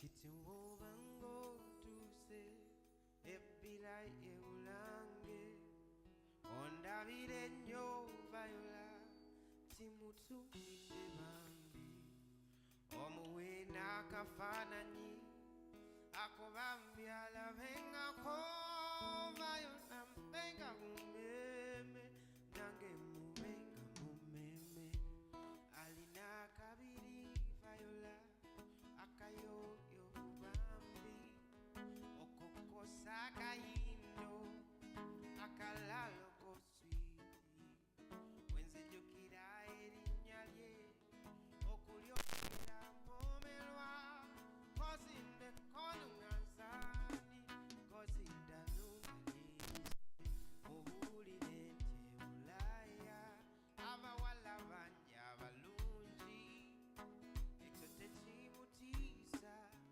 Viola malaika wange mama Viola mwakala kampa Viola akumendika ubaga nange ndendi mukomendo wesigwa la la la la la la la la la la la la la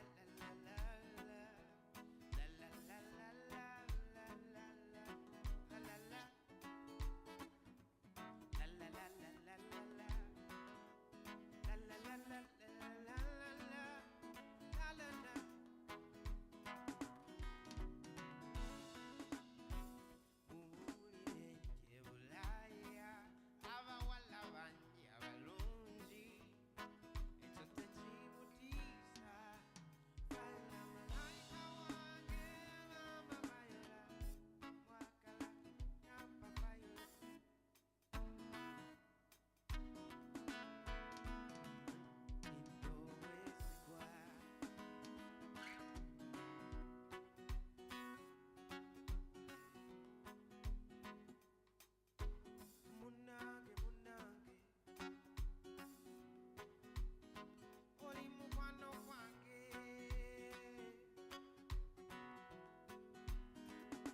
kwagala nnyo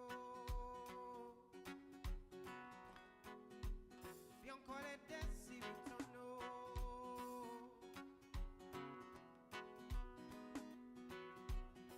ndikuddiza wontya omanye nti babi byonkolera bisima ddala babi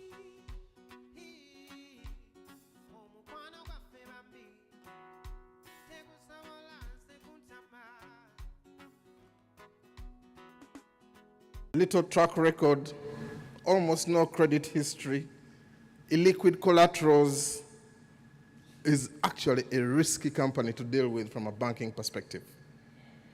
And it even makes it more difficult for local contractors as you move in, because there is also performance risk.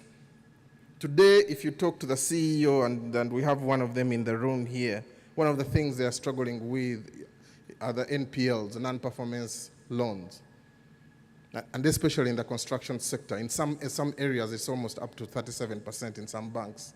Others, it's about 10%. So it's a real, real risk. And the key thing is, how do we,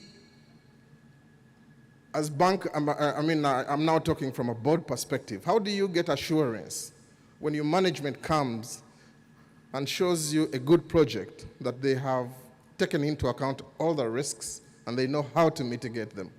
And that is the discussion. I have also had a chance to look at the lists of requirements from the banks when you're asking for a loan. And I see the bosses here smiling. They ask for everything. In fact, I told one of them the other day that they even ask for your grandmother's birth certificate so that they can be assured that the money will come back. But the oil and gas sector is different. It is not your traditional business. So as bankers, it is the onus is on you to educate yourself, to learn how to mitigate the risk, but also learn that it is not the first time this business has been done. Other countries have done it they've done it successfully, and they've developed the local content. The Nigerians are here, and I think we'll get a chance to hear from them. So part of the solutions from banks is to understand the sector, get people who are willing to support you, work with you in the journey, reduce that life cycle from the application to the time of disbursement, try and put the cash flows around the milestones, but also develop special projects. Because this is an opportunity of a lifetime.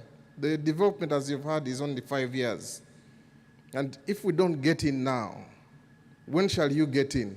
If it takes 6 months to approve a loan, and you saw yesterday the contracting period from Olivier in EACOP, that they want to do like 13 weeks from the time they announce to the time they award. And by that time, you're still thinking, it's going to be too late. Are you doing invoice financing? So there are also many questions. And what about the interest rates? At 21%, how much value have you left on the table? If you take an interest rate of 21%, how much value have you left on the table for the local contractor? And probably nothing.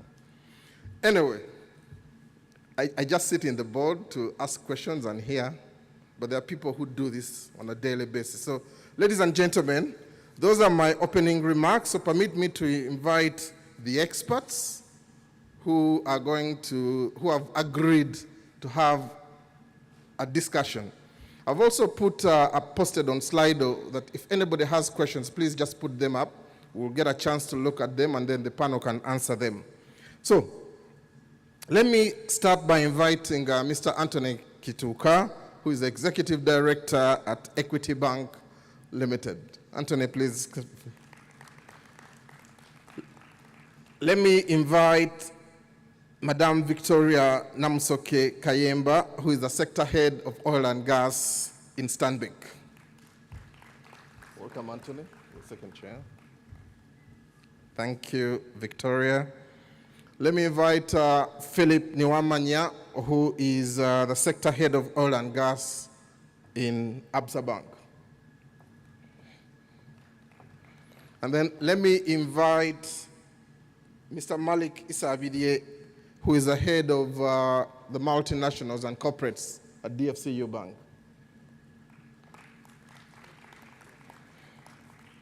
So, ladies and gentlemen, this is the panel that we're going to have.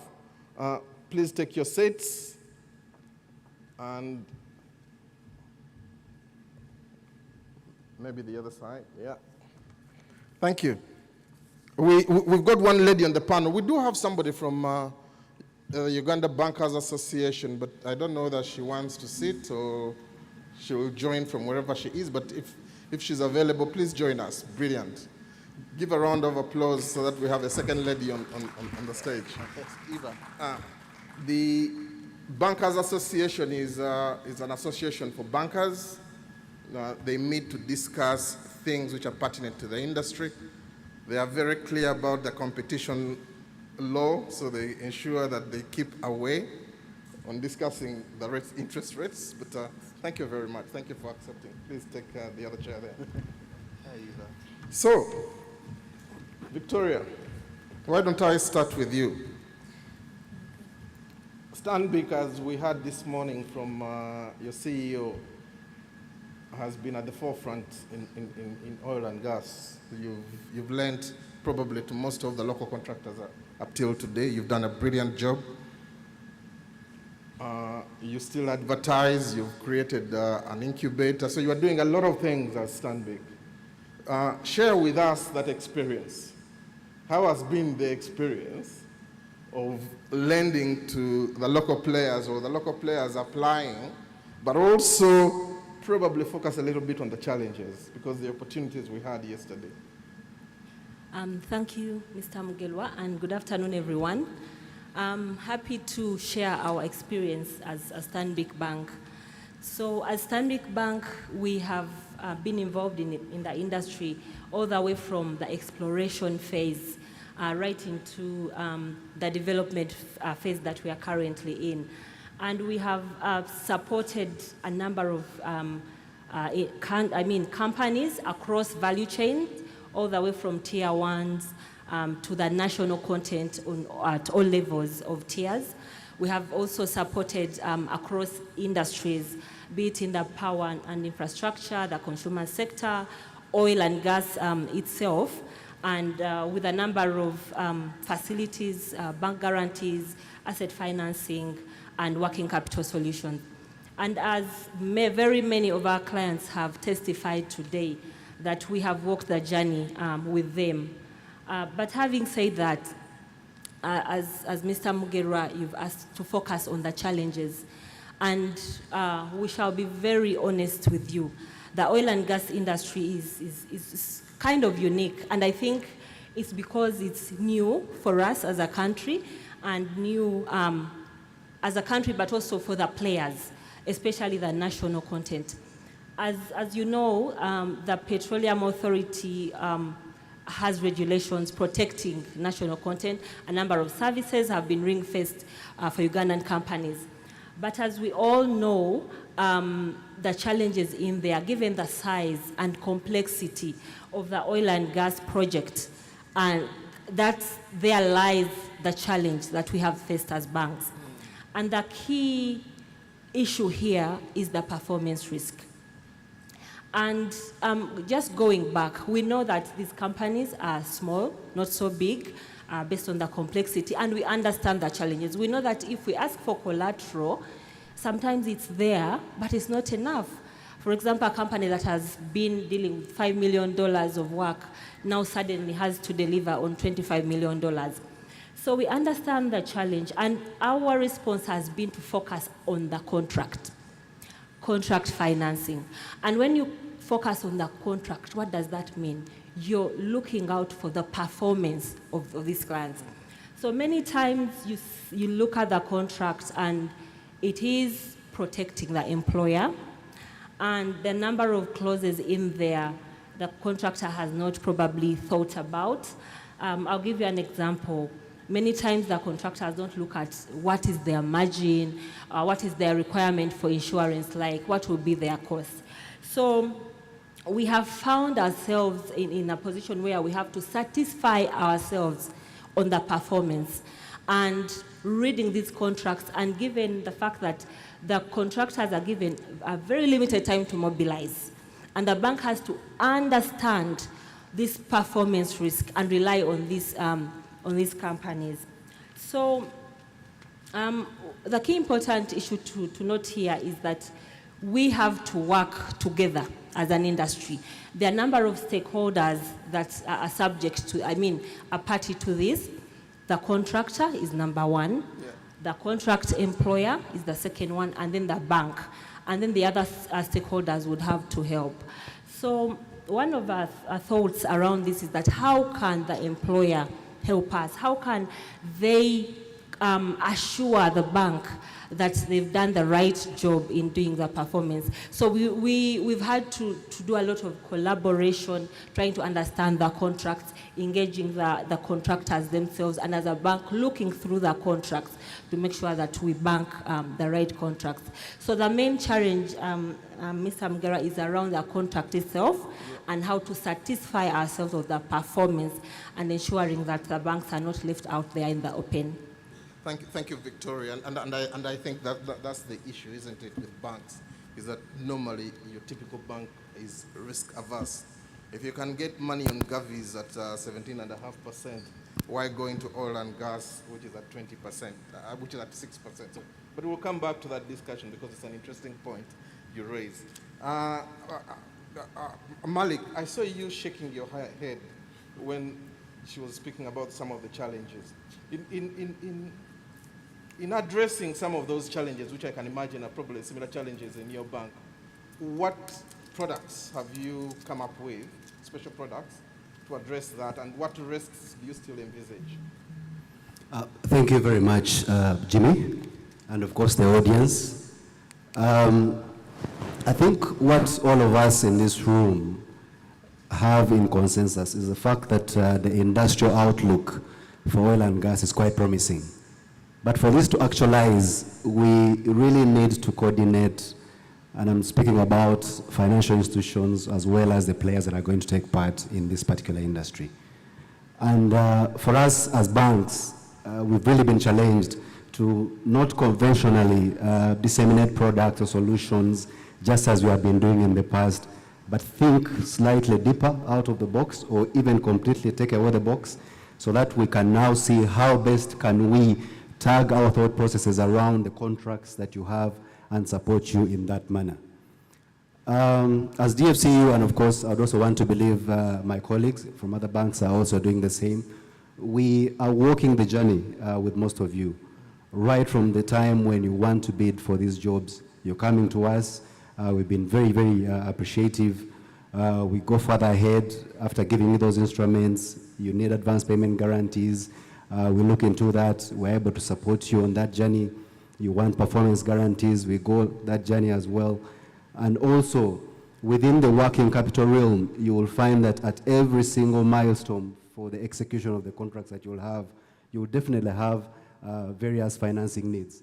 So we've tailored processes and also recalibrated our thinking to say what kind of products can we deliver to the players within this particular unique industry. And within there is quite a wide array of the working capital solutions during the process that you will be finalizing or executing these particular contracts. But also to add, it may not only be for working capital. Many of you will also have CapEx requirements. If you look at the guys in logistics, for instance, there will be a need for them to, import units, vehicles. You're talking about heavy-duty equipment. You're speaking of machinery and all those sorts of things. So we will still provide you solutions, and of course, this could be in form of leasing solutions. Currently, we're doing finance leases, but we're trying to upgrade and see that we can continue supporting you with also doing operating leases. We are in synergies with a couple of leasing houses, also residual value investors, to be able to support you on that journey as well. Then on the development side, some of the projects may also need a little bit more intensity when it comes to project finance. And I think we're not shying away from that as well. We just need to speak with you, get to know each other deeper, and see where exactly you want to put the money. And then we will be able to support you on that.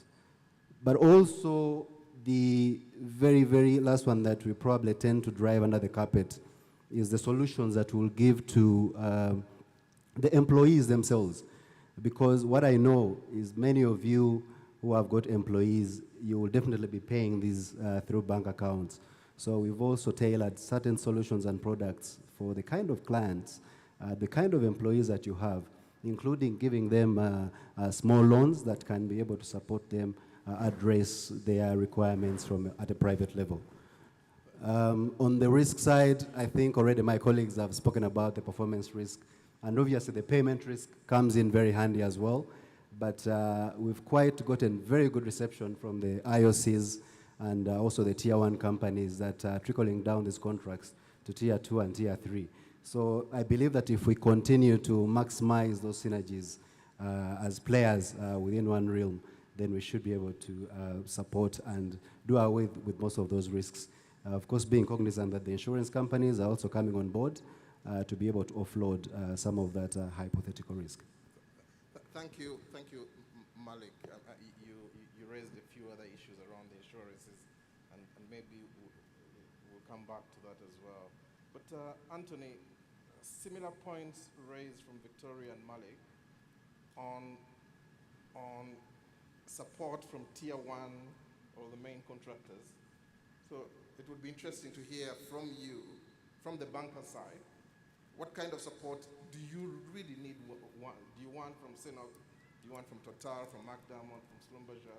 What support do you need to ensure that they get you over the line? Not forgetting that you as bankers also need to play something. You need to bring something on the table. Okay, thank you very much, Jimmy, and good afternoon, everybody. I think, let me begin by demystifying this oil and gas financing thing. The assumption is that we're going to be lending only to oil and gas companies, IOCs, tier 1, tier 2, and so on. But when you look at those actual tiers and the actual work to be done, it's not very complicated. It is, I'm lending to somebody who has a chicken farm. He has been producing 100 trays a week. Now he has to produce 5,000 trays a week. That is just scaling up. And then if somebody who had 10 trucks, now he needs 50 trucks. That is just scaling up. So in that aspect, I think all the banks have capacity to do that. The complication comes on the actual oil and gas contracts, which are technical, where most of the time the expertise is not available in country, and definitely using traditional rules of lending, collateralized and so on, those will not apply. So the support, and I'm sure my colleague Victoria talked about it, is we focus on the contract.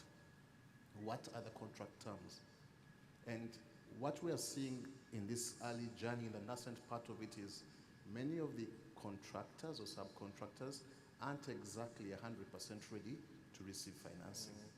One of the reasons your consultant is doing very well is because they have to be prepared. The issues around compliance, issues around ESG, things people haven't been talking about for a long time. Suddenly you're being asked, show us your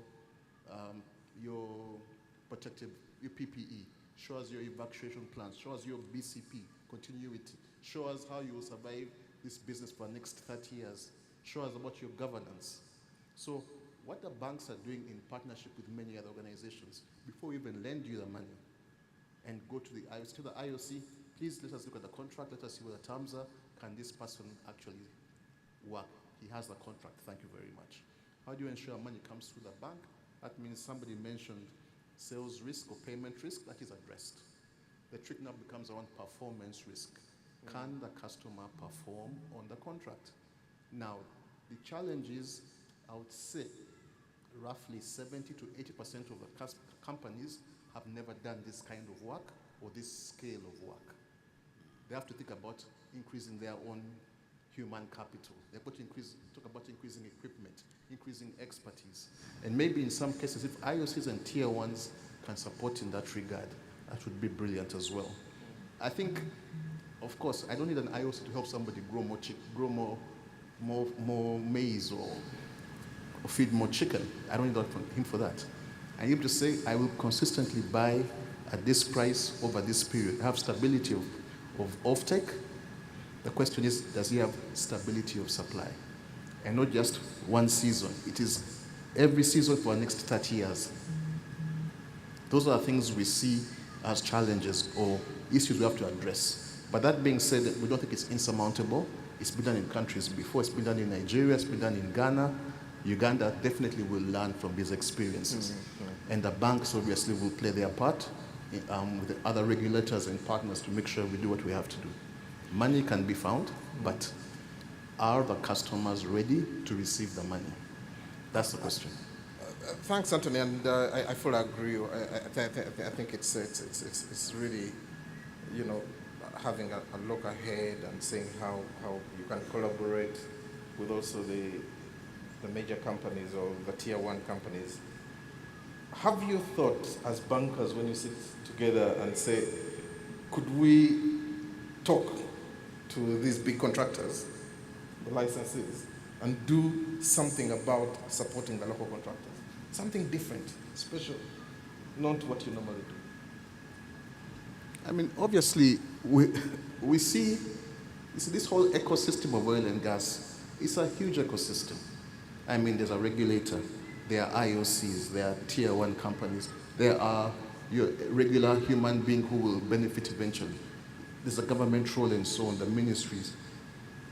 There's upstream, midstream, downstream. Understanding that whole ecosystem where everybody plays is the first thing banks have been focusing on doing. Building capabilities. All my colleagues here have focused on making sure you have an oil and gas department, well-skilled, well-trained, understand the industry. If I don't have it here, I will partner with a bank which does. Excuse me. I will partner with a bank which does to ensure that that capability is available. So the banks here probably understand the financing side. And they're spending more time understanding the industry based on where it is at the moment. Of course, you can study advanced industries, advanced countries, but you must bring it down to earth.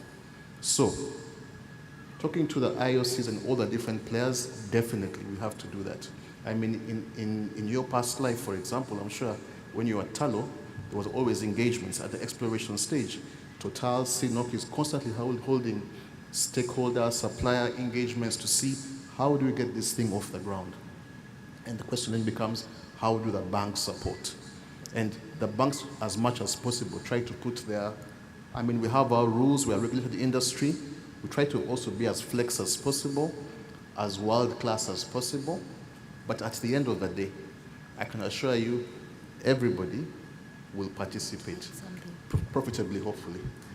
And I'll come back to that, but I wanted if I to come to Victoria, just on that particular point, I saw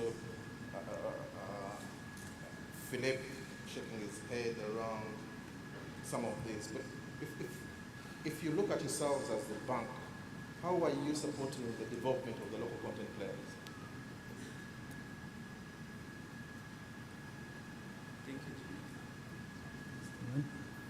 Hello. Okay. Thank you, Jimmy. So our support for local content is really structured around what we see as the problems for the local players. And we see two problems for the local players. One of them is lack of finance, which is really driven by lack of collateral, as my colleagues had mentioned. And the second one that we do see is lack of capacity. So how are we supporting the local players to really respond to this? So on the issue of finance and collateral, we've engaged some risk-sharing partners in the market. So we've talked to a couple of insurance companies, and we've been able to structure products that do not require landed property. So if a contractor approaches us to get, say, a performance guarantee or an advance payment guarantee, we do not request for landed property. We instead engage our insurance partners and structure a solution for them. Then in terms of the day-to-day working capital needs, we do have a solution that we call enterprise and supply chain development, which has 3 pillars. So the first pillar is lending based on forward-looking cash flows, like my colleagues mentioned, but then to an SME that is part of a corporate's value chain. So it's important to be part of a corporate's value chain. And then this lending is not collateralized, so there is no requirement for collateral. So what we try and do is to try and close loop the cash flows for the contract, and then have an understanding with, say, the tier 1, that when this money comes through, we'll use part of it to offset the loan, and then the rest can then be sent to the contractor. But from a capacity building perspective, we've also gone ahead to put in place, I think different banks have also done a similar thing, but at ABSA we do have something we call the SME Academy that we've been using to skill some of the local entities. We've done trainings in partnership with GIZ, and we've also done trainings in partnership with IFC. But even away from the trainings, we've gone ahead to see how do we support our local entities identify joint venture partners using our network, given that we're in over 13 countries across the continent. So what we've also done is that we've been able to link some of the local companies here with some of our clients in other markets that are looking to come into Uganda. So in that way, we're both supporting on the financing side, but we're also supporting on the capacity building and also forming linkages with joint venture partners. Thank you, thank you. That's an interesting one. I hope the participants have heard that if you're looking for a joint venture, ABSA can do it for you as well. That's very good. But before I go to the Bankers Association, you had a quick rejoinder on what you said? Yes, I just wanted to supplement on what Anthony was saying on what have we done in engaging the employers to support the local content players.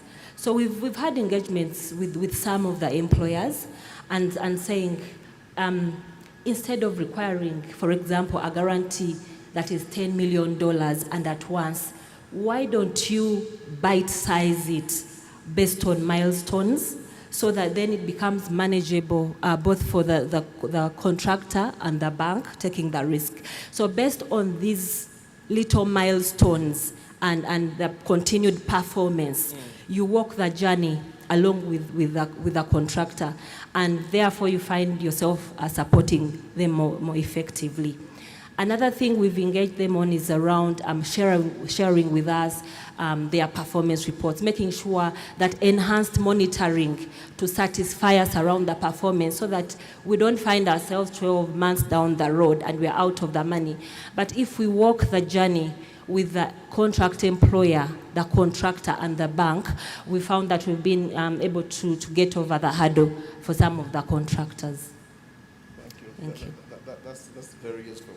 I'm looking at you as the person who coordinates the different banks, the Bankers Association, but at the same time, probably somebody who interacts with the central bank, and where you sit, and the industry is also very, very regulated, as you know.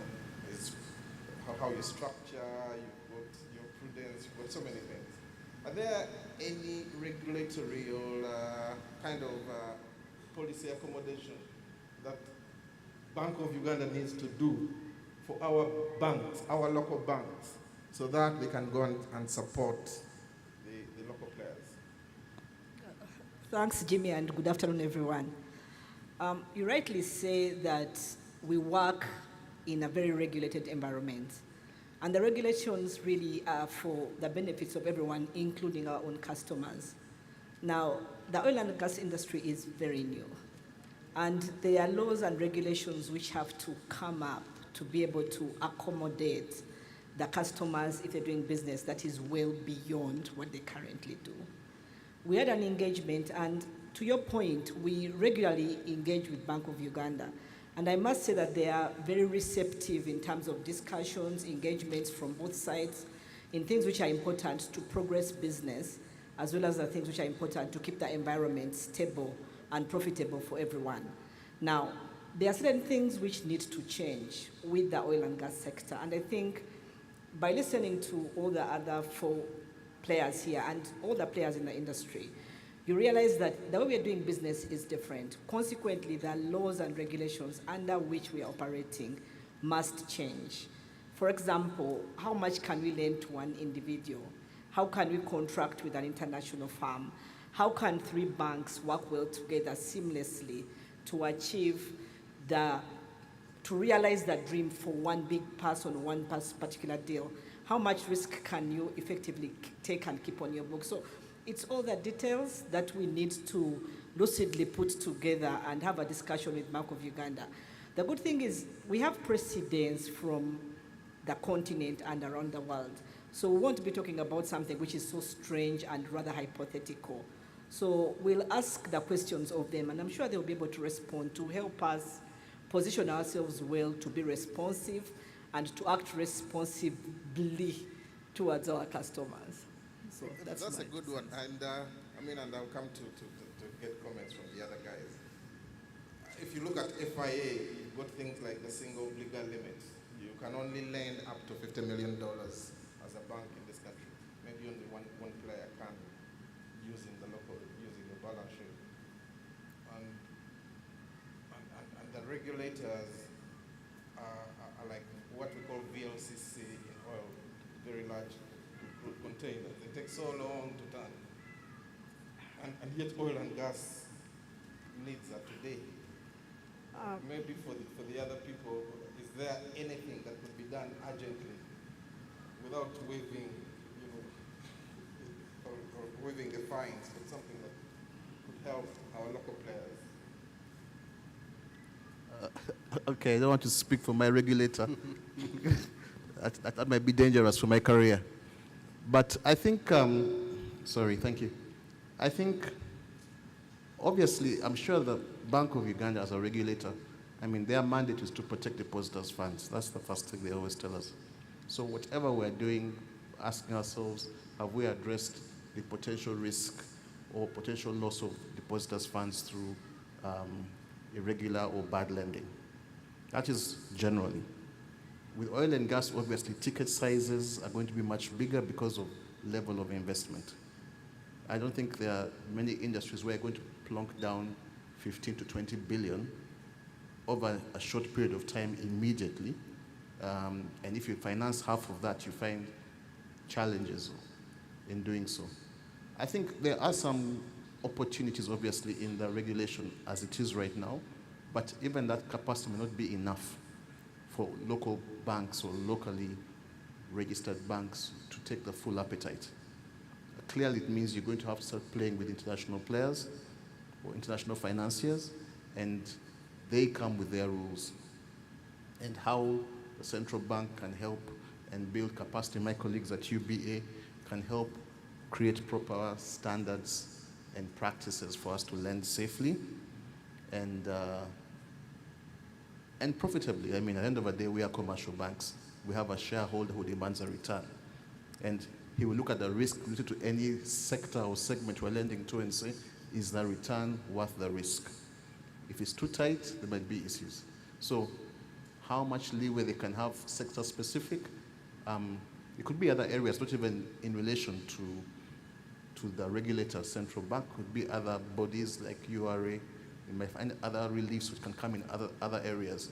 Capital markets in terms of how we can raise capital and do M&As to see how that works. Maybe those might also help in the sector. But just a few off the top of my head thoughts.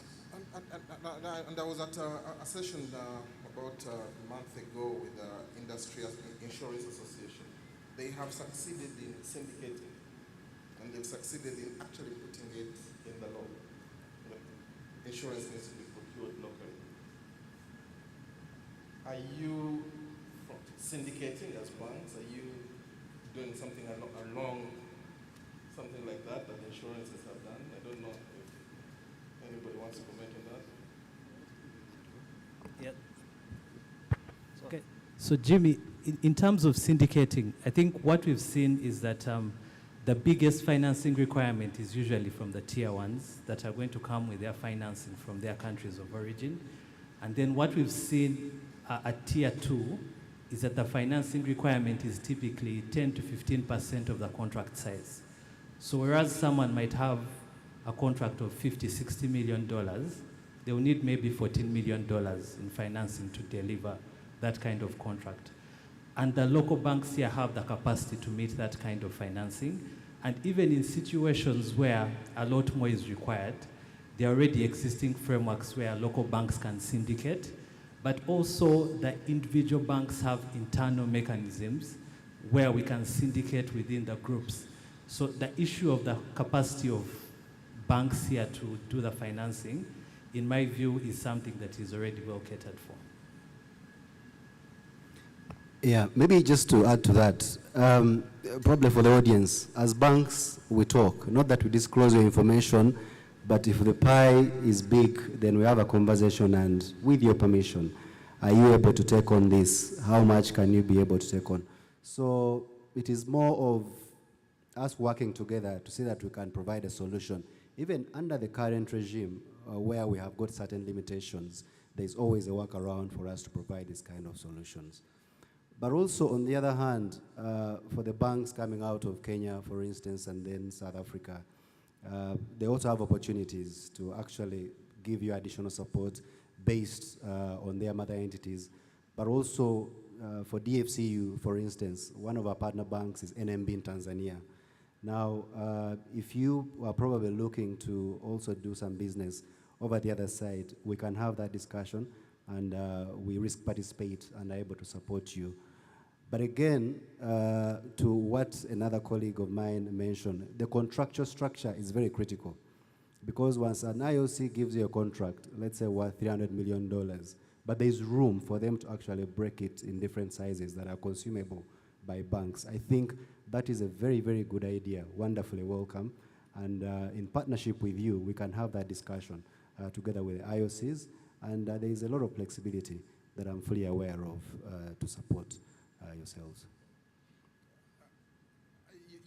You raised another point which has not been a subject of this conversation. It's that this pipeline is multi-jurisdiction. It's going to go through 39 districts. And yet, we sit in this room and we're not talking a lot of joint venture partnering with the Tanzanians. So when I hear you talk about NMB and DFC, you're talking together, probably Equity doing the same thing, Stanbic doing the same thing, ABSA doing the same thing. Probably there is an opportunity that at the next conference, PAU needs to do a bit of matchmaking between the different players. Let us address the elephant in the room, because I'm sure that's what is keeping most people jittery. and I know you are competitors. So within the law. I mean, you look at the current interest rates, they are double digits. 18, 21%. At 21%, and then I put on my margin, and knowing how much value that the tier one and the contractors and the licensees are pushing. What can be done for this country to ensure that people get interest rates that allow them to do business? A market leader? Anybody can do it. I hear the market leader wants to take this. Thank you so much for that question. As you may or may not be aware, interest rates is a result of so many things put together. The perceived risk of what you're financing, the actual cost of financing, and a number of other things. And as already mentioned, that the higher the perceived risk, the higher the interest rate will be. So what we need to do for our clients, and that is what we've been trying to do via the business incubator as Stanbic Bank, is to try to make sure we train them, make sure their records are good, make sure they have proper governance in place, make sure their financials are in place and they can monitor their financials to try to lower this risk, to make sure. And the other thing that I've mentioned is how do the contract employers support us to lower these interest rates? Because if a big employer assures me that I am very sure I'm going to walk the journey with this contractor, I am assigning these receivables to you, I am going to make sure that the contract is bite-sized so that we give little bits as they perform, definitely the interest rate is going to go down south. So the thing is, how do we work together to make sure that we de-risk the project and ensure that the players get the best value in terms of interest rates? That's the best answer I can give you. Thank you. So you are reminding us this is about allocation of risk, and you push it to where you need to push it. But you're smiling. Okay. Interest rates, lower them. You know, when I was a child, I played a game called Follow the Leader, and I follow the leader. But I think, let's be real. Interest rates are not just driven by banks trying to make massive margins. As my colleagues at Stanbic, and I'm sure my colleagues at ABSA and the FCU, and UBA, which is the umbrella for all other banks, will tell you, it's a factor of supply and demand. And the supply, for example, look, many contracts are going to be in dollar terms. What's the dollar supply in Uganda at the moment? Where does it come from? I mean, if our dollars come primarily from diaspora and exports, which are key exports, could be tourism, flowers, gold, whatever it is, the supply will determine what the price is, evidently. One thing I think I heard one of my colleagues mention in the morning is you should be alive to the fact that dollar pricing, even outside this country, is going up. As countries try to fight inflation, the pricing outside Uganda is also going up. So it's not just unique to Uganda. Yes, we understand the margins are very thin on these contracts, and the banks want to play, for sure. It may be a volume game, high volume, low margin, and we'll play where we'll play. But no bank will lend at a loss, for sure, unless there is some sort of recompense. Is there a subsidy, which evidently doesn't happen in this country? So we try as much as possible to price correctly in light of the supply and demand situation, but we can get money elsewhere as well within the contract. If you give us ancillary income, you're doing FX with us, you're doing, we're banking all your staff and we're getting salary payments, your foreign exchange transactions, letters of credit. There are other elements you can make money off and not put all the money on the interest rate in terms of the loan or the overdraft. Potentially, those are other areas we can look at. So you want a better price, give us a bit more business in other areas as opposed to just at one contract point, and we can see. So Anthony, you are saying that these guys have fixed contracts, by the way. Yes. So the contracts are fixed and they don't turn around. You also tend to give fixed contracts. The loans are fixed. So you're saying that there is some way you could structure these deals in a way that if you give me your overall credits and debits, I'll reduce the interest rate for you. Yes, we're not very greedy. We're greedy enough. They are listening and they'll take you on for that. Any other comments? Maybe to provide a bit of context.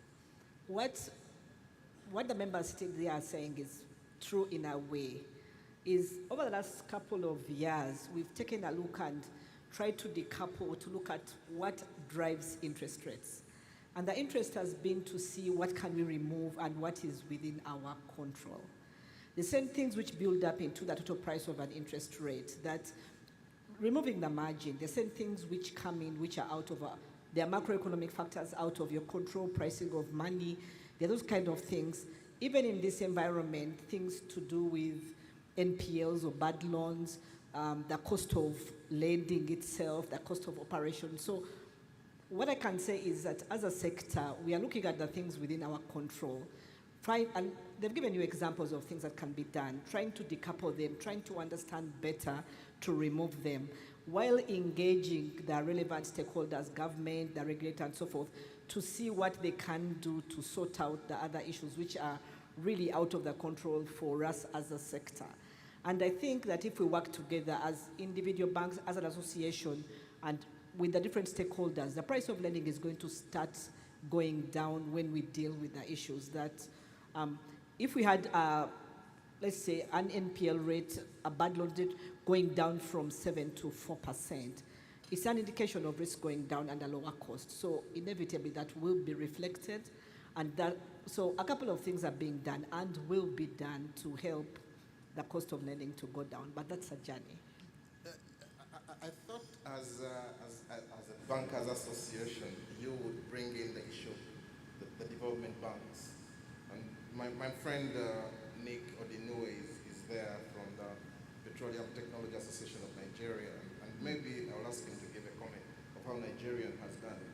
But if I remember during the days, is that there was 1% of every contract that was put into a Nigerian content initiative. And I think today they probably accumulated almost maybe $600 million. And they're using part of that money to subsidize the loans. How do you push government, Ministry of Finance, Bank of Uganda to ensure that there is a fund that is created, whether it is channeled through the development banks, so that almost like they've done on the agriculture credit fund, so that we can learn this sector, which the PSST, the Permanent Secretary and Secretary for Treasurer, said yesterday that is going to produce a net GDP of 2%. This country's GDP growth is at 7%, is at 5%. Oil and gas alone is going to give you a 2%.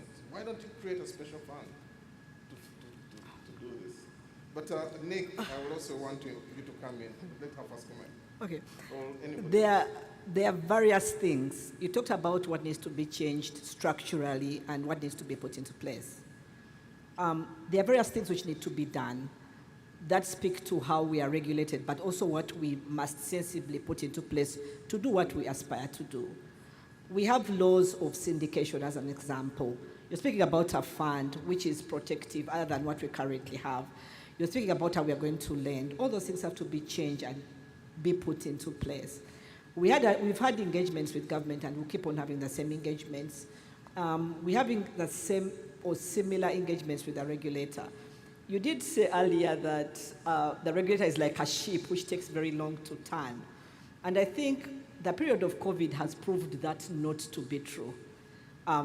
We had a lockdown announced. We had regulations which were published 3 days later, which guided us for a period of a year, which shows their ability to be responsive if there's a need and an urgency, has been proved. So we have a proof of concept.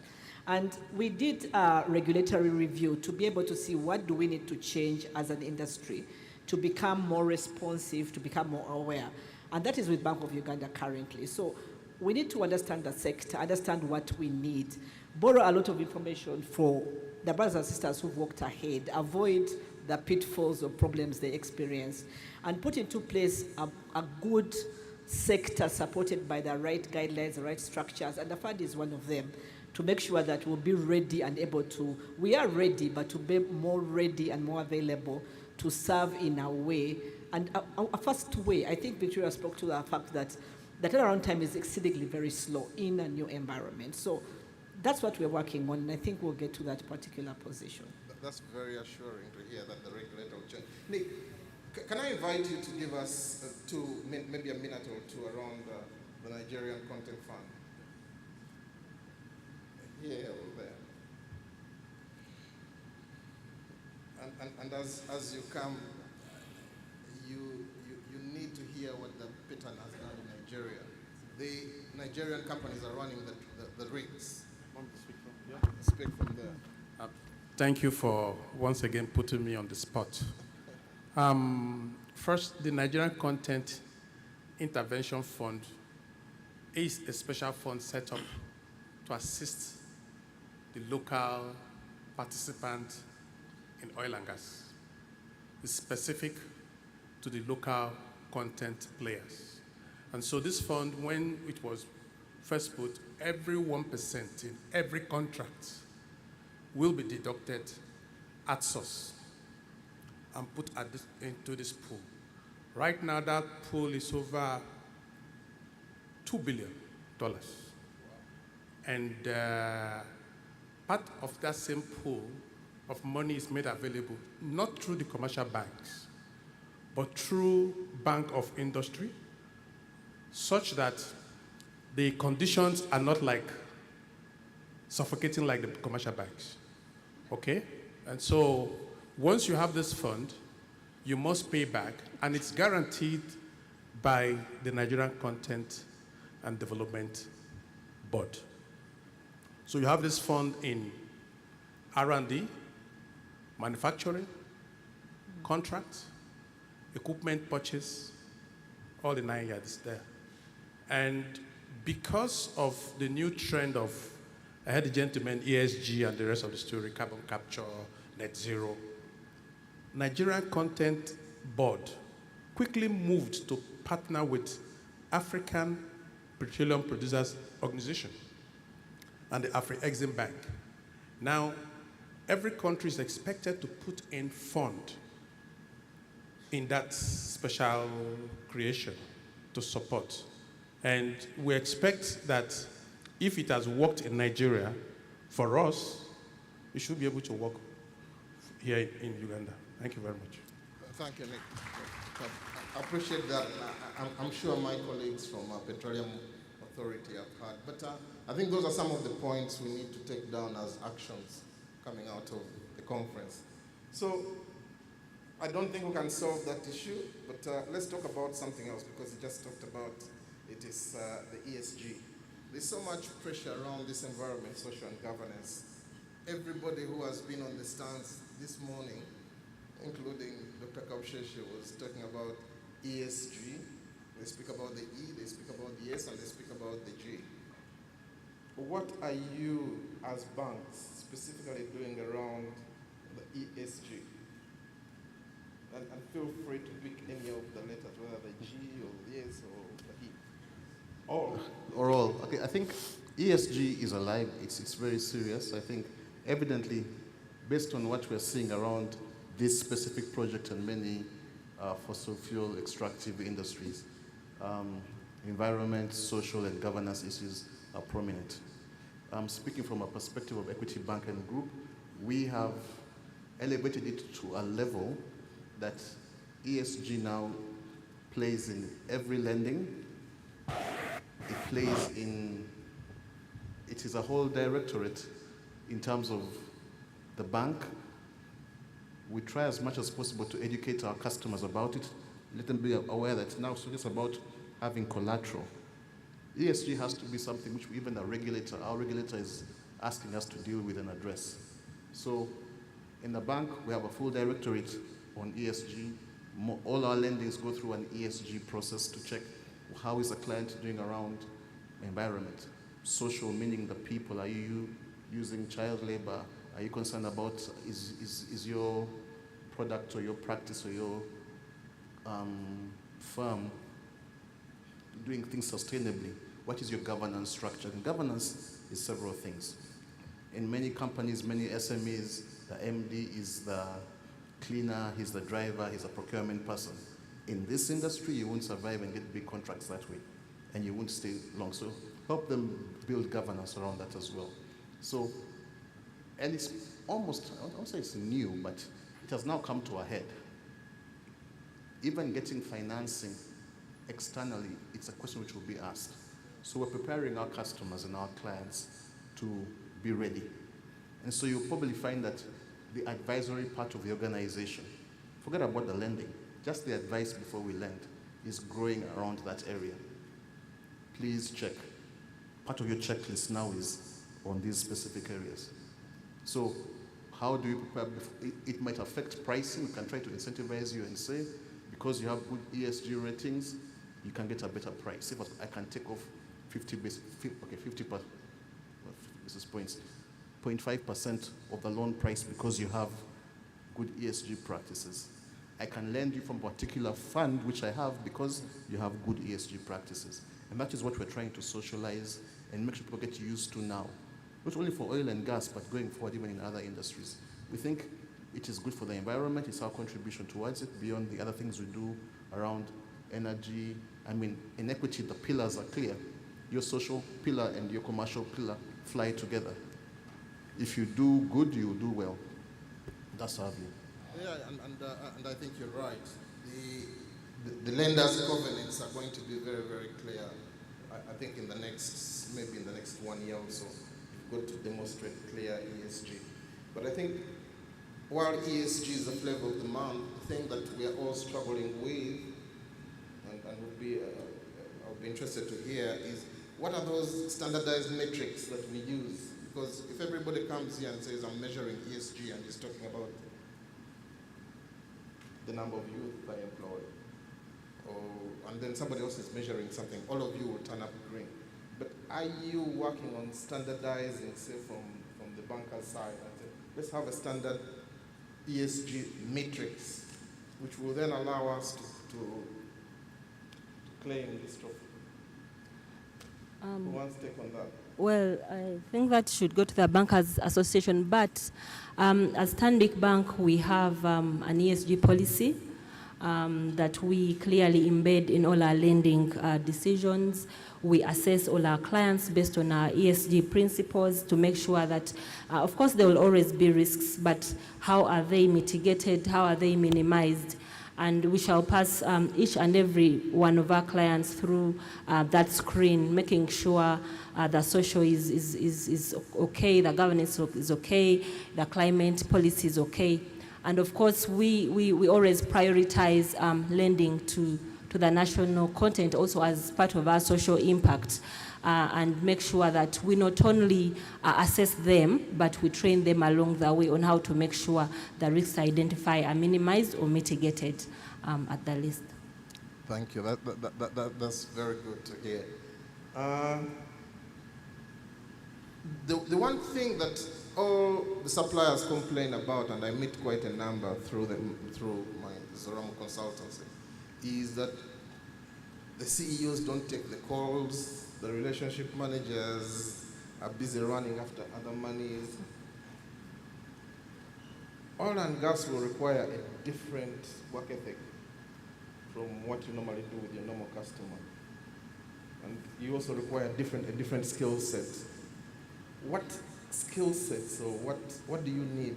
What capacity building do you need as bankers that the oil and gas industry can provide for you to be able to help the local content players?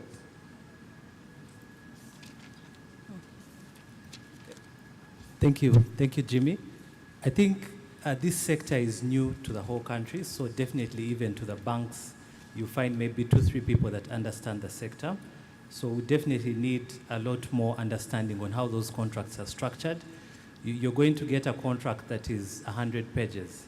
So you need to understand which parts of that contract you need to focus on in order to provide a good structure. So just getting that knowledge around the contract and its provisions. But then also it's important to understand that most of these banks already have existing capacity in oil and gas in other markets. From an ABSA perspective, we have a very big oil and gas business in South Africa, a big business in Mozambique. And what we are doing is that we are leveraging that expertise in the group to sort of train the local entity and make sure that we can deliver on time. The other aspect that we are trying to bring our teams up to speed with is the fact that in oil and gas, the solutions are needed yesterday. So someone signs a contract, approaches you, and they need a bond in 3 weeks. The bank would typically take maybe a month or a month and a half to put a solution on the table. So what we've done also is that we've engaged with some of the contractors to say that even as you go through the contract negotiations with the IOC, please start engaging the bank so that the bank gets what we call the house cleaning issues out of the way, so that then when you come to the bank, it's a 2-week turnaround time to deliver your solution. Thank you. Yeah, but also just to add, if you look at it, the industry requires a lot of monitoring. And from a bank's perspective, we also need to beef up the level of monitoring that we do have. But obviously, the support that we'll need here is from the actual employers themselves. Because if an institution, an FI, is saying, let me provide you working capital facilities based on a contract, at what point do I know that indeed you have consumed all the capital that I've given to you, and that for the payments that have come through, you need more or you need less? So that level of monitoring needs to be enhanced. If it means to do with sharing certain reports, for instance, with the IOCs or Tier 1 companies, we need to do that. And if they smell something along the journey in terms of contract execution, even if the period is going to be extended, let we be notified well on time so that life becomes easier for each and every other participant within the actual domain. Just one more point on enhanced monitoring. Is my mic on? On enhanced monitoring, I think as banks, we do not have the capacity to go down on the project and do that enhanced monitoring. So we may have to partner with a number of the professionals in the industry, consultants that can support us within, and probably work with them to make sure that we de-risk and get comfortable around the performance of these contracts. Yeah. I don't want to make a chirango for my colleagues, but that's exactly what the likes of Zoramu Consulting can help you with. But I was going to ask to get some questions from the audience, which are on Slido. Unfortunately, I left my phone behind, and I can't read that far. Is there anybody? How many more minutes do we have to take 1 or 2 questions from the audience? Okay, we can take 2 questions. If somebody put on Slido, unfortunately, we are sorry, we can't access it.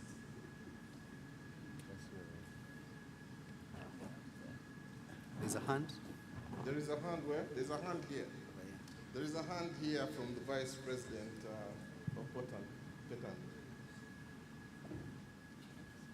Thank you. Jim, there's a question from Slido. Someone is asking, is it possible for Ugandan banks to partner with international banks that have lower interest rates? Okay. Prepare for that answer. Yeah, thank you, Jim. Ron T. Slido from Nigeria. I have any questions to all the bankers. Most SMEs will get contracts for this project. They don't have financing. They don't have the regular collaterals that you need. All they have is a contract. And typically when they get it, they spend 3-4 months looking for finances. And at the end of the day, they may not be able to meet the various deliveries. The contract will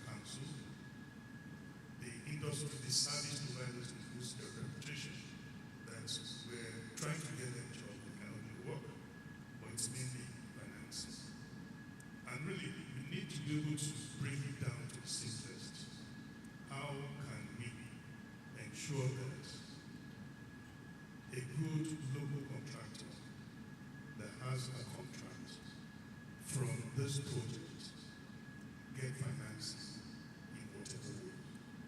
We can leverage, pamper, and ensure that they can do that work. I think that's what we need to address. Thank you very much. There's another question that Thanks. you respond to that. Let's take that one up for you, Jimmy. There's one on the screen. Someone is giving some props to Mr. Shuka and PPT. Apparently, they respond to requests quite quickly. I don't know if this is the more you planted on slide or not. But, apparently, whatever you're doing well. And can you advise on how you're doing that so that other people can pick up from there? There was one more here, Jimmy. I'll pick this up and then we'll come back to you while we wait for something. There was one they asked before. Thank you very much. We appreciate Stanbic Bank. You've mentioned that you're willing to work with us as we get these contracts.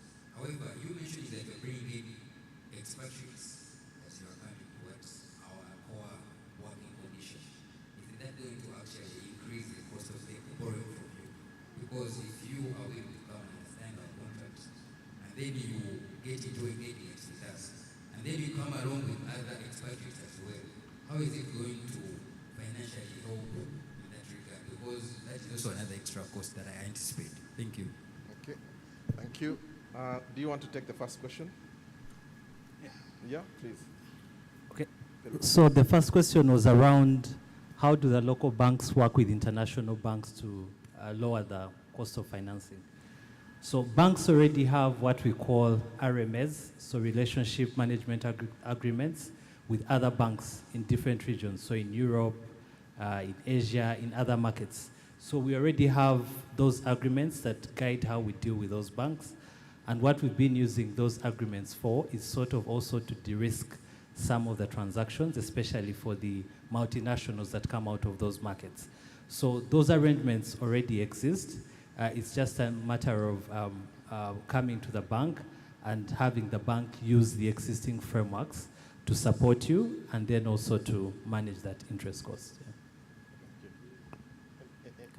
And the other was just a comment. Maybe just before we go to the other. Also in respect to what my colleague has mentioned, we do risk participate with international lenders.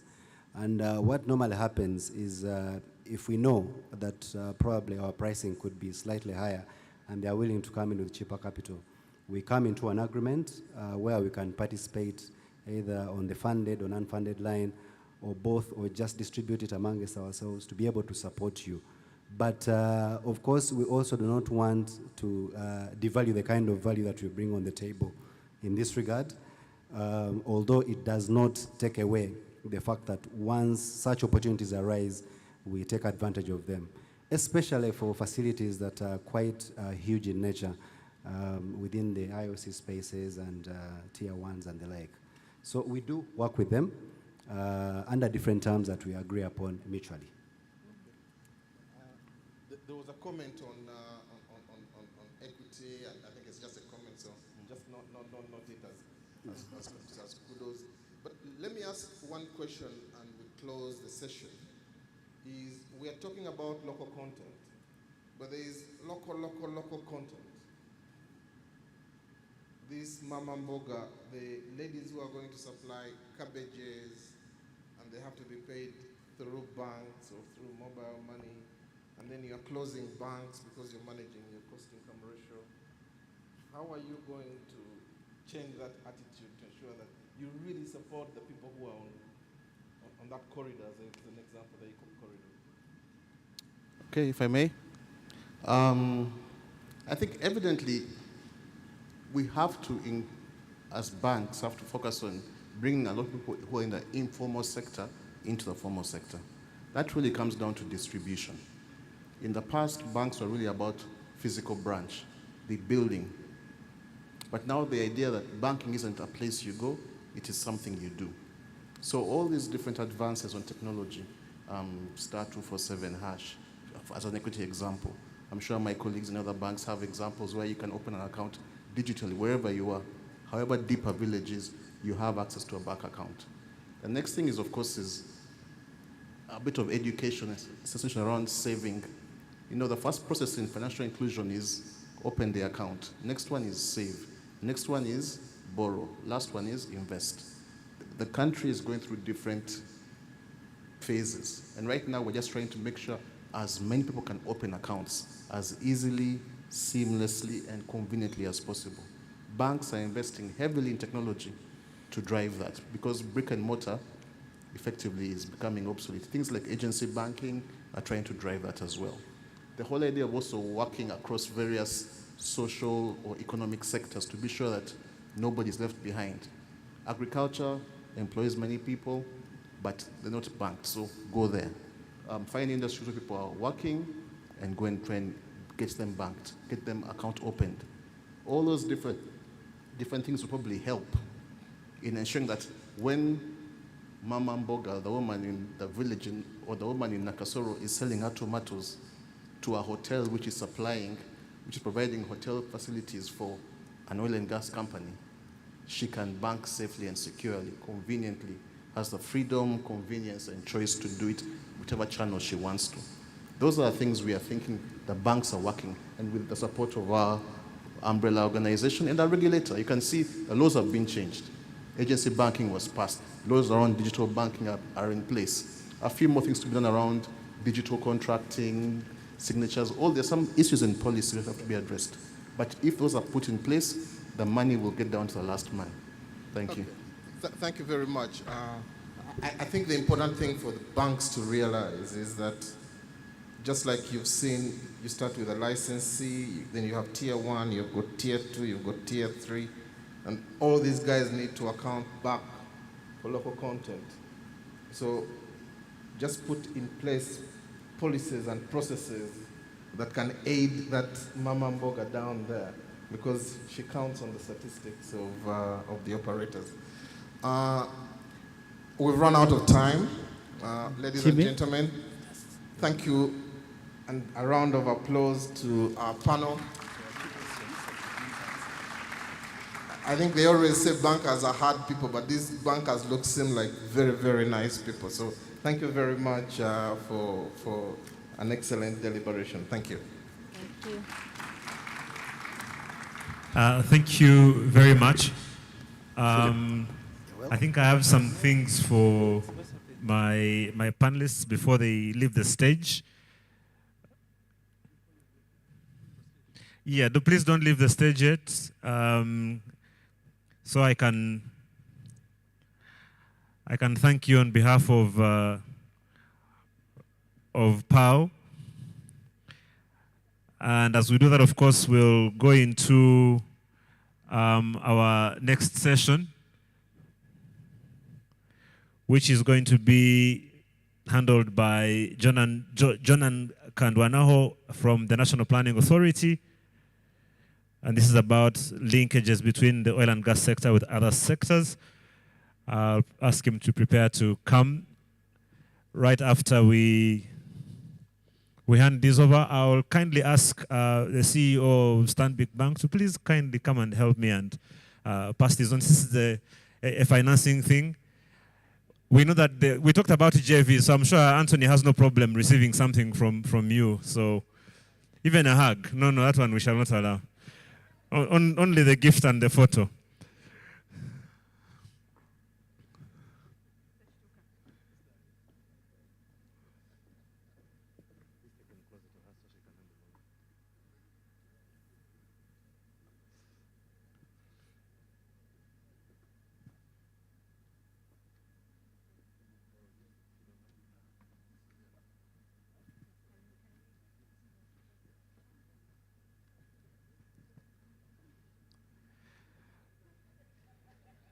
So obviously, there's potential for money to come from the banks, and this conversation again doesn't stop here. It's just this is just to tickle the discussion, so you can be able to engage and see what happens. So let's do a group photo.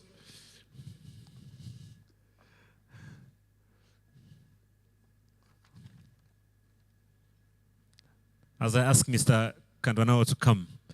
And the big thank you, can we give a big hand clap to Jimmy for doing a great job? And you are very well within your rights to do Kalango for the consultancy, so I'm sure we'll be looking for you. Please give a big hand clap to Jonan as he comes to talk us through the linkages between oil and gas and other sectors of the economy. Jonan runs the chemical division at National Planning Authority, if I should put it that way.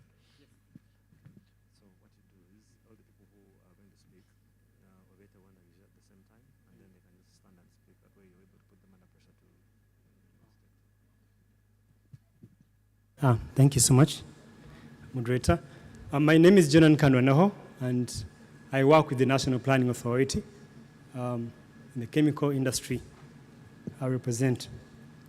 My today's session is an interesting one, as the role of NPA, as the business people or the contractors may know, is to ensure integrated development planning. As business people or contractors, you must have been asked a requirement while submitting your bids and your contracts. Is it aligned to the NDP3? Does it communicate to the Vision 2040? So all those strategic instruments that even highlight the key projects for the government are developed by the National Planning Authority. Of course, working hand in hand with key government agencies and the different stakeholders.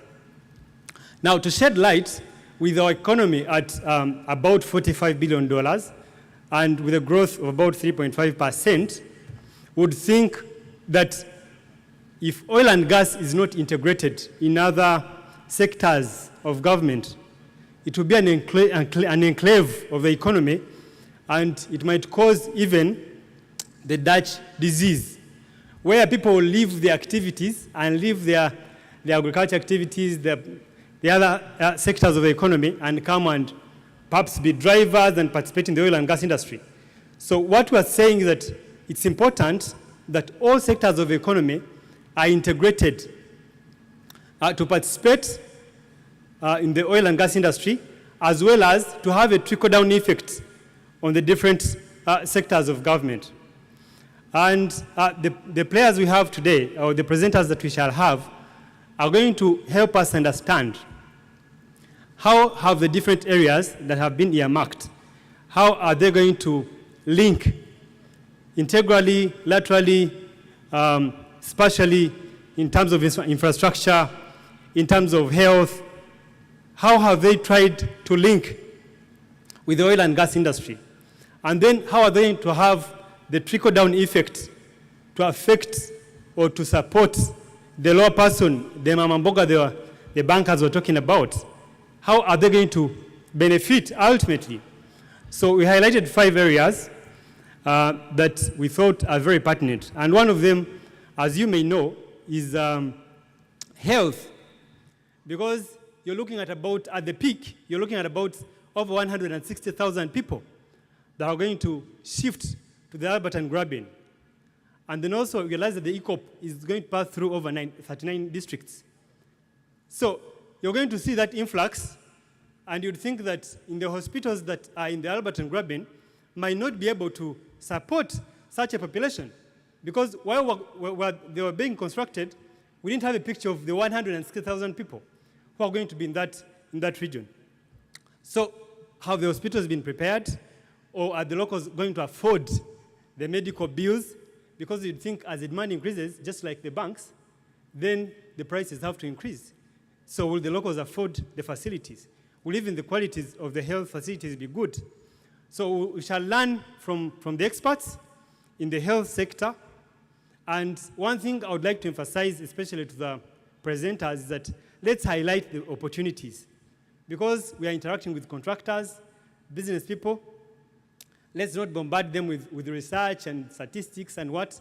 Let's earmark the opportunities that potential investors can invest in and make sure that we achieve the intention that we have at hand. Then the other area is that as people migrate as well, they need to feed. As a matter of fact, at lunchtime, all of us had lunch unless someone was fasting. So as people migrate to the Albert and Graben, they will need food. People will need to feed. So we are saying, what opportunities does this present? How prepared are we to address such a thing? to supply? Are we able to meet the demand? We heard of a story of a person who was given a contract, and he supplied beef for a week, and he said, even these guys, they eat a lot of beef, so I cannot help. So we don't want to have such a scenario. We need to make sure that we are ready to supply the beef that people need, to supply all the foods that people need, to make sure that we even realize the first oil drop and thereafter the developments in the oil and gas industry. So we shall also look at the linkage in the area of agriculture, and also to emphasize it's important that the presenter highlights the opportunities that are available. Given the audience we are interacting with, highlight the opportunities that are available in that area, and then since we've heard from the bankers and we have money in quotes, now we can go and see how we can play in the agriculture area. Talk of transport, we've been talking about heavy goods vehicles being employed in the oil and gas industry. We are looking at about 8 million tons of machinery and equipment. Those are heavy cargoes. So you're asking yourself, how are they going to move to the Alberton Graben? So you need to engage transport. So we need to hear from the transport expert how ready they are, and how ready they are to make sure that such a thing is delivered. Because however much we emphasize local content and all, if these things are not got right from the word go, it will still bring on us for having not planned for such. So we shall hear from an expert in the transport to speak to us. And maybe finally, we shall hear from housing, because I doubt that people will come from Kampala every morning to commute to the Alberton Graben. That would be very tricky. Even in developed countries with very fast trains, it's distant. So you intend to think that people are going to be harbored there. They're going to be staying there. So how prepared are we? Are we putting hotels there? Are we building accommodation? So we want to hear from an expert who has done research and also present the opportunities for those who are interested in real estate. Can they build hotels there? Can they build housing facilities there? And then we can support people to play in the oil and gas industry. So we're going to look at those different areas that we earmarked. Of course, there are many areas, but we thought these ones are very pertinent. And for the contractors, we shall be able to get to understand the opportunities that are available in these different areas and how we can participate. With that, I would like to invite one research fellow from EPRC who has done extensive research, of course in partnership with PAU, and I think it was funded by PAU and Stanbic Bank and ABI, Agribusiness Initiative. A study was undertaken to see how people can play in the agriculture sector to support the oil and gas industry. So welcome with me Mr. Tony Odokonyero, the research fellow with EPRC, to share with us what he has found out from the studies he has conducted, but more so to emphasize the opportunities that it presents.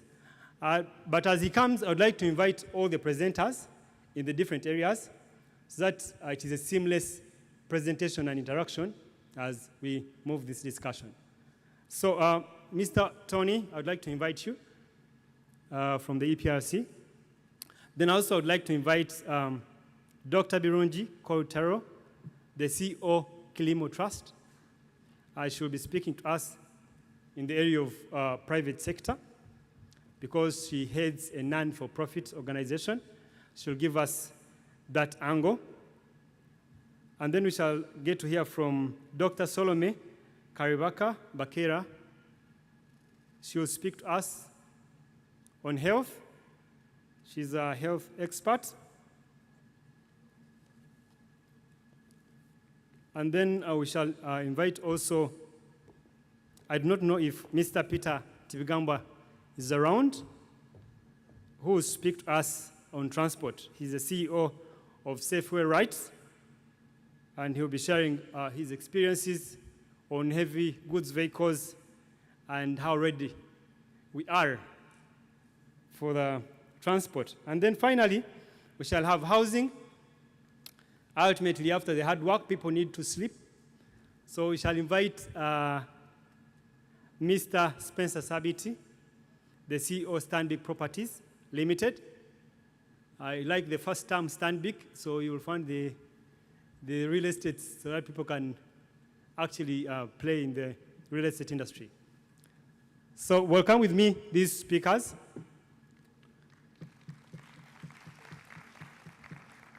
Thank you. So, Mr. Tony, you have the podium. Thank you. Why you don't taking this water? Why you don't taking this water? Why you don't taking this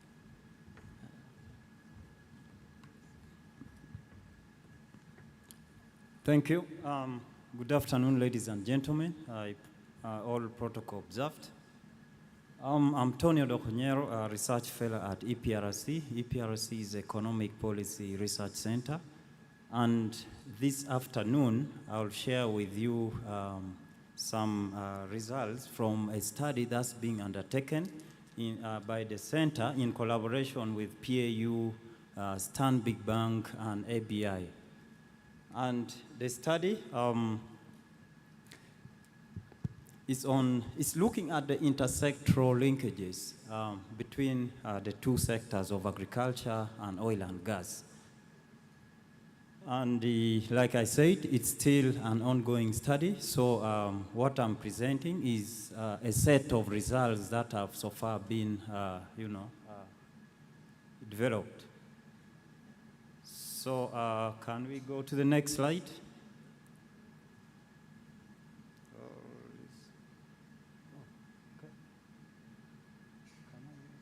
All right. So this is the outline of the presentation.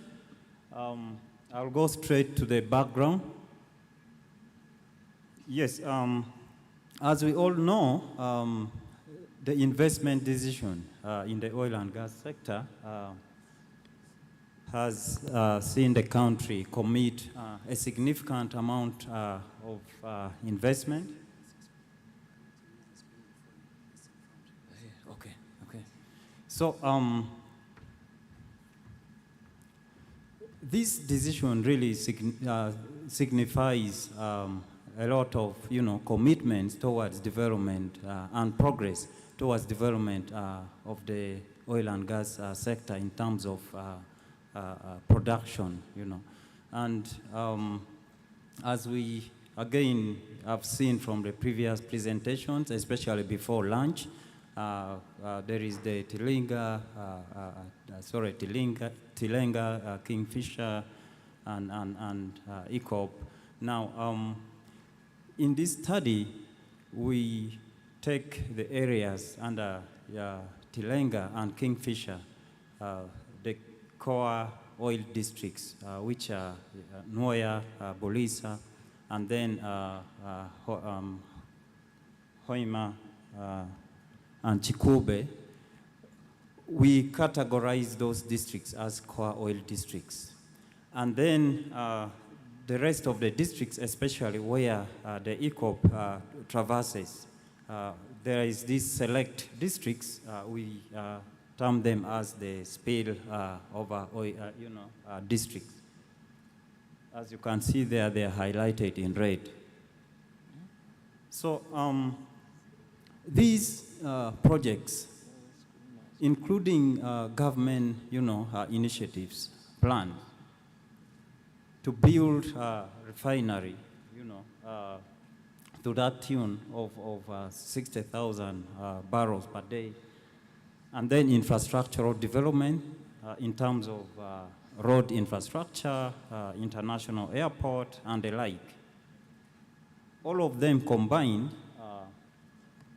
there is a projection, as again, we might all know, that it can attract or lead to an influx of at least 1 million people in the core oil and then the spillover districts.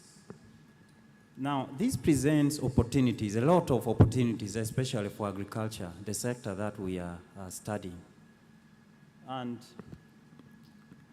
in terms of demand, for example, and also probably supply, because if all these developments can boost, agricultural production, then agricultural, food supply actually can be boosted. Now, we are calling the study, we are referring to it as linkages. Now, the different developments can also actually unlock the different potential in terms of linkages between the two sectors. So we set out to find, the potential linkages between these two sectors, especially how these two, sectors impact on each other. And for this case of, for the case of today's presentation, I'll focus on agriculture, the potential effects of the developments in the oil and gas sector on agriculture. Now, why do we focus on agriculture? As we all know, again, agriculture is a very, very, very important sector for the economy. One, is in terms of employment. It employs more than 50% of the population. Of course, the quality of employment may be another subject of discussion, but the fact is that it employs a larger share of the population. And it also drives actually female participation in employment because the largest share is female, okay, in terms of employment. Again, quality of employment may be another debate. And the males. Excuse me, Tony, just a moment. Sorry for interrupting your presentation. You might have to go straight to the key thing, and then also majorly, like I highlighted, present the opportunities that are before the contractors, the business people, what it is that they can participate in for the interest of time. Okay, thank you. Thank you. Yeah, thank you, moderator. So agriculture is important, and these are the highlights of why the focus is on it, including overall the GDP contribution. Now, the objective of this analysis is really to estimate the impact of oil and gas. Let me be specific on agriculture. So we try and analyze what can potentially, come out from oil and gas development towards agriculture.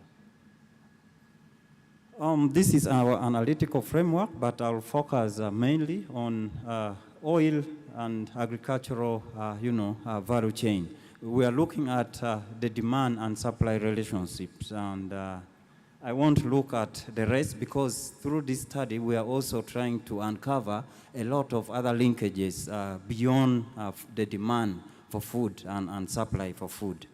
So I will talk only about demand and supply, which is on the other side. Now, what did we use to make this analysis? We use nationally representative data from the National Panel Survey. This is a survey implemented by the Bureau of Statistics and is nationally representative. Now, we make use of the different waves of the survey. And we look at a period which we are calling a baseline period before exploration started in Uganda.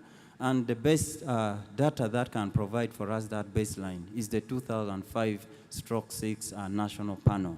Then we follow through that and we call that exploration 1. We follow through that through the different periods of exploration, especially using the 2013-14 panel survey. And then as we enter into the development phase in the oil and gas sector, we use the 2008/19 panel survey, and we call that development. But what we have to note, as you also know, is that this is a very nascent stage of development. So we estimate food demand and supply in terms of volumes, and then in monetary terms. Now, again, I'm going to focus on this presentation on the economic side, that is the monetary terms, because we wanted to examine the size of the economy within which the agriculture and oil and gas, ecosystem plays. We also estimate what is called food sufficiency, which is based on food production, purchases, and then sales and food waste and change in food stock. Now let's go to the results that we have. Now, one thing I didn't mention is that we are also analyzing access to services and look at how potentially oil and gas, is supporting access to services and critical inputs for agricultural production. And one of the key inputs that one of the key areas before we go into looking at what critical inputs are there and services is participation in agricultural production by households within the core oil districts and then the spillover districts. Now, we observe that participation is going up if we consider the baseline, which we call exploration 1 through the development stage. There is a relative increase in the number of households that are being engaged in agriculture. And then in terms of access to inputs and services, although I'll delve much into inputs, we pick the case of organic fertilizer, inorganic, and also pesticides. Now, what we note as a key issue is that both in the core oil districts and the spillover districts, we have issues in relation to access to productivity enhancing inputs. Majority of the households involved in agriculture do not have access to these critical inputs. And if we are talking about influx of people into the region, and we cannot boost production, because without these critical inputs, we have a problem in boosting production and productivity. Mr. Tony, I'm afraid you have to wind up. Then food demand. In terms of demand, we analyze in per capita terms, and we see that demand has been through the different stages going up. And this speaks to the fact that one, welfare is improving because this is based on a welfare measure. And then also it tells us that it is really in sync with what the National Oil and Gas Policy is targeting in terms of the contribution of oil and gas to, poverty eradication and creating lasting value in society. Then we observe some gaps in terms of supply, depending on the commodities, and we pick key commodities like cereals and pulses, vegetables, fruits, meat, including beef and milk. Now, for the case of cereals and pulses, throughout the different stages, we have, enough supply, adequate supply. But there is a challenge in regard to especially meat and milk, where there are large supply gaps. And those are some of the areas where opportunities can come. I will not talk much about this table. It's very loaded, but our focus here is on the core oil districts, whereby if you look at the different stages in the development, from exploration to actually the development itself, you find that we have, at aggregate level, it appears that we have adequate food supply. But when you go into the specifics of some of the food, items, then we have some huge supply gaps. And this will be demonstrated later in this slide, actually. And it is again on the key examples of vegetables, fruits, meat, and milk. Now, what is critical is that the gap actually... You may need to dash to the conclusion. So let me wind up. The gap widens, meaning the influx that has been, talked about and is expected is creating or causing, demand to outstrip supply. Then a quick one on the rate of increase in the demand. This side of the slide. If you consider the core oil districts and the spillover districts, you find that the rate at which demand is growing is really more fast, at a really faster rate compared to, in the core oil district compared to the spillover. So that means the pressure that is being piled in the core oil districts is much more than the rest of the districts because of influx due to development in oil and gas activities. Then food sufficiency. Our finding is that food sufficiency is majorly being driven by markets in terms of food purchases. So I will summarize or conclude. To the last slide, please. Yeah, this is the last slide, actually. Okay. So in conclusion, we have surpluses in cereals and pulses, but a lot of supply gaps in terms of meat, milk, and vegetables that maybe investments can target. Thank you. And then access to inputs, like I mentioned, is a big challenge, and probably oil and gas can look into, the different actors in the oil and gas can look into supporting that or investing in that area through supporting the different value chains of agriculture, because without that, production and productivity will be problematic. Thank you so much. Okay. Thank you so much, Thank Tony. you. Thank you for the great, elaborate presentation. A round of applause. One key thing to note is that it's still research ongoing, so at the end of the day, I think the different players will have to get to absorb the whole report, read it, and understand it. But one thing I noticed is that there's a deficit in beef, milk, so you already know now where to target if you had interest in any of the areas where you can participate. Thank you so much for the great presentation. I welcome with me Dr. Korutaro to present. No, Dr. Korutaro, sorry, to present to us. Thank you. Welcome with me, Korutaro, to share with us. Thank you. Good afternoon, everyone. All protocol observed. My name is Dr. Birungi Korutaro, and I'm the CEO of Kilimo Trust.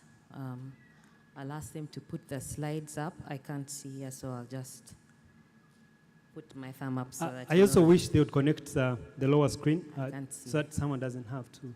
Okay, so thank you very much. So I'm going to build on what Mr. Odokonyero has just been talking about on the agricultural sector and seeing how best we can create or support the linkages between the agricultural sector and oil and gas. How do we get that Mama Mboga lady on the eco pipeline like Jimmy talked about to get involved, to benefit and improve their livelihood? And how do we get the agricultural sector to benefit from this or to drive this economic, social transformation that we seek to find as a country? So I'll start by just giving you a very brief 1-minute introduction on who Kilimo Trust is. We're a regional organization that supports agricultural development in East Africa. We are based in Uganda, our headquarters, but we have offices in Kenya, Tanzania, Rwanda, and operate in South Sudan, Burundi, and the DRC now. And what we do essentially is to ensure that all value chain actors access markets, food markets, not just in domestic markets, regional markets, but also East African markets. We have experience. We have been in existence for 15 years and have experience in over 17 value chains, 17 food value chains in East Africa, and have worked with about 1.2 million smallholder farmers over the last 16 years and done a lot of market studies, about 51 market analytics in those value chains. So we understand the market opportunities that exist in East Africa. And now I'm going to talk about what are the market opportunities in Uganda but we can tap into to ensure that we are part, as the agriculture sector, of this transformation. Next slide. So the next one I've read it. Okay. So what are those opportunities? I'm going to deep dive into a very specific example because I started out walking around and asking myself, we're a regional organization, we're in agriculture, but we're not hearing enough about what specifically do we benefit from, how do we benefit from the agriculture sector? So I did a very rapid study, and I just talked to one of the suppliers, one of the service providers that is providing services to the camps. So I'm just going to give one very specific case just to give you an insight on what we really need as a sector. We looked at the annual demand. No, just stick to the other one. The annual demand for that one service provider in 1 year, looking just at 17 horticultural commodities, and they're listed there, tomatoes, onions, and all that. Horticulture alone, what kind of volumes do they need in 1 year? We quantified that, and that's about 5,634 metric tons. They have a lot. They need about 34 or 50 commodities, but we just said horticulture. Then I looked at where we stand as a sector. As a sector, we still have challenges. In the papers, you see our smallholder farmers produce small volumes. The quality they produce isn't that good. The newspapers are awash with the headlines, the chemical residues in our food content is very high, hazardous for our health. Our suppliers, the aggregators that are supplying the food producer, or the one who serves or cooks the food in the camps, the aggregator is saying, Kilimo, Birunji, how do I get farmers to give me more tomatoes?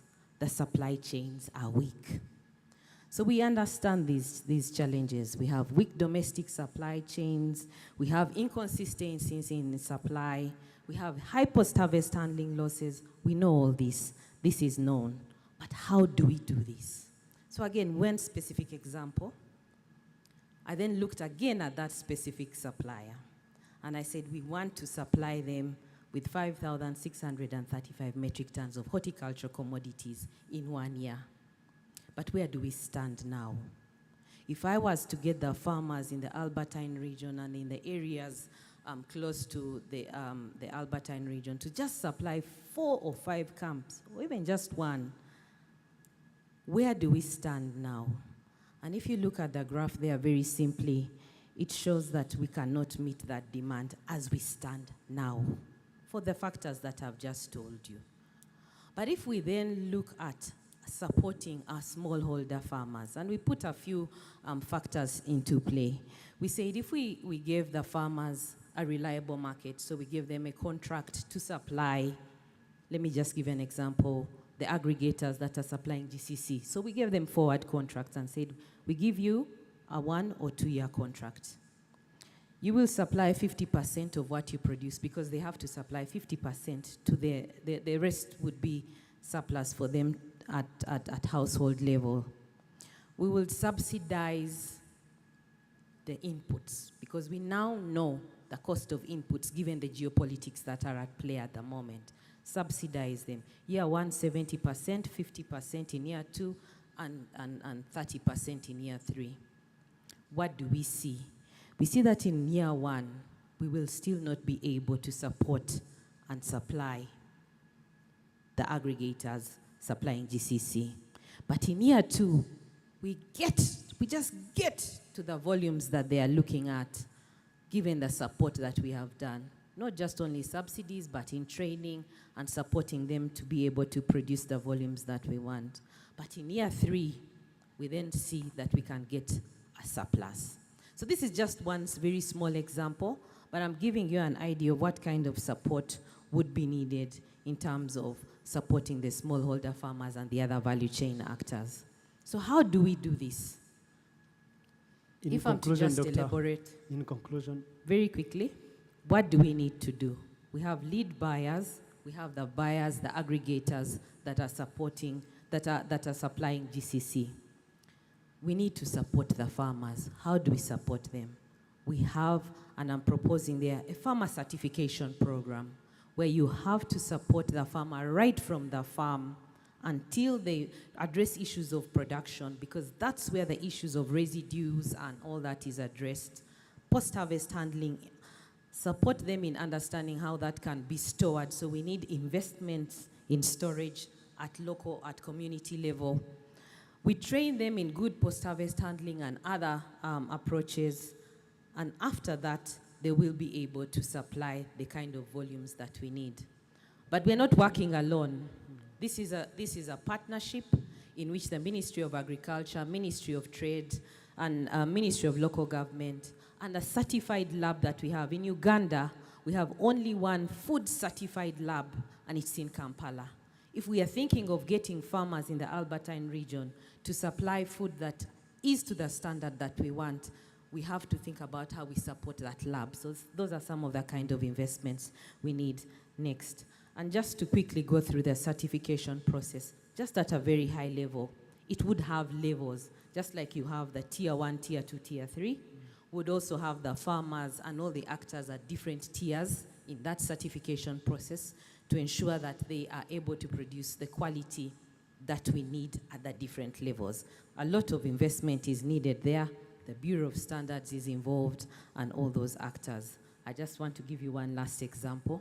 I just looked at another example. Specifically, I said onions and garlic. And I said, if again, we just said one camp, we only got the Albertine region to produce for that one camp. What they can produce is only 92,000 metric tons, 92 metric tons per year. Oh. It may not be able to meet the demand that the camp needs. Just that is the Albertine region. But if we mobilized farmers at national level for onions, we may be able to support them to produce about, I can't see very clearly, that is about 30,000 metric tons. What is that in terms of money terms? It's over $4.9 billion US. But then again, through the certification program that I'm telling you, within the region, there is still an opportunity of more than 67,000 metric tons that is needed, 6,000 that is needed for onions and garlic. We still have the same for tomatoes. What am I saying here?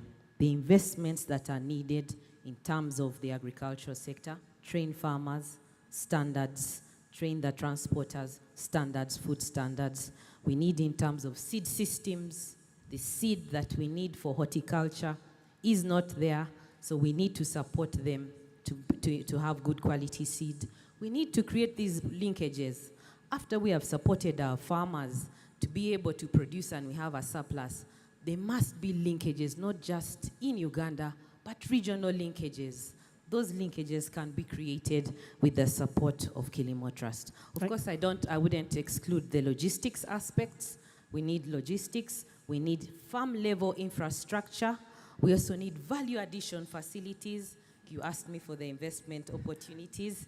Yes, and of course, a lot more would be needed in terms of inputs, in terms of certification of inputs. Thank you so much. So with that, I just wanted to go one last slide so that you just see the last one. That one. If we were to support about more than 10,000 smallholder farmers, go through this whole certification program, would need about $4.5 million US to produce the volumes that I was telling you about. So it does cost money. I know when there was, one of the previous speakers said, certification, adhering to standards, it costs money. We do need to invest in supporting the smallholder farmers and the agriculture sector if we want them to support the economic transformation we seek. Thank you very much. Thank you so much. Thank you so much, Dr. Birungi. I hope that the report is available to the public so they can get to perhaps the presentation. Two things I note is that it's important to emphasize partnerships. Just like we were talking about syndicating in the banks, if I can supply 10 tons and my colleague can supply 10 tons, and the other 10 tons, if we come together, we can able to supply 30 tons. So it's important that we partner to deliver the quantities that we need. And then also extend services to the different regions and areas so that the quality of food that is produced is to the standard as per the requirements of the oil and gas industry. So thank you so much, Dr. Birungi. Welcome with me, Dr. Solome, to speak to us. I pray that we go straight to the point, especially highlighting the opportunities that we're looking at in the health, and then the subsequent presenters as well. Thank you. Thank you. Good afternoon, ladies and gentlemen. All protocol observed. I'm going to request the tech team to assist me to move the slides as I request for them. As a way of background, I would like to bring just 4 areas in health. I know they are vast areas, but I'll stick to 4, and these are also important for the oil and gas industry. I'm going to go through what the strengths are, so that you can know that, okay, that's fixed already. What are the weaknesses? What needs to be improved? What are the opportunities and threats in the 4 core areas? The 4 core areas are health emergencies readiness. We also have, let us first go back. Eh? No, slide 1. Occupational health readiness, public health and surveillance readiness, and information management readiness. This is what we see to be the areas that can form opportunities for investment in the health sector. I just want to present a caveat that these results are drawn from a study that was undertaken towards the end of COVID, and it's a dynamic area. It may have changed, but I've tried to update part of what we have. Slide 2, please. I want to give you an overview of what is available in the Albertine area that we have already. There is a rich network of public and private facilities, both the private not-for-profit and the private for-profit, and all within a 10-kilometer radius, as you can see on the map, a 10-kilometer radius of the oil and gas industry, including the camps, the oil wells, and the airport. And currently, we have, at the time, the 1,000 directly employed employees in the oil and gas sector. At the time we did the study, directly employed, and all of them had healthcare and medvac plans. These were largely provided by city medicals. We can see the ambulances out there, EDPA, and selected private facilities. Total and CNOC camps, they have well-serviced medical facilities that can attend to any emergency, large scale. They are very well prepared. And we also learned that there's medical insurance coverage for all workers and contractors of the 4 oil and gas companies. However, outside of the Total and the CNOC camps, there was only 1 facility that we reviewed in the whole Albertine, Graben, and EACOP Traverse districts that had partial ISO certification.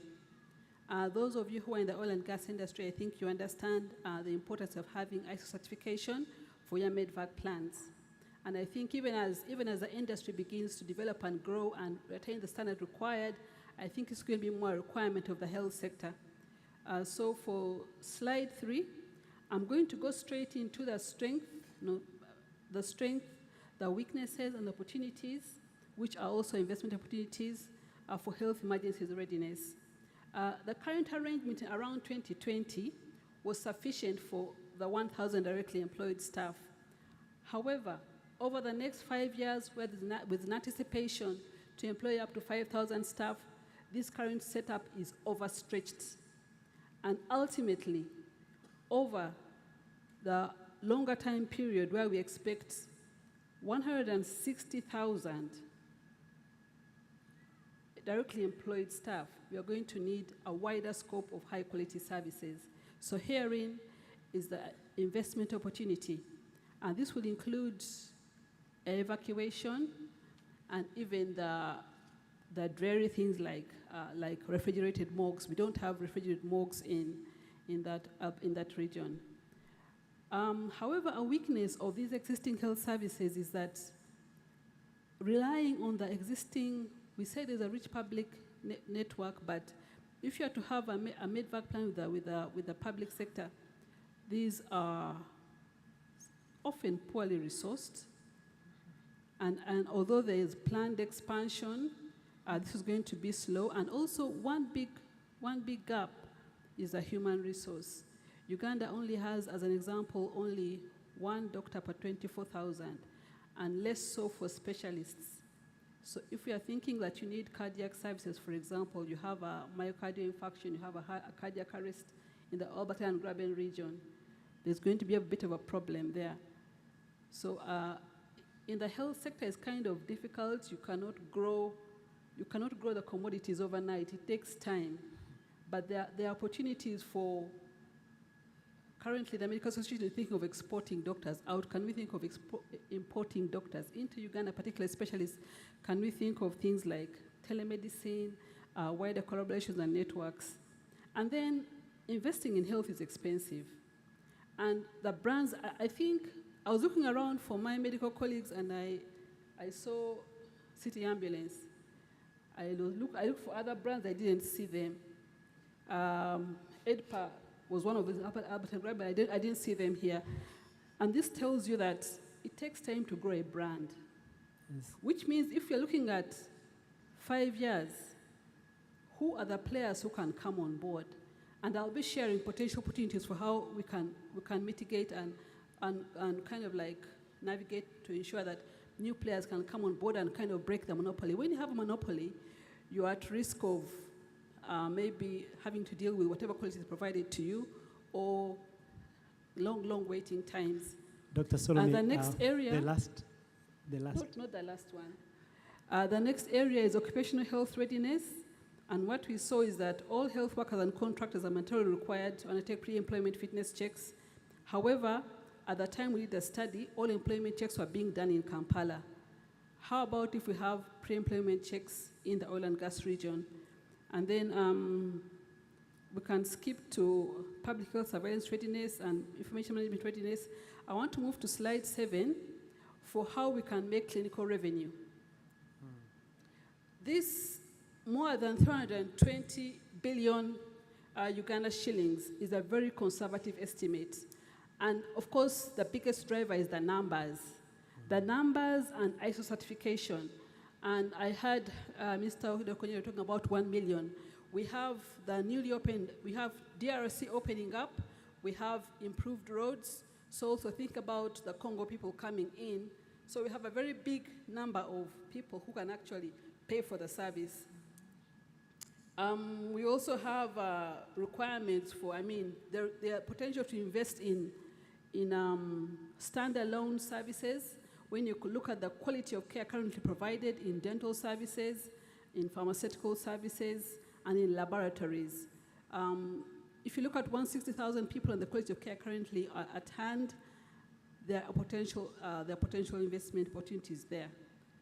And then in terms of mechanisms of how to make it work, in order to avoid the monopoly, we can have franchises. Those who are currently existing high-quality service providers can set up franchises with local providers, enabling them to improve the quality of care to meet ISO certification.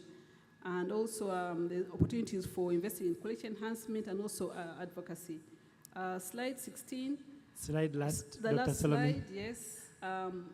High-cost medical equipment. If you look at an MRI, magnetic resonance imaging, there's only about, there is one in Lira, but that's the same distance like from one to Kampala. Imagine if you need like to have you have had an explosion or something, you need to transfer someone to Kampala. You don't want to take half an hour, 1 hour if your brain is bleeding inside. You need to quickly make a decision. So the opportunities for managed equipment, high-cost equipment like MRIs, air ambulances, there's a big gap there. And also the ambulances. We have few ambulances that have ICU facilities. The COVID actually showed us where the gaps actually are. If you're not breathing and you have to travel 4 hours, if the road network is good, you don't want to be in that ambulance. And intensive care units, I know Government of Uganda is doing a lot to enhance the capacity of high dependency units and ICUs, but they're insufficient for the numbers. Accident and emergency units, if you get an accident today, I think you need to understand that we need more and more accident and emergency units. I'm being pressed to stop, and I will park it there. But just to say that I think we need to have more players in the health sector and investors coming in the areas outlined. There is a report with PAU, which is fully detailed, and I would invite you to us and read a copy more detail. Thank you very much for listening. Thank you so much, Dr. Solomon. I'm in a very, very tricky spot. It's an interesting discussion, great information being shared, and yet time is not on our side, so I'm torn apart. So I encourage that the participants check out these reports and read them so that we can actually make use of them. But one thing I note from your presentation is we need to make it mobile. Health facilities that are mobile, and then also embrace technology, just like Rocket Health. And then finally, synergies are still coming up in this discussion, partnering with the local facilities, local hospitals, because you actually highlighted Albert and Graben, but you're talking about EACOP. It will be going through different districts. So you can imagine those different districts, how ready are they with the medical facilities to actually provide medical services. Thank you so much for that information. I would like to invite someone to speak to us of where people are supposed to sleep. If they go working, at the end of the day, in the night, they have to sleep. So invite with me Mr. Sabiti Spencer, the CEO, Stanbic Properties. Thank you.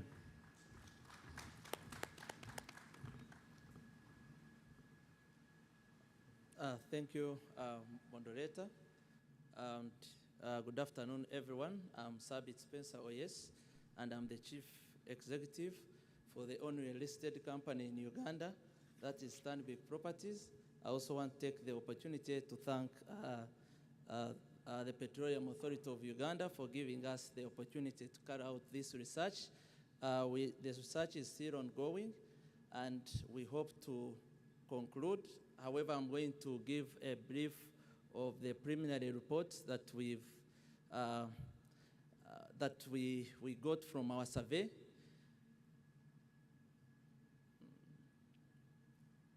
So Stanbic Properties, we deal in property management, facilities management. We also have portfolio optimization. We also developed a real estate platform that will enable us reach a number of clients that we cannot access physically. We also do advisory services like what we are doing in the Petroleum Authority. And I also want to thank our Chief Executive, Anne, in her absentia, because she has been so passionate about research. And in my presentation, you'll clearly see that one of the gaps that we have is research in almost all these areas, whether housing, health, and also agriculture, because we are just now doing a baseline study. Just going through the overview of what we've been doing, I'm going to focus our discussion on the current status, the statistics, and the projection. I've also dedicated a study on the EACOP route, focusing on Kakumiro, Mubende, Sembabule, and Chotera.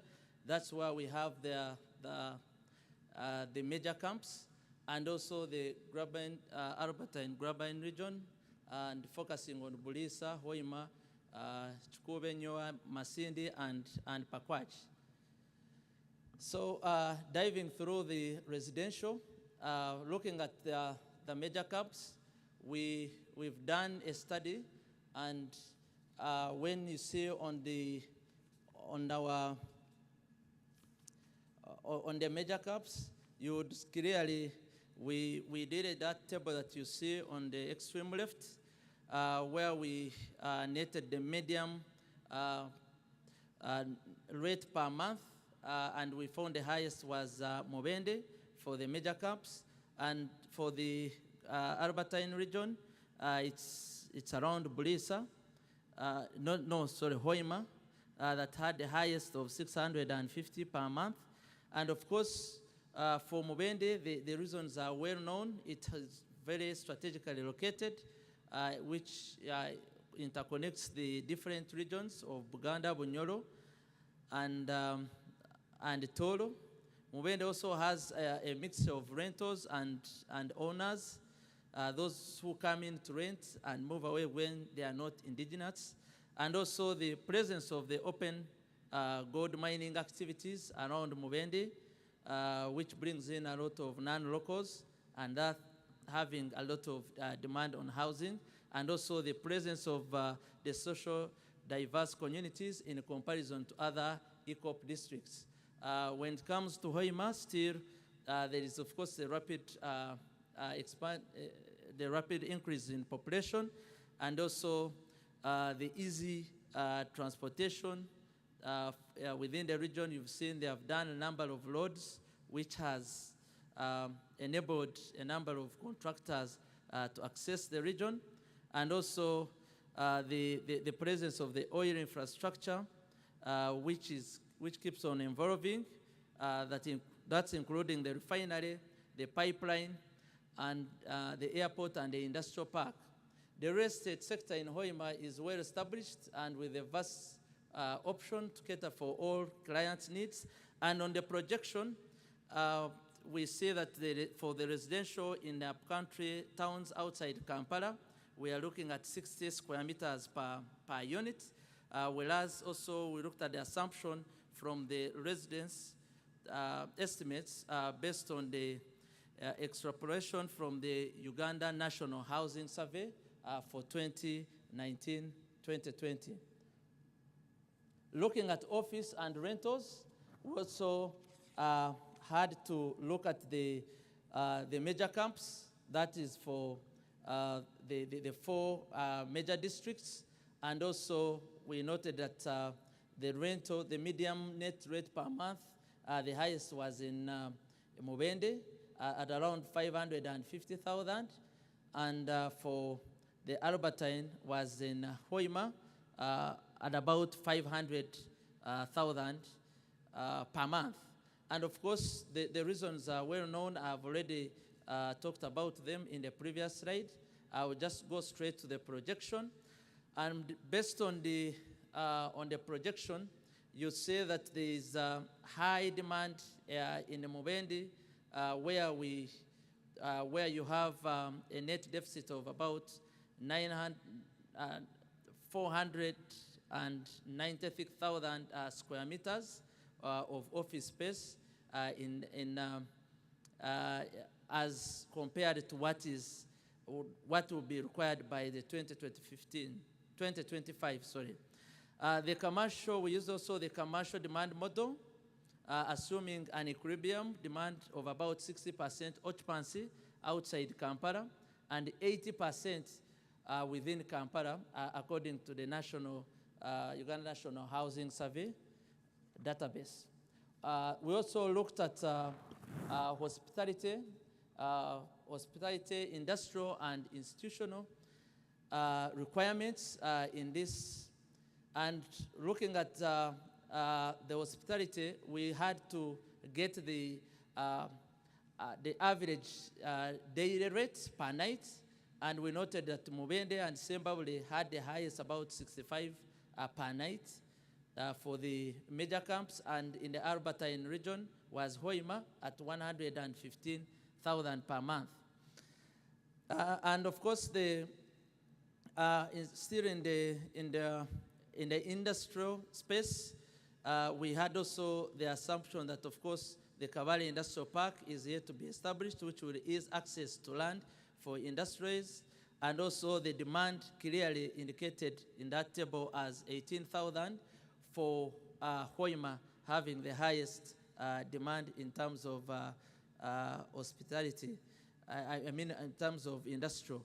Then on the institution, we've also noted that major international oil companies are refurbishing the existing infrastructure for the social amenities like health and some schools for their corporate social responsibility. And lastly, we had also to look at the current gaps, which clearly spells out the opportunities in this space. With the current gaps, generally we saw the absence of studies about the real estate market situation and markets and market research. Also the limitation about physical planning and lack of service lands, apart from Bulisa, where we saw that the town is all equipped with all these amenities, power and water. Otherwise, most of these other districts are located the activities are happening offside town, and thus needs a lot of infrastructure development. On the residential, there is a presence of slum-like houses in the middle of town, which needs to be addressed, and also the absence of multi-stored residential structures that can be used to maximize the vertical space. On the industrial, there is still land conflicts. I had someone from land acquisition talk about it for the new developments. Then on retail and office, the majority of the existing commercial buildings are all dilapidated, and therefore there is an opportunity to come and invest in this particular space for offices, because there is none that is really appetizing. On hospitality, there is also absence of star-rated hotels with decent amenities, and this also stages an opportunity for the international hotel owners and developers to come in that space. Lastly, on the incentives, which we've seen and also engaged with a number of stakeholders. For the operators in the industrial space, there is exemption of income tax for building materials, warehousing materials, logistics, and also anything to do with information technology, ICT, and also with the developers within the same space. There is also income tax exemption on rentals and leasing of facilities within the industrial park. Developers in the hotel and tourism facility, they say there is no VAT for carrying out feasibility study.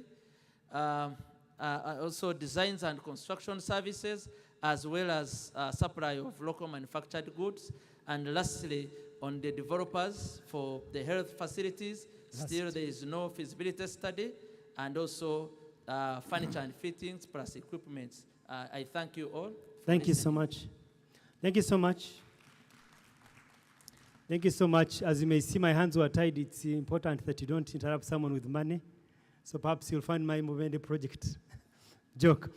Thank you so much, Spencer. I think it presents great statistics and data to highlight areas where investment can be very, very key. Movende, Hoima, Zimbabwe. Now you know where you can station your office facilities or station the accommodation. I think this is a great report that we can actually imbibe and read and see how we can invest. Allow me invite the one who will be speaking to us, Mr. Peter Tibigambwa.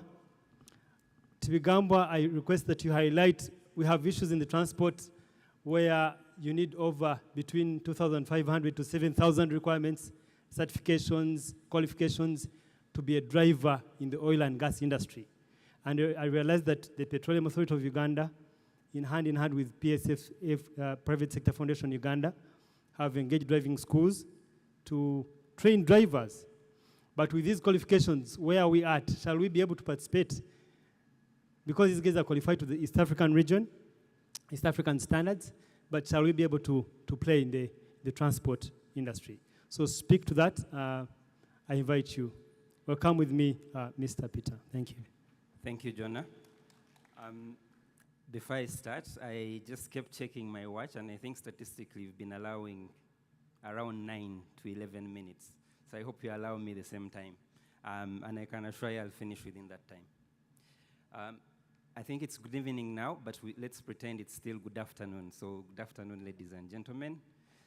So that you don't start getting jittery about leaving. I think we still have another session with URA. So we are still here. And I'll try to make it fun for us as we talk about transport. First of all, I will very briefly talk about where I work and what we do in not more than 2 minutes. And then I'll talk about what it means when it comes to linkage between transport and oil and gas. And to do that and make sure that we all appreciate it, I will ask the team to play a very short video, and then I'll speak to that video after it's played to talk about the opportunities. So If I could have my presentation. No, not yet, not yet. Sorry. Just the presentation first. So as the presentation comes up, John again said we shouldn't talk about statistics, but I will spend a few minutes on statistics. The main reason we are talking transport is oil and gas today. But most importantly, transport matters to me and you, especially when it comes to road transport. I bet you more than maybe 99.8%, if not 100% of all of us here use the road to come here today. What's disturbing is that by the end of today, we'll probably have about 10 Ugandans or 12 Ugandans that will have lost their lives on our roads in a manner that is totally unacceptable. We've heard about the health center facilities in the Albertine region, and it's again disturbing that after the Kampala metropolitan region, the Albertine region has the highest number of fatalities reported annually in this country, at a point where activity is not yet, has not even hit the peak. We are talking about 160,000 people, 140,000 people that are going to be in the region, in addition to the people that we have there. We are talking about over 8,000 metric tons, if I'm getting that right. Imagine how many trucks. I think the predictions are between 10 and 15, or 10 and 20 per day that will be going down to the Albertine. Imagine a population that has been used to seeing 10 times less than the number of trucks that they will be seeing. They're not prepared for it, but it's coming.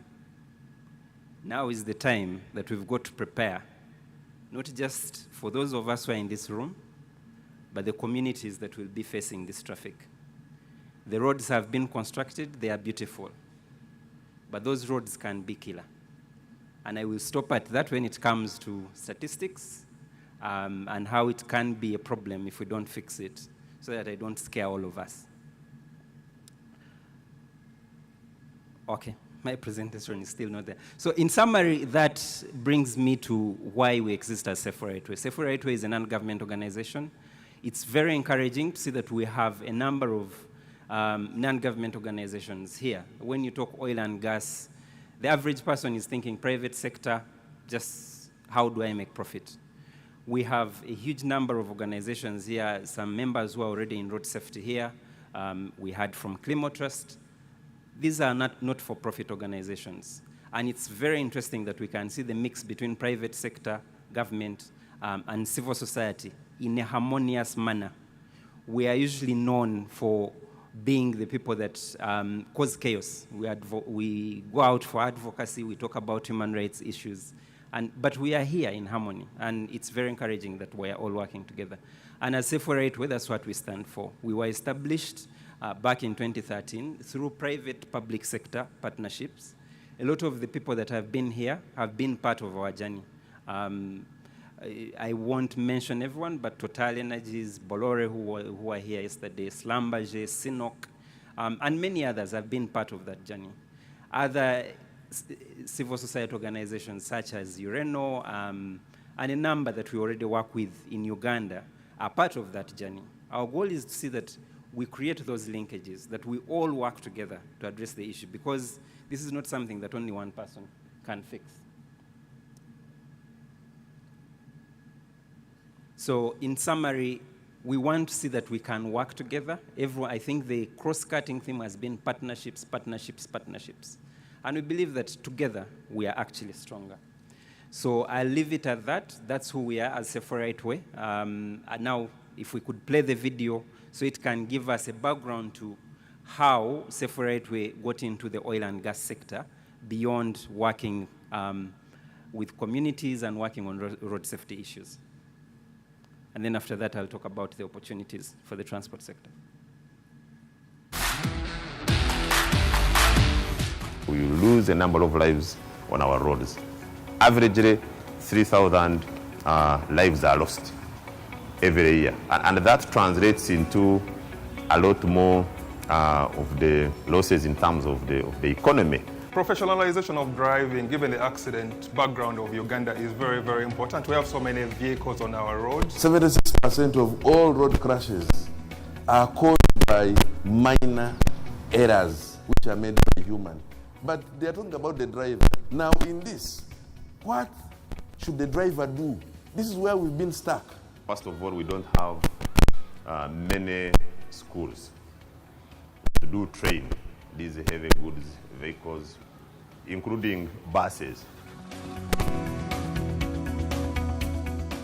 We have a moral obligation to make sure that the road users are safe, the vehicles we use are safe. So because of this, we are intentional in investing in projects like the PDTU. The Professional Driver Training Project came up because many of the standards applied by international transporters are higher than the national standard, and therefore there is a problem in terms of finding the appropriately skilled drivers to be able to recruit.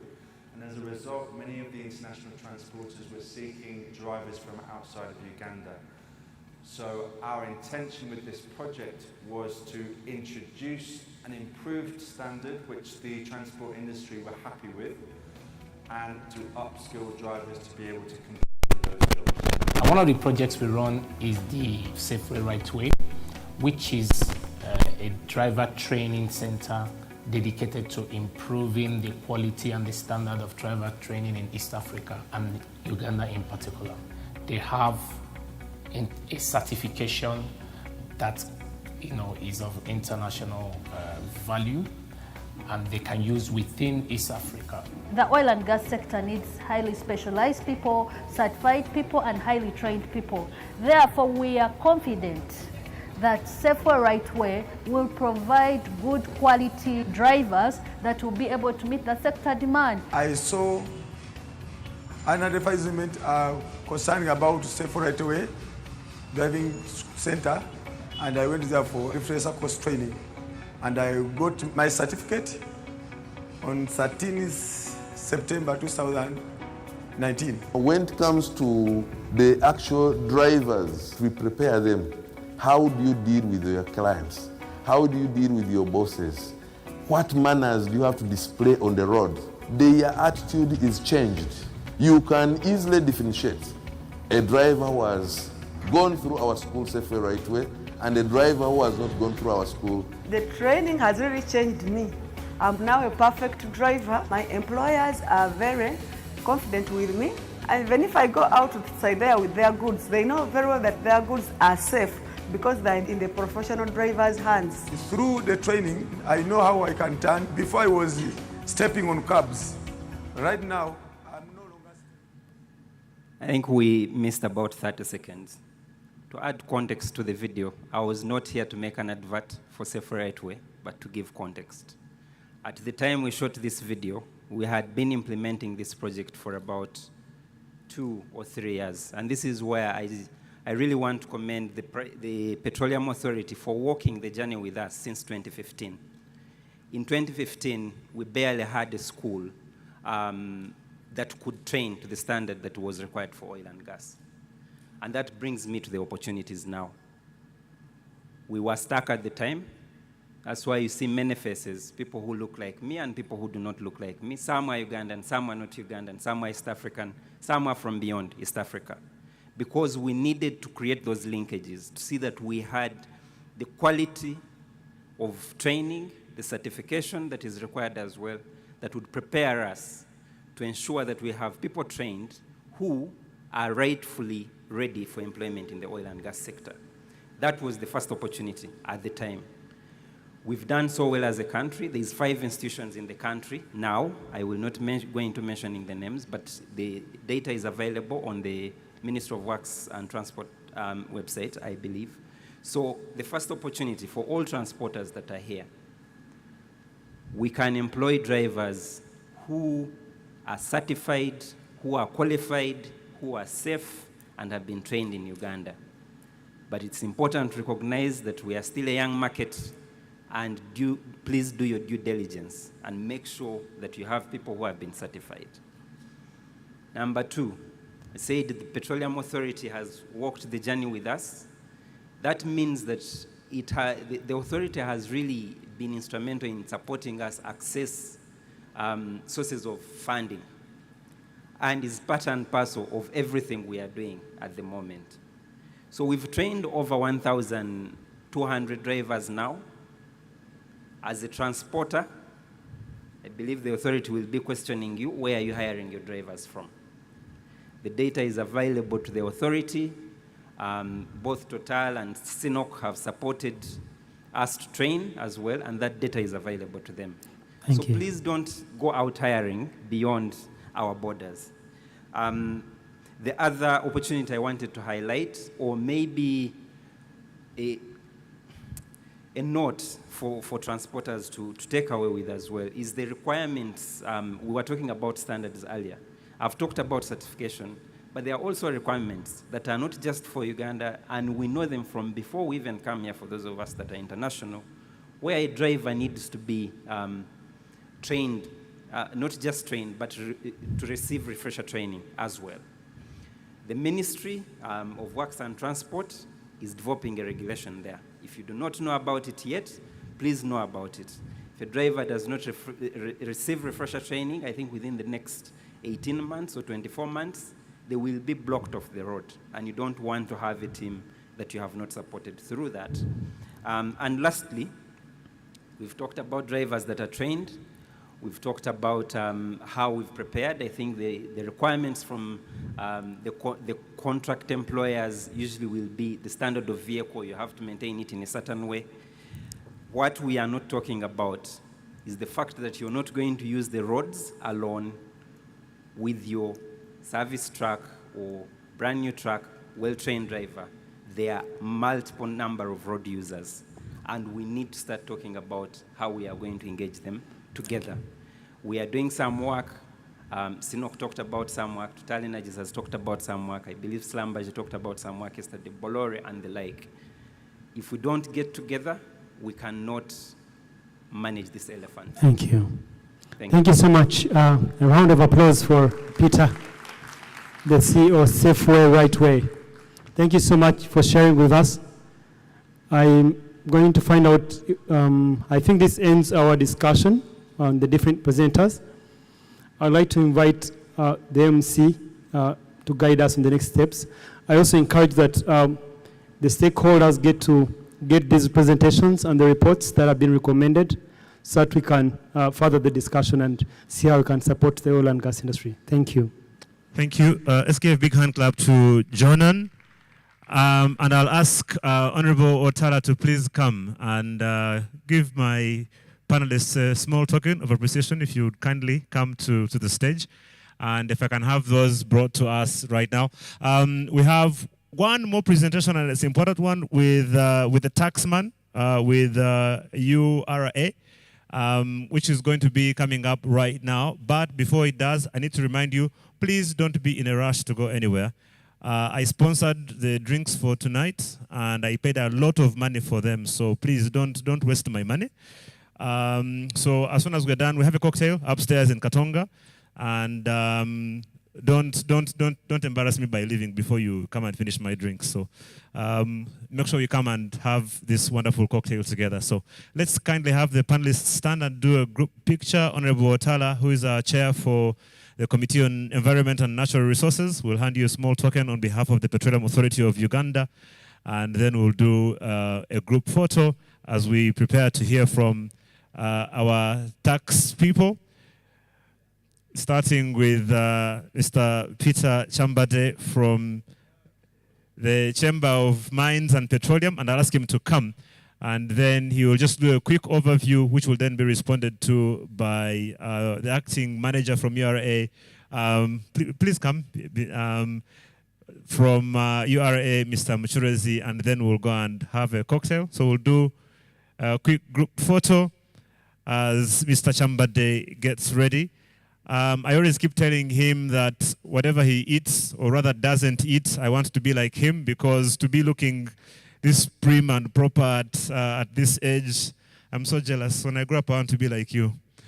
So let's do the photo with Honorable Otala. And then we'll hand over to PK to talk us a little bit through the issues to do with tax. And then we'll hear from Godfrey Mushurezi, who is acting manager for upstream at Uganda Revenue Authority. Thank you, Honorable Watala. And we'll hand over to Peter for now. Thank you. Thank you very much. Good evening, ladies and gentlemen. All protocol observed. Thank you for making time to be here today. And the topic we are going to address at this time, taxation, is a very important topic because it affects each and everyone in this room. And also, as individuals, and also the companies that we represent. As we are all aware, taxation is as old as mankind. And for some of us that follow the Bible, there's a time Jesus was asked whether it is right to pay taxes or not. And he said, give to Caesar what belongs to Caesar, and to God what belongs to God. What does that tell us? Taxation is a must. It's something that we have to do, whether directly or indirectly. And we also know that without taxation, then it is very difficult to develop the country the way we want to. So, today, as we look at the oil sector and we want to participate in this sector, and we want to ensure that national content leaves as much value as we can here, one aspect that all of us need to be very, very clear about is we need to be tax compliant. Because for us, one, to participate in this sector, we need to be registered on the National Supplier Database. And one of the requirements for you to be registered, you must have a tax compliance certificate. So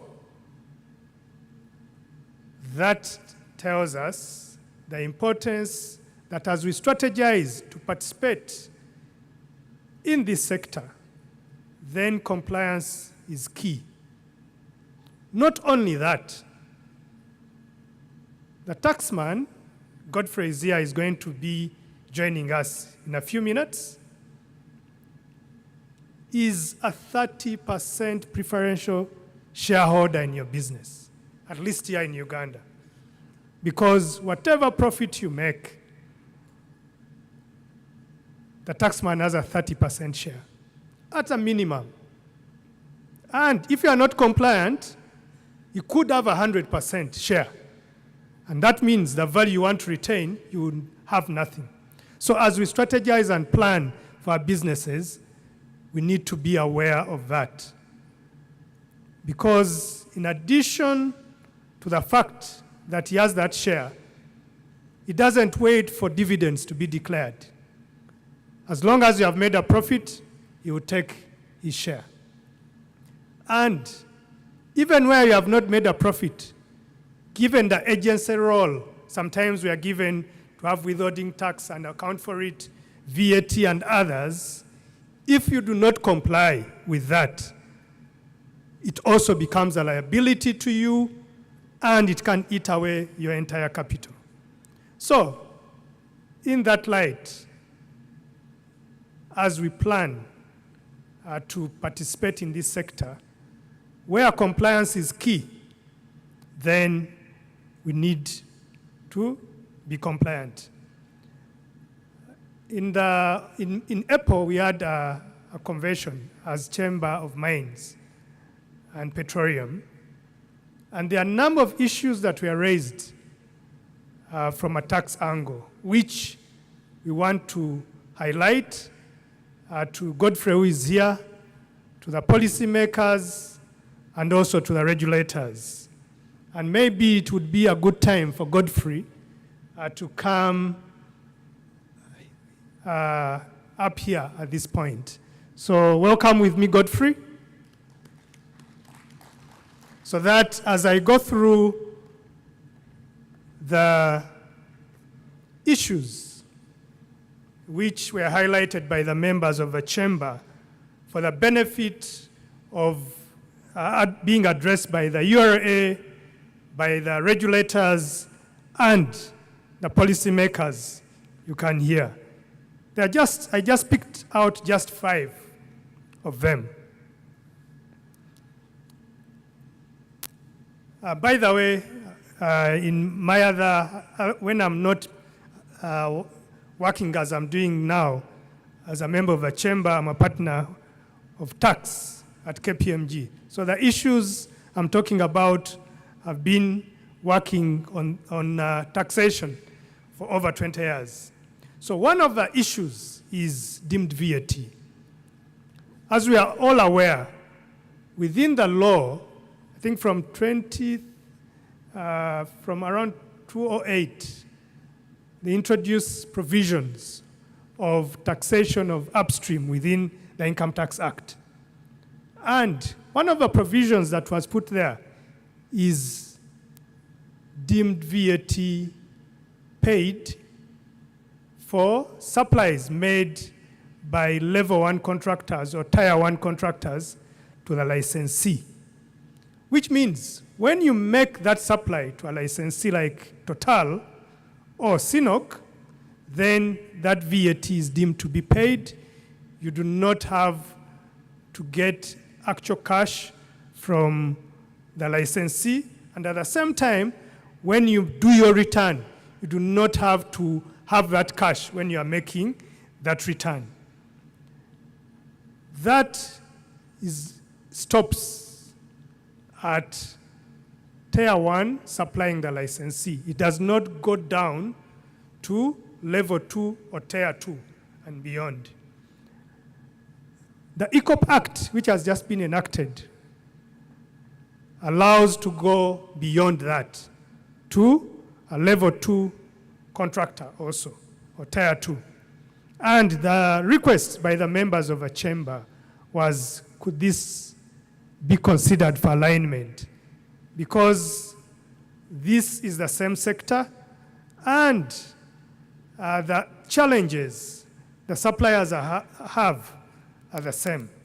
So, and for national or local content, if we are also to have them benefit more, probably it should be looked at to go a level lower. Then the other issue is cash flow constraints, especially for VAT.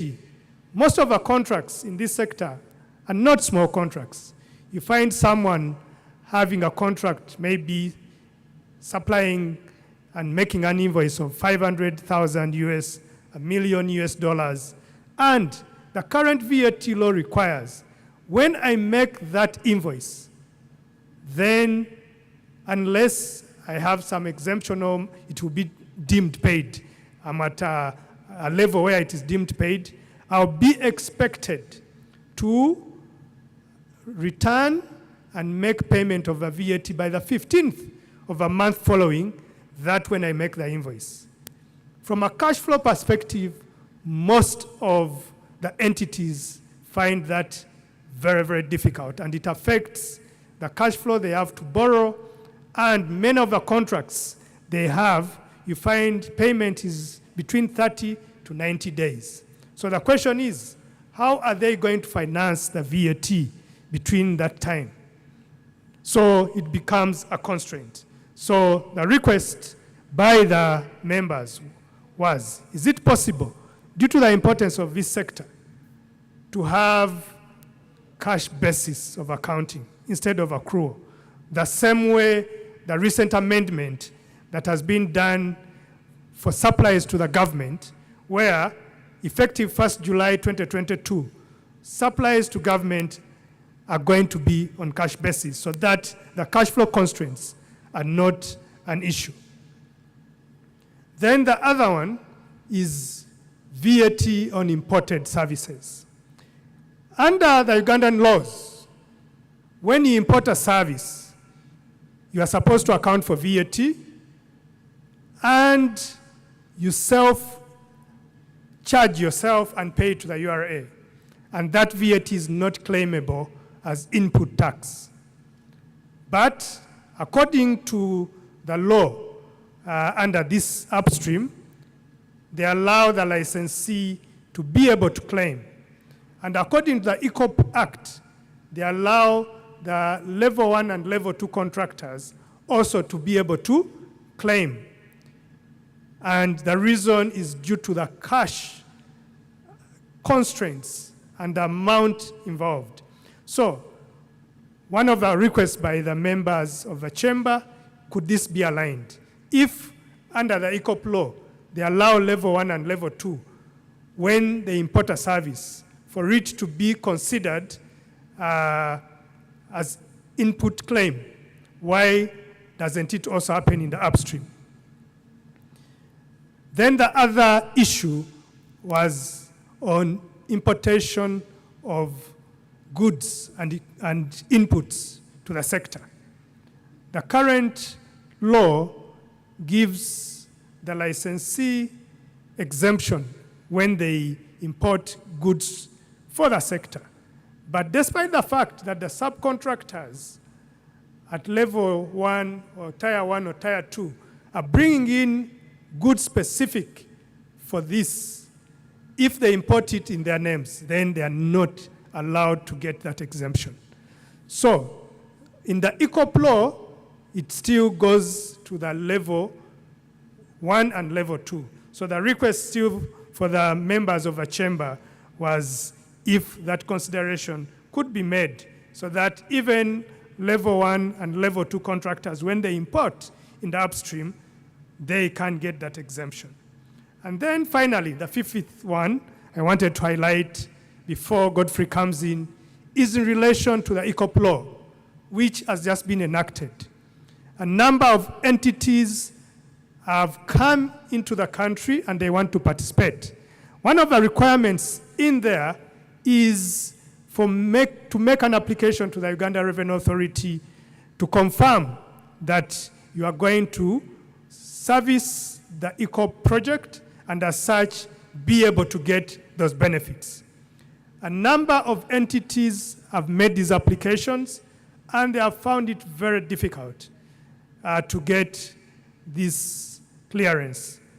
URA says you need to get a letter certifying from the EACOP Limited, and it seems alignment in that case needs to be made. So probably there is need for more regulations, and practice notices to make it clear what needs to be done. Thank you. Those are the issues from the chamber. Godfrey, I hope you have heard, and it would be good if in your presentation you could address them. Thank you. So Godfrey, please welcome.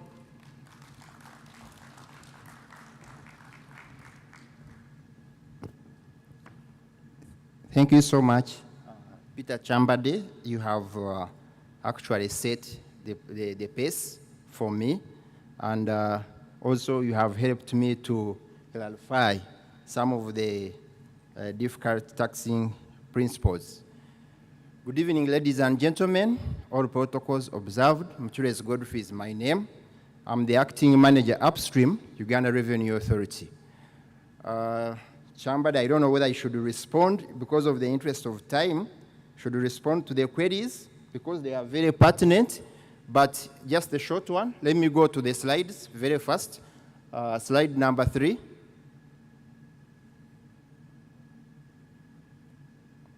Oh, I do it myself. Number 3. Okay, continue that one. Those are the laws. We know them. Next slide. Yeah.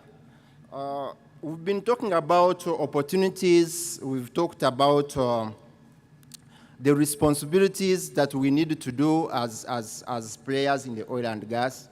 Now it's time for us to appreciate the obligations and the rights we have as we play in this field. Now, when you look at that slide, we as URA and the taxing body, we really want you to focus in those areas if you are to be in good books of a taxman. When I was studying my economics at the university, they told me that actually if you want to do business in any government, you must not annoy 3 key persons. The first one was the suppliers. Never annoy your suppliers because these ones can kick you out of the business. If you are doing business and your suppliers are not happy, they will kick you out of business. The number 2 are the financiers, the bankers, the next key person that you must not annoy when you are doing business. Make sure you are at good terms with your bankers, and the bankers were here. The third important person in doing business is the government. And this case in particular is, we are referring to taxes. Make sure you do not be on the bad side of a tax body. And for you to comply, you have to register. It is very, very key for you to register. I've been here since yesterday. I was here very early, and the whole of today, I have a lot of information about the persons who are going to play in the industry. Just by taking a snapshot here, I know all the persons that are going to play in the industry. But the question, have you all properly registered? Are the directors registered? Are the contact persons registered on your profile?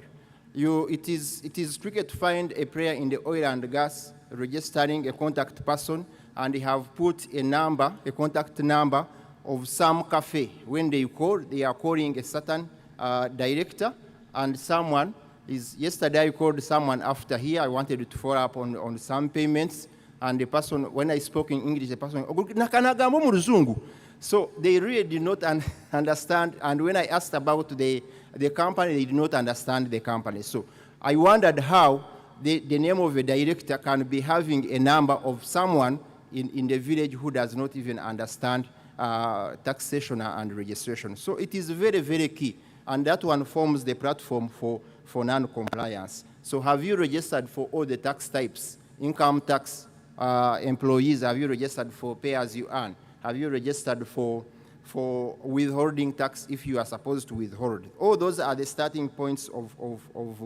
complying. Bankers, do we have your bankers on the profile? He has talked about deemed VAT, and we're going to see how it brings about the issues of VAT refunds. We cannot refund you if you have not given us your profile, the bankers on your profile.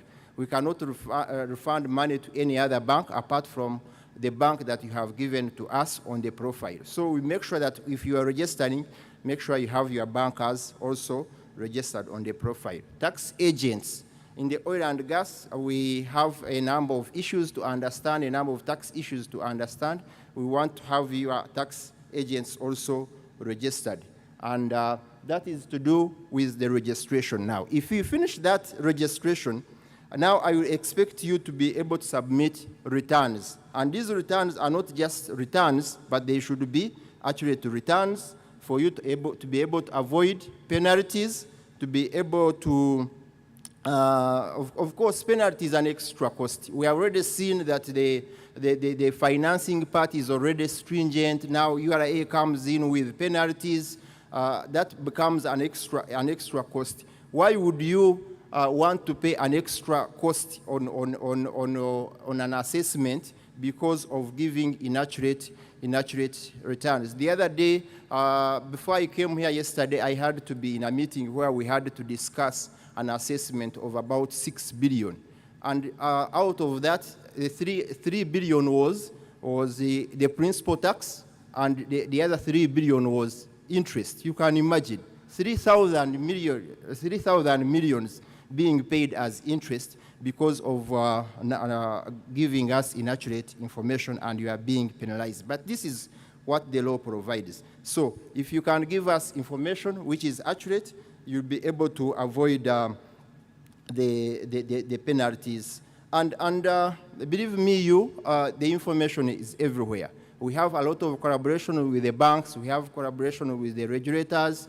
The information you are submitting is on e-tax. You are purchasing an item, someone is submitting an e-tax receipt. You are selling, you are putting an e-tax receipt. The information is everywhere. This is a digital era. So when we say this is a self-assessment, you just make sure you declare rightly and you pay the right taxes. The other area, which is number 3, is timely payment of taxes. Just pay on time to avoid also interest accruing.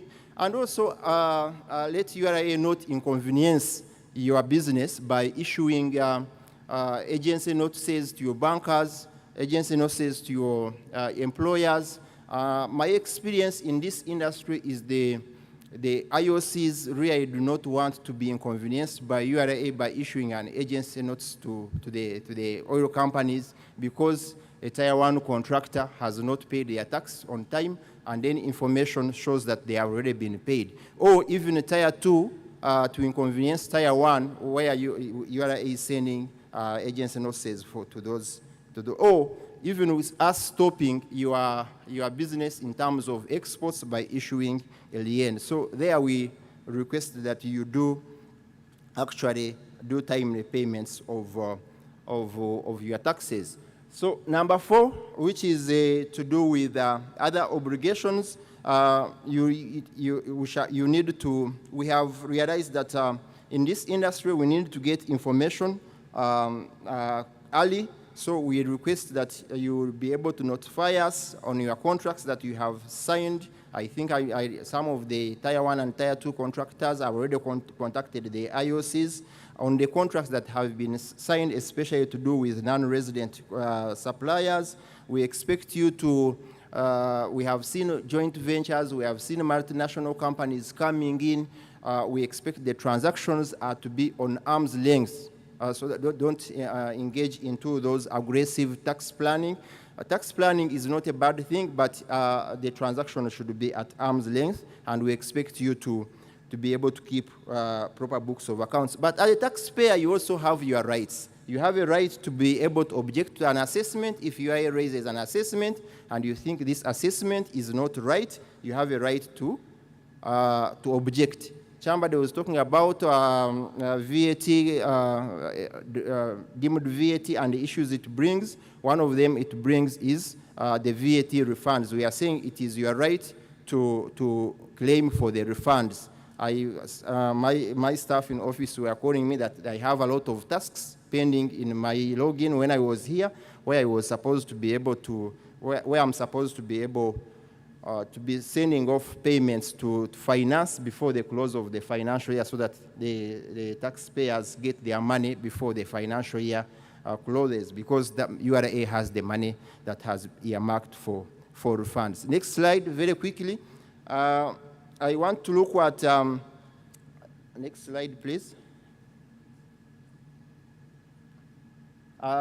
We want to look at some of the tax incentives that are available. And some of these will also respond to the questions that Chambade has put before us, but I also go through them. If you look at the incentives that we have or the government has to be able to make sure that this industry is able to thrive, of course we recognize that the industry is heavily incentivized.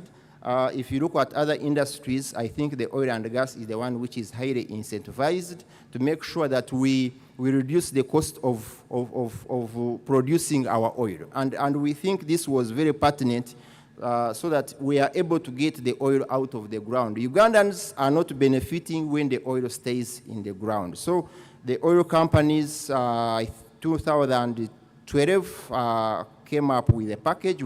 They presented it, and we looked at it, and a number of tax incentives were proposed. For licenses, they have an exemption on imports, on import duties for machinery and other inputs. There is a provision for deemed VAT on the local purchases. When the licensees purchase goods and services from the local market, that VAT is deemed paid by the government, and therefore the contractor who issues that invoice to the licensee will not expect to get VAT, and therefore the licensee also will not be required to pay that VAT.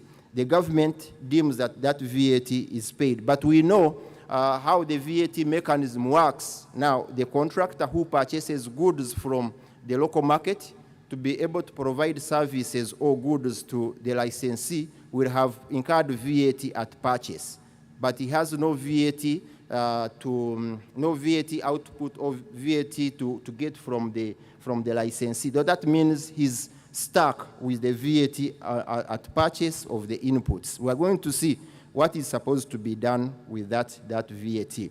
The licensee also has a reduced rate on VAT on non-resident services. Other companies in this country, they pay at a rate of 15%, unless if you have a DTA or double taxation treaty that provides an otherwise rate, but these ones do pay withholding tax at a rate of 10%. Then he talked about the reverse charge of VAT on imported services.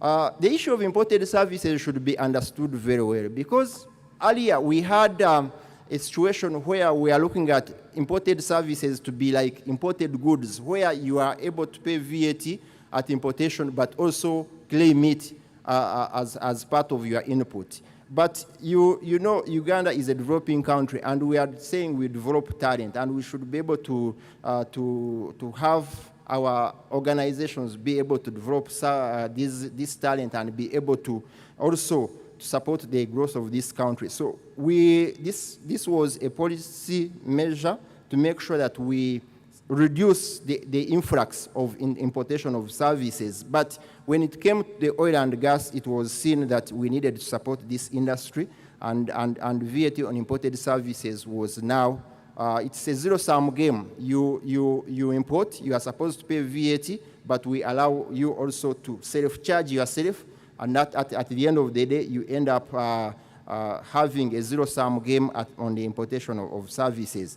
This one is extended to licensees and contractors. Contractors, why? That is tier 1 contractors, because we all acknowledge that it is the tier 1 contractors who do the work. There is automatic VAT registration for licensees. When you look at the contractors, now the incentives start to narrow down to become smaller when it comes to contractors, but they also have the reverse charge of VAT on imported services, because as we all acknowledge, it is the contractors, tier 1 contractors, that do these oil services, and it was observed that such an incentive should be extended. We are saying for contractors, we are giving them timely processing of refunds. Like I said, I'm already getting some messages that I'm delaying people's refunds that have been approved, which I'm supposed to clear to go for payment before tonight, so that at least tomorrow the finance can be able to fund, to pay off these monies. And we are planning, we have a specialized desk that does this, and we are aware that these refunds are going to come. I know almost all these level 1 contractors that are here, they are going to be my candidates every month for VAT refunds. And we've worked out a mechanism that if you submit a refund for this month, and we look at the compliance issues, and we advise you do this, make sure every invoice you are submitting has gone through IFRIS. Do not buy goods from non-registered taxpayers. If we do it 1 month, second month, then the third month, we shouldn't take you through the rigorous review process. You put in your refund, we channel it to green, it goes for payment immediately. Because we know you are here, I've seen your contract, some of you are here 3 years, 5 years, others 10 years. We can still come, if there is anything, we can still come later and review your transactions. So I think that is something we are doing to make sure that the refund process is fastened, to make sure we don't hold your cash. As we said, you, the contractor, you are issuing invoices, you are not expecting to get VAT, but you are buying goods where you are paying VAT, and we are saying this VAT should be refunded immediately.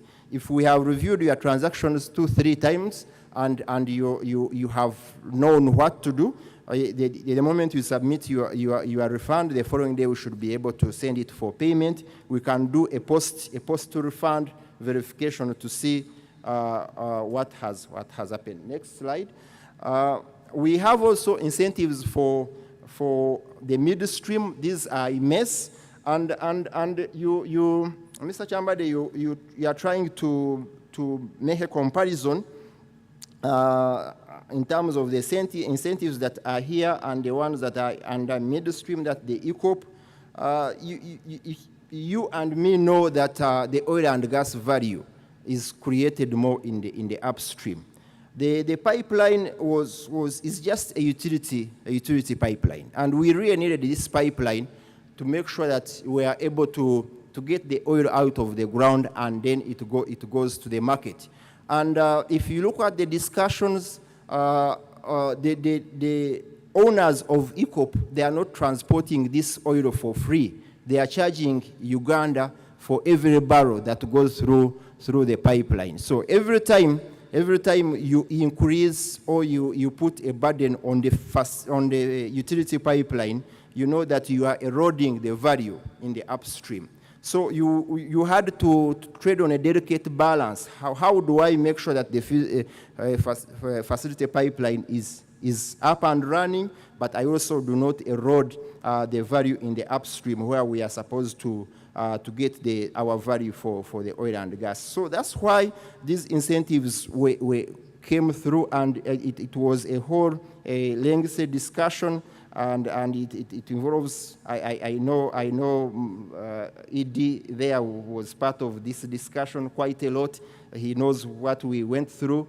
It was the best thing we could get to make sure that we protect value in the upstream. So if you now say that you want the same incentives to extend to the upstream, then it means you are eroding value. And when I've been looking at some of the contracts, and I've been discussing with the IOCs on how these contracts are structured, one told me that these contracts are structured with the taxes that are envisaged to be paid or included in the contracts. So if you ask for more incentives, it means you are trying to look at how you can increase your profitability. But the discussions that I have seen and the contracts that I've read, you find that there is a line or a provision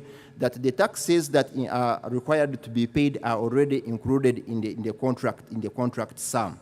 But that notwithstanding, I think it's good we can still engage the policymakers to see whether some of these issues can be addressed. So the EACOP, I'm not going through the EACOP because for them they are not complaining. They seem to be sorted in terms of the incentives, apart from the issue that you raised on the certificate, which I'm going to respond to. Even if we do not go to the next slide, I now want to respond to the queries that you have raised, because the next slides we are also touching on those issues. So I think if I answer these issues, then I will be able to have concluded my presentation. Now, you raised 5 issues. One was to do with deemed VAT. Can this one be extended to Tier 2 and Tier 2 and Tier 3 as it is in the EACOP Act? Why is the refund process taking long? Cash flow problem, where we see some of the payments take 30 to 90 days, yet the invoice, the moment it is issued, you are expected to submit a return by 15th. You raised an issue on imported services, then on import duties, and EACOP. I will start with the first one. I will take less than 2 minutes to go through these issues. deemed VAT on upstream, I've already hinted on this one, that this was intentional.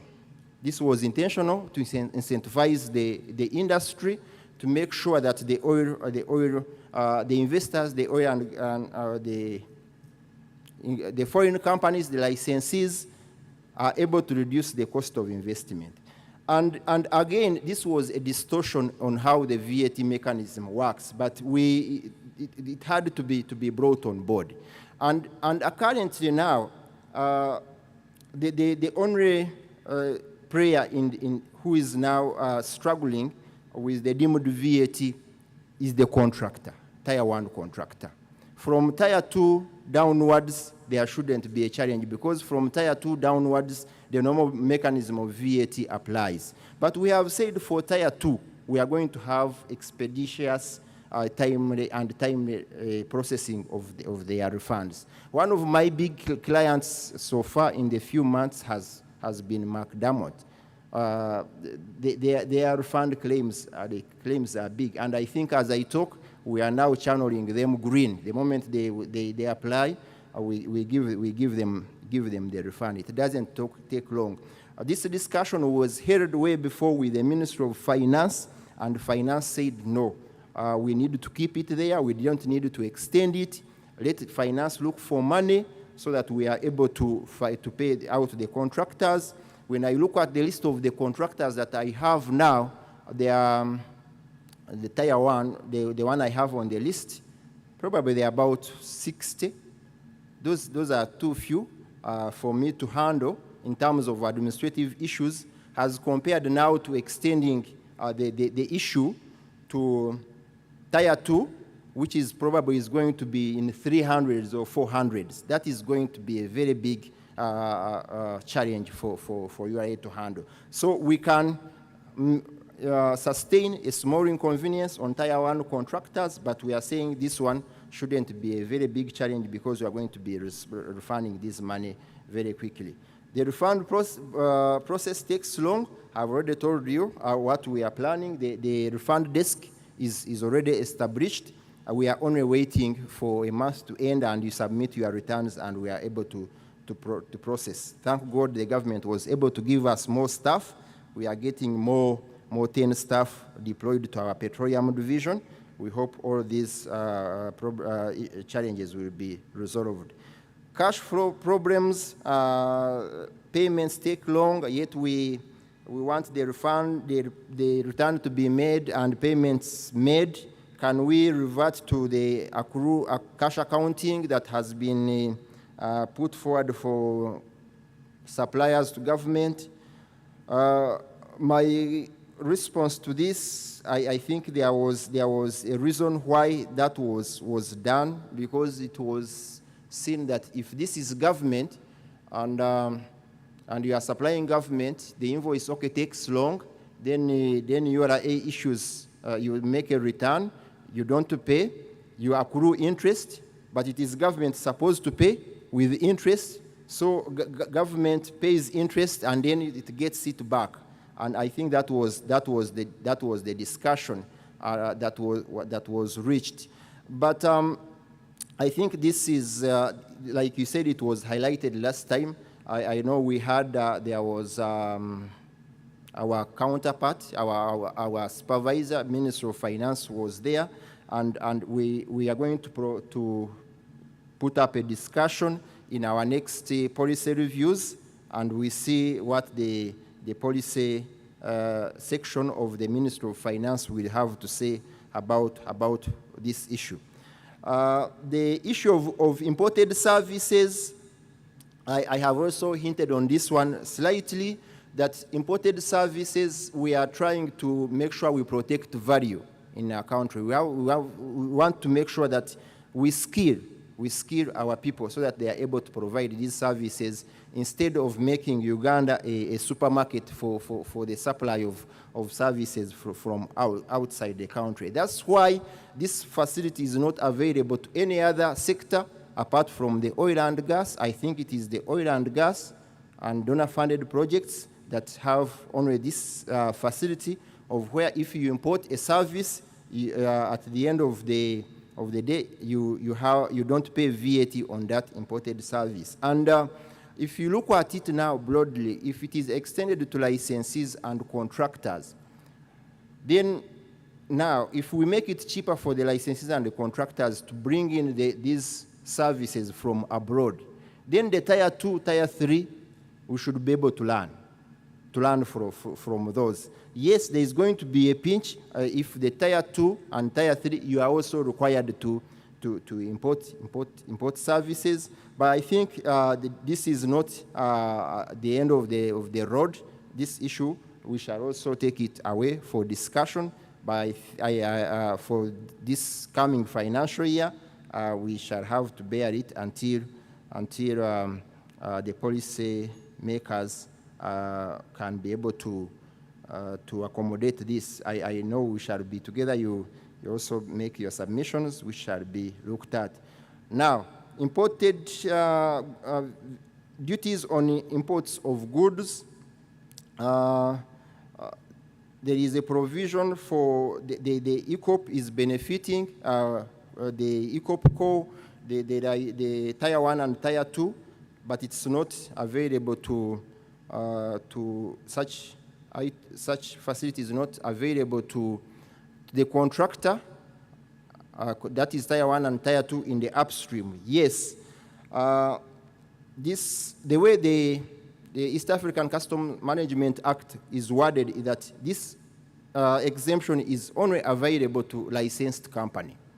If it is importing goods and services, goods and the machinery and inputs for the exclusive use in oil and gas, that company is a licensed company, this exemption will be enjoyed. Now, we have had a series of meetings with the team that handles the customs issues, and there was also an interpretation from the East African Council on how this item was supposed to be administered. We got different interpretations, and this matter has now since been referred to Attorney General for guidance on whether actually the way it was worded to licensed companies also included contractors, level 1 contractors and level 2 contractors. For us as URA, we have also given our guidance. If I'm to cheat for you exams, we said since the tier 1 contractors, they are actually the ones that do 100% of the services, AG should find in his interpretation to extend this facility to them. But that is just, it remains here in the room. I don't want to preempt what the AG is likely to guide. He can guide otherwise. But we are saying even in the absence of that guidance, URA has come up with 3 packages on how you are able to enjoy from this, to enjoy an exemption,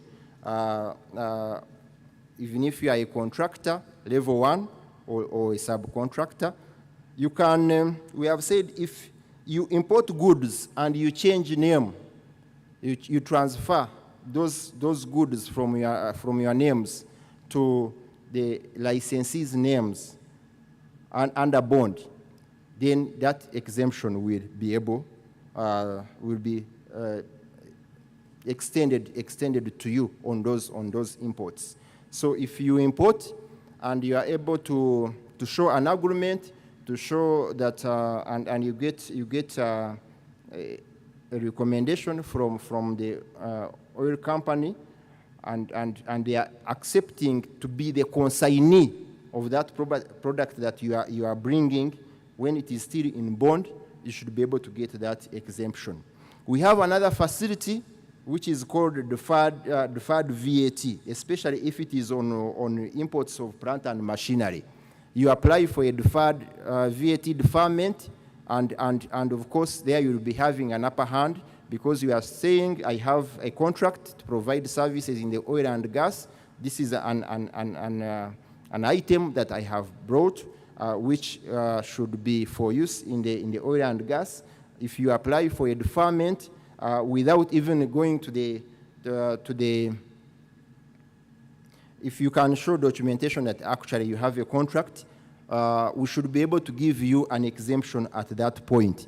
Then there is also a temporary importation arrangement under the Customs Act, where if you are bringing an item and this item is going to be used for 3 months, 4 months, that you can apply for a temporary exemption from import duties, and you'll be allowed to take that item to go and use it, and then you will not be able to pay import duties. So as URA, we are also not seated. We are making sure that this industry is up and running, and we are saying even with absence of the Attorney General guiding on whether that facility can be extended to contractors, we already have those mechanisms how that exemption can be enjoyed. So don't hesitate to import. If you get challenges, you can come to the petroleum division. You say last we were at the conference, you said these are the facilities. You show me the people who are giving the facilities. We shall be able to take you, and you should be able to enjoy them. The EACOP certificate, your chamber day, you presented that it is becoming a challenge. For the EACOP certificate, like we said that the EACOP project is highly incentivized. It is also highly regulated, as provided for in the EACOP Act special provisions and a host government agreement. It is highly regulated because we don't want the incentives which are there to be abused, and therefore every person who is going to enjoy those facilities must be able to get a certificate, a certificate for the services and the goods they intend to bring for the EACOP project. And for you to be able to get a certificate, we require that you be able to apply, to give us an application, to give us a copy of the contract, and a recommendation from the oil companies. Now, that one has become a challenge, the last one, the recommendation. And this one just really stemmed from the interpretation of the EACOP or EACOP Act on how the international oil companies interpreted that provision.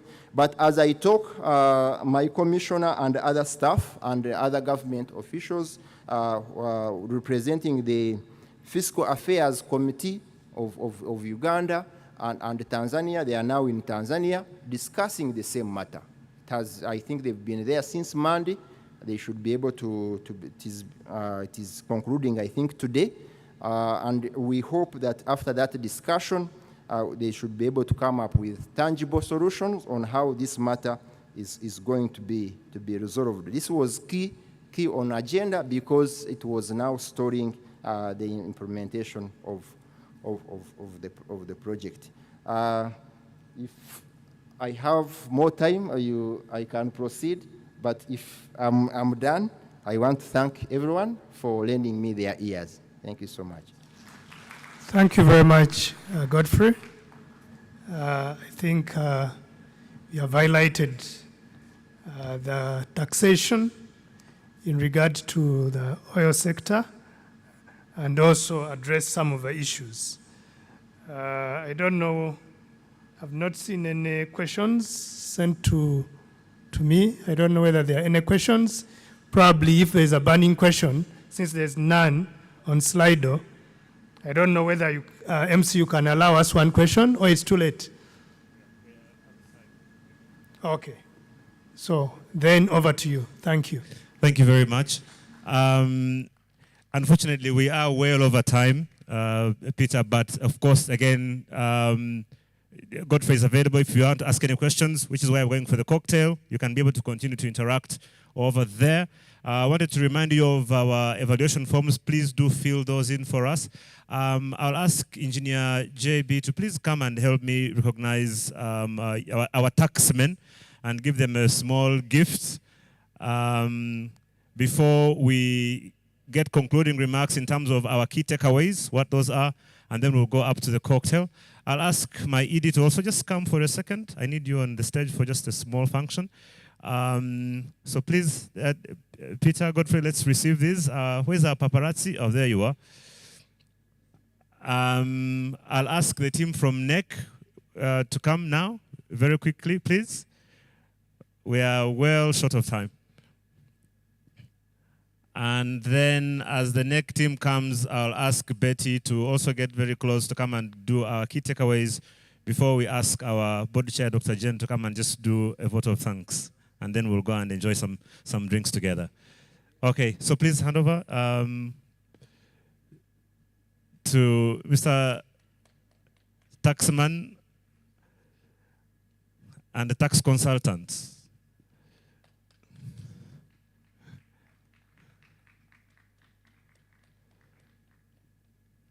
Okay, a group photo. You've just with the three of them. Right, and then this is a small token from NEC. They want to give a special appreciation to Engineer Dr. Rondo and the team at PIU for the good work that you're doing. So please kindly allow NEC to hand this over to you. Thank you, Deputy GM, and thank you, Peter. And thank you, Mr. Mshirezi. And this is from the NEC team to the Petroleum Authority of Uganda to say thank you for everything that you have done. And so, again, we'll receive this.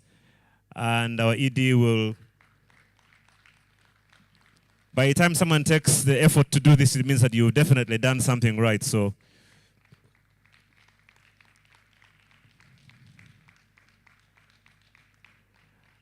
okay. Thank you so much. Let me ask Betty come up very quickly to do the key takeaways for us from the last 2 days. And then Dr. Jen will come to just say thank you, and then we'll go upstairs for the cocktail. Thank you, Edie. Thank you very much. Well, the oil and gas sector health and safety requirements tell us that we shouldn't sit more than 2 hours. So in the next 10 minutes, as I summarize, I'm going to ask that you all stand up. Then I present when we are standing up. I hope it's okay. Health-wise, it's very, very good and recommended. I do take recognition of the protocol that has been observed all through the day. I want to thank you for making it up to now, and I'm going to go through the 2 days takeaways. So in terms of participation, very quickly, we registered 465 people from different companies in this conference. Thank you. We had 49 people speaking from the different companies. We had 26 companies exhibiting. We had a record online participation of 1,900 viewers. I think we've done so well. Thank you very much. In terms of the recap, day 1, there's emphasis on the NDP3 and how it aspires to see a better Uganda in 15 years, and oil and gas being one of the key drivers that is expected to contribute a 3 percentage point to the GDP growth. The oil and gas sector has been emphasized to have a huge multiplier effect to other sectors of the economy, and therefore we need to foster the collaboration with other sectors and further get them promoted. The SMEs should take advantage of the existing robust legal framework that promotes national participation. I think that has been also recognized by our team from Nigeria. Uganda has been described as an oil and gas exploration center in Africa. That was noted by the PSST, and that means a lot of, opportunities coming up. The PIU has been called upon to continue to track the value expected from the industry through instituting appropriate measurement systems. There's been affirmation from the money guy, the PSST, that government is committed to address the existing supplier challenges ranging from access to finance, international certification, and infrastructure development. Petroleum resources, for sure, are expected to remain a large part of the global economy within the foreseeable future. And what that means is that we need to continue the momentum in petroleum, in oil and gas, because it's not going away in the very near future.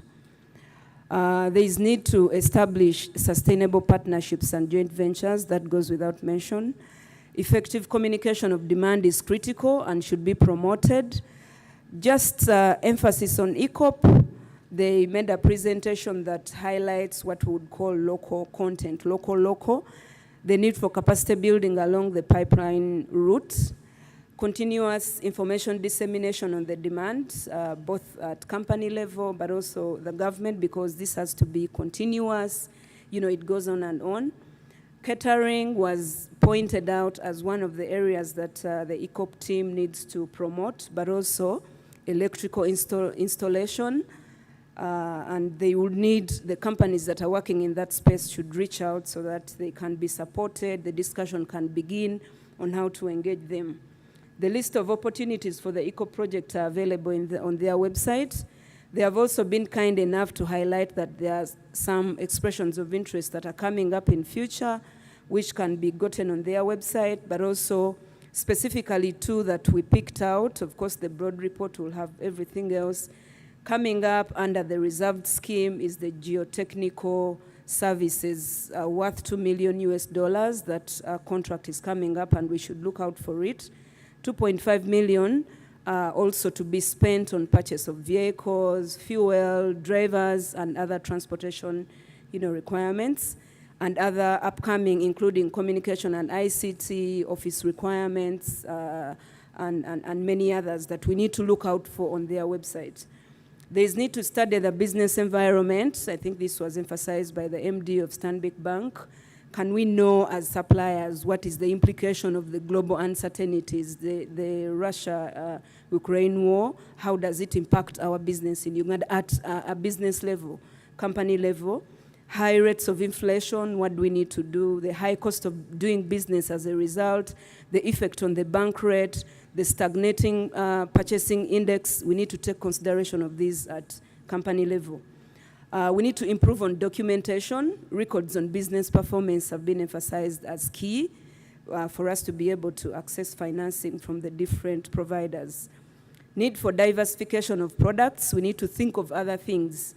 Strategic partnerships. How can you leverage the partnerships around you, the global suppliers that have come into the country, and digitization of the business processes, because everything now is going digital. So having said that, now the lessons for effective participation, the first one being certification with required standards. That again goes without mentioning. It's been a song all along. Having good financial management practices is one of the reasons that have been put up for success. Compliance with the set regulations at company, again, and government level. Effective management systems put in place, and these help a lot in reducing operational costs. Investment, planning, and good fiscal management. Continuous capacity building. Someone noted that there is a high cost attached to lack of skills. If you do not have skilled personnel, the cost of doing business will definitely go high. Establish and maintain core values as a company, what defines you.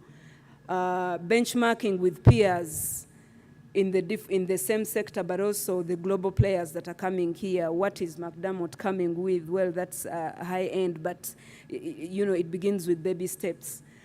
Building sustainable partnerships, engagement, securing social capital. How are you engaging the people in the community you're working with? Building relations, again, with the regulatory bodies or the community level structures that are down there. Continuing this, the need to set up a sound organization and management structure, documentation and timely reporting on HSE, on project updates. Like we've been told, Parole says they have to write reports on a daily, on a weekly, on a monthly. So those are some of the parameters they look at and say that, yeah, you're able to participate in this sector. Need to establish a local supply chain to pool resources. Parole Engineering again talked about this. They are not able to pool the resources, but they have worked with a number of subcontractors to be able to help them, pull the vehicles that they want, get all the resources to have the projects done. We must be ready to manage change. I think this came from 3 ways. The processes evolve. There are new requirements in the industry. How have you prepared for change? You need to adopt some mechanisms. Risk is largely placed on contractors as it came out. So we must have a risk management system in place, commitment to regulatory requirements. Communities have the potential to supply if supported. I think this was a key message from Living Earth. Having worked at the community, as long as we are able to support them, give them real-time information, deal with expectations, they are able to participate. Local content instills confidence and hence participation. So the emphasis through your dialogue in the areas that you work in is able to get these people to participate along. So we had experiences from our colleagues from the Petroleum Technology Association of Nigeria, which we think is very good for us to take on. First of all, they note local content is pivotal for GDP growth. It improves in-country value retention and promotes domiciliation of global suppliers. I think even the PSST was talking about certain things, and that's where we are looking at going. Local content doesn't happen naturally. The legal framework has been put in place. It is sufficient, but private sector has a key role to play. Having the list of ring-fence services, for example, in the legal framework is not enough. You need to get out of your way. You need to look for these contracts. You need to engage. Petroleum Authority is only facilitating. So that's the message, the bigger message behind. Private sector must take the lead role in training and capacity building. We need to build collaborations, partnerships, and information sharing, creation of good business environment that allows institutional capacity growth. Jobs are not free. We must build capacity to be able to participate. We are Ugandans. This resource is here, but we need to invest in capacity building because the investors also want to deal with people that have the skills and competencies. Financing institutions should develop support packages and continuously engage with the SMEs. It has been going well, but maybe we need to do more on engagement to provide those packages. PETAN, the Petroleum Technology Association of Nigeria, pledged the support, the willingness to support the umbrella associations in oil and gas in the country, but also the individual companies to understand the sector requirements. And then lastly, what they say is that national content should become part of our DNA. And I like that statement. I will start using it wherever I go. And then in the session of environment and social governance, really high-level aspects, we need to promote environment and social governance, again, as a business enabler. There's no way we can do away with it. It has to become part of us as you plan, as you look at your procurement plans, as you look at, setting your business processes. How do you deal with this? Promote health and safety culture, self-monitoring and regulation. You don't need to wait for Petroleum Authority of Uganda to inform you that, these are the safety standards. But we are glad the partners are doing very well on this aspect as being described. Attain relevant national and international accreditations and certifications. That goes without saying. Continuous training and capacity building, continuous. When you have time and listen to the Nigerians, where they have come from, it's been continuous. These talks are going to continue. Chamber of Mines did one the other time. PAE is doing. The companies are going to continue with the supplier development engagements on a quarterly, and this is to give as much information as there is to position us to seize these opportunities. Adoption of the best environment and social governance practices and integrate them in our procurement processes. Like I said, need to present human rights among workers, institute proper grievance handling, procedures to ensure seamless operations. In terms of contract financing, a very interesting panel that we had here. Banks have well-established petroleum divisions to provide free advisory. Walk in there, ask for the petroleum divisions. They are willing to provide advisory. Information on risk performance is very key. The banks are saying, can the companies share their performance reports? can we have the commitments so that they can think out, packages. Opportunities for SME development, we have the Stanbic Business Incubator, but we also have the ABSA SME Academy that promotes training and joint ventures. Need to invest in understanding the contract terms prior to signing. I think the banks are saying sometimes they look at the contract terms and they say, no, there is no business here. There are lots of risks. So we need to look at them, closer and with experts in these areas.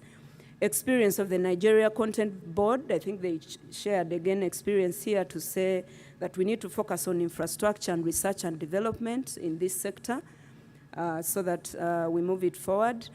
Linkages of the oil and gas sector, there are studies that have been done, they are going to be uploaded, but in the agriculture sector, just to summarize in the interest of time, we need to promote consistency in supply, those things of this year there's a lot of production of cassava, next year there is zero, price goes up, and Then housing, deficit of housing facilities. Imagine those square meters of housing in Mubende, inadequate hospitality services. They couldn't find a star-rated hotel and all those things. So again, we'll provide this detail. I'm trying to wrap up and quickly finish. The last slide. Well, on the last one, it was about taxation, just 4 issues that we picked. They need to be tax compliant, simplicity, simplify the tax compliance requirements for the EACOP project. They have established, UR has established a desk that is going to fast track the refund process. And also, very importantly, there is a package that has been described on how you can enjoy the exemptions. So you need to engage with URA and see how you can benefit from this. So I want to thank you very much, and thank you for attending the conference. Thank you very much, Betty. And let's give Betty and the PAU team a very big hand clap. I think it's safe to say they've done an incredible job with making sure we've had a good 2 days. And this feedback will be available for everyone. We'll make sure that you can be able to get that as we move forward. I'll ask us to remain standing. I'll ask our board chair, Dr. Jen Bulima, to just come and give a vote of thanks. Let's give her a big hand clap as well. PAU is able to do what it does because of the leadership she provides through her board. So we honor you and treasure you. Good evening, ladies and gentlemen. Good evening, ladies and gentlemen. I know it is the end of the day, but it is a pleasure to be here, even at the end of this very important 2 days that we've been sharing together, congregating here as key players in the sector, deliberating on a very important theme, that one of creating lasting value through enhanced national participation to accelerate Uganda's socio-economic transformation. The theme is indeed a mouthful, but it does encapsulate our common vision, what we want to achieve as a nation. And is a pertinent theme at this material time and period after the FID has been taken. Listening to all of us, those who presented here, we've been listening and reflecting on what the key players have been doing in the sector. We've listened to a lot of plans that they have in place. And 3 or 4 key things have sort of come out regarding the 3 major projects that have been rolled out. That is the Kingfisher, the Tilenga, and the EACOP. And in my own view, the 3 things that have come out from my perspective as a regulator are, 1, that all the key players are cognizant of the laws and regulations and statutes that govern the national content aspects. And that is very, very satisfying to learn and hear it from the horse's mouth, as it were, that you are all cognizant of this very, very important law. because it is key in the achievement of the vision that we've encapsulated in the theme of today's, of this workshop. 2, we've also heard it that people are aware that the thresholds that are put in these existing laws are not a ceiling to what can be achieved. That means you recognize the fact that achieving what is in the law is not the ceiling. You can work harder to achieve even more, to surpass whatever is encapsulated in the current laws. And that is very encouraging for us who are up to the national content objectives. 3, there are a lot of opportunities for the Ugandan sector, for the Ugandans and the Ugandan companies to participate more actively in this sector. These many opportunities have been highlighted not only by the local companies, but by our investors, the licensees, and it has given us hope, particularly to the skeptics, that it is happening at long last. The sector has actually taken off because we've seen participants come here and give testimony. And we needed this to encourage everybody else so that this sector, with its potential to eradicate poverty, can be taken seriously by the Ugandans so that we can quicken this very process of eradicating poverty right from the grassroots level to national level. Now, as I conclude, I want to just emphasize a few things for our licensees. That is very important that you continue to observe all these laws and regulations and be compliant in a timely manner so that we can continue the good working relationship that exists between you and us as the monitors and the regulators. I'd also like to emphasize the need for you, licensees, contractors, to observe, protect, and enhance our biodiversity. You all know that the region that we are working in contains our very important area of biodiversity in Uganda, and we must preserve and enhance it through appropriate knowledge and technology as and when the need arises. So we are relying on you to make all efforts to reduce the carbon emissions through best available technologies, the BATs, and through best environmental practices, the BEPS. As for the Ugandans and the Ugandan companies and entities, you have heard with your own ears and seen that the opportunities are enormous. The ball is in our court to continue to do our best to take part of these, to be part of these opportunities.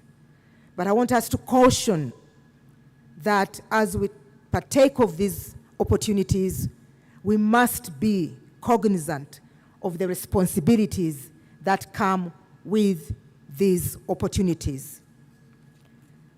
We must therefore always ensure quality, quantity, and sustainability of whatever goods and services that you choose to provide in this sector. It's absolutely important that you constantly build capacity for effective and efficient participation in the sector.